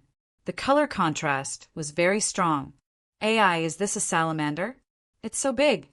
Polio recognized the commonly seen amphibian in the karst cave. Its body was too big. Its head and body were about 2 meters long, and its flat tail was about the same length as the rest of its body. It was a huge creature that was about 4 meters long. With Polio's small body, he wouldn't be visible even if he was swallowed. Yen-Fen confirmed. It's a giant salamander. It's a mutant that lives in the karst cave waterway. Is this the gift? Mr. Lava is a beast tamer? Polio didn't dare to believe it. This large creature exceeded his expectations and understanding of gifts. He didn't care about what happened last night. He widened his eyes and sized up the giant salamander. He wanted to touch it, but Yen-Fen stopped him. This creature has a bad temper. Your small arms and legs won't be able to touch it. Wear this.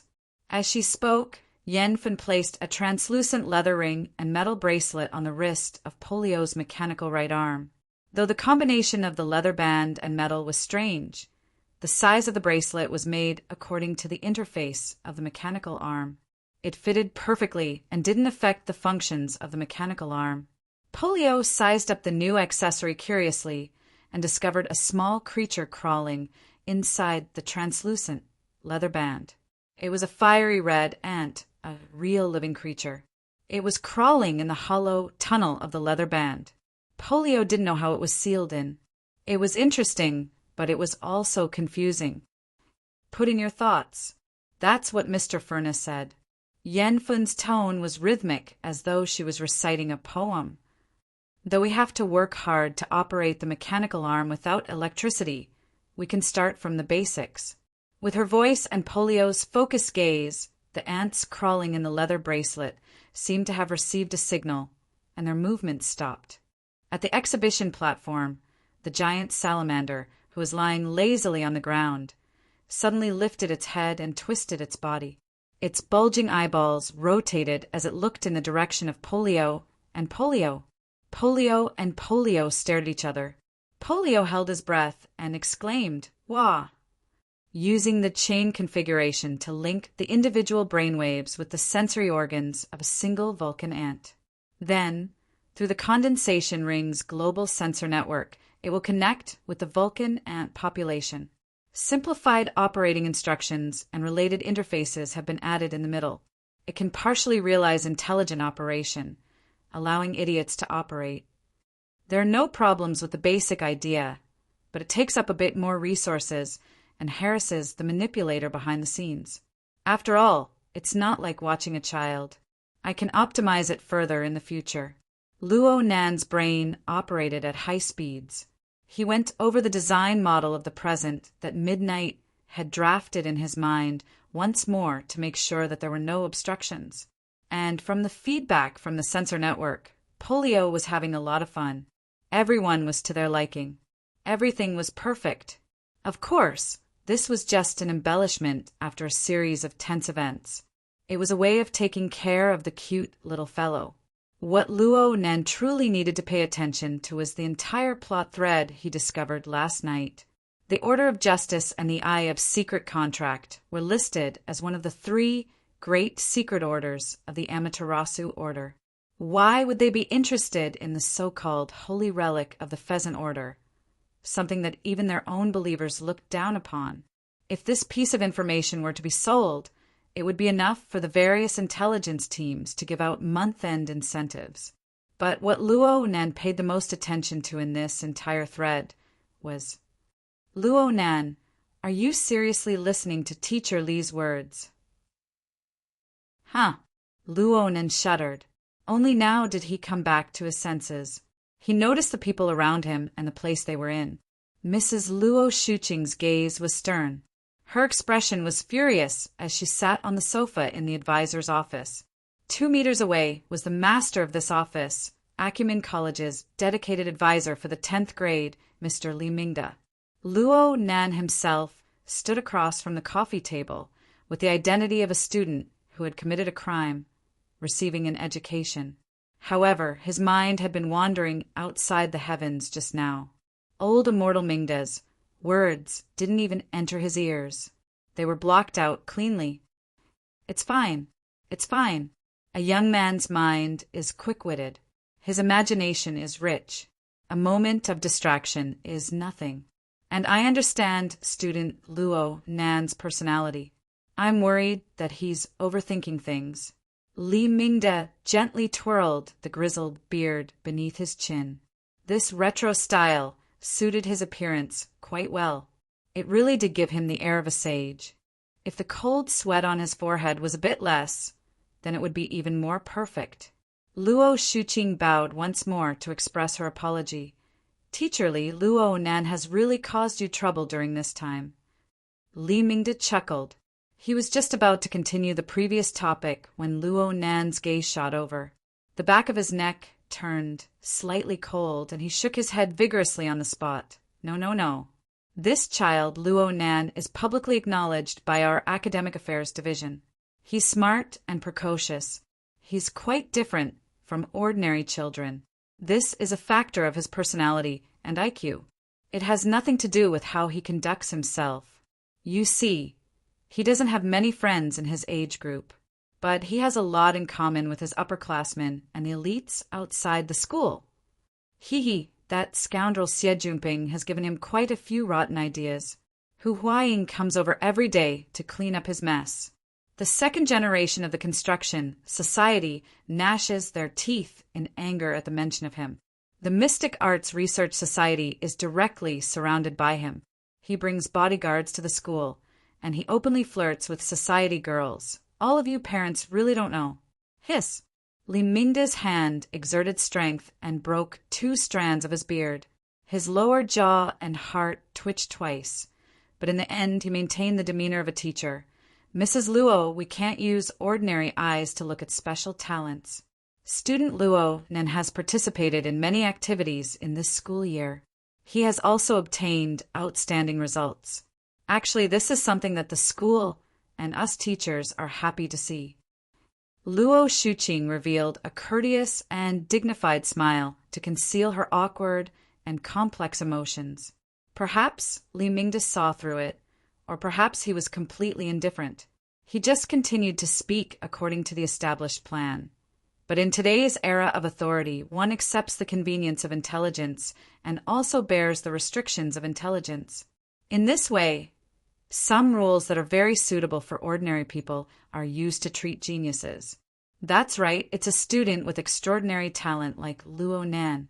These rules often appear rigid and unreasonable. The school also hopes to find a plan that satisfies both sides. Student Luo Nan's special talent will be preserved to the greatest degree while finding a suitable and compliant space for him. Therefore, we discussed for a bit.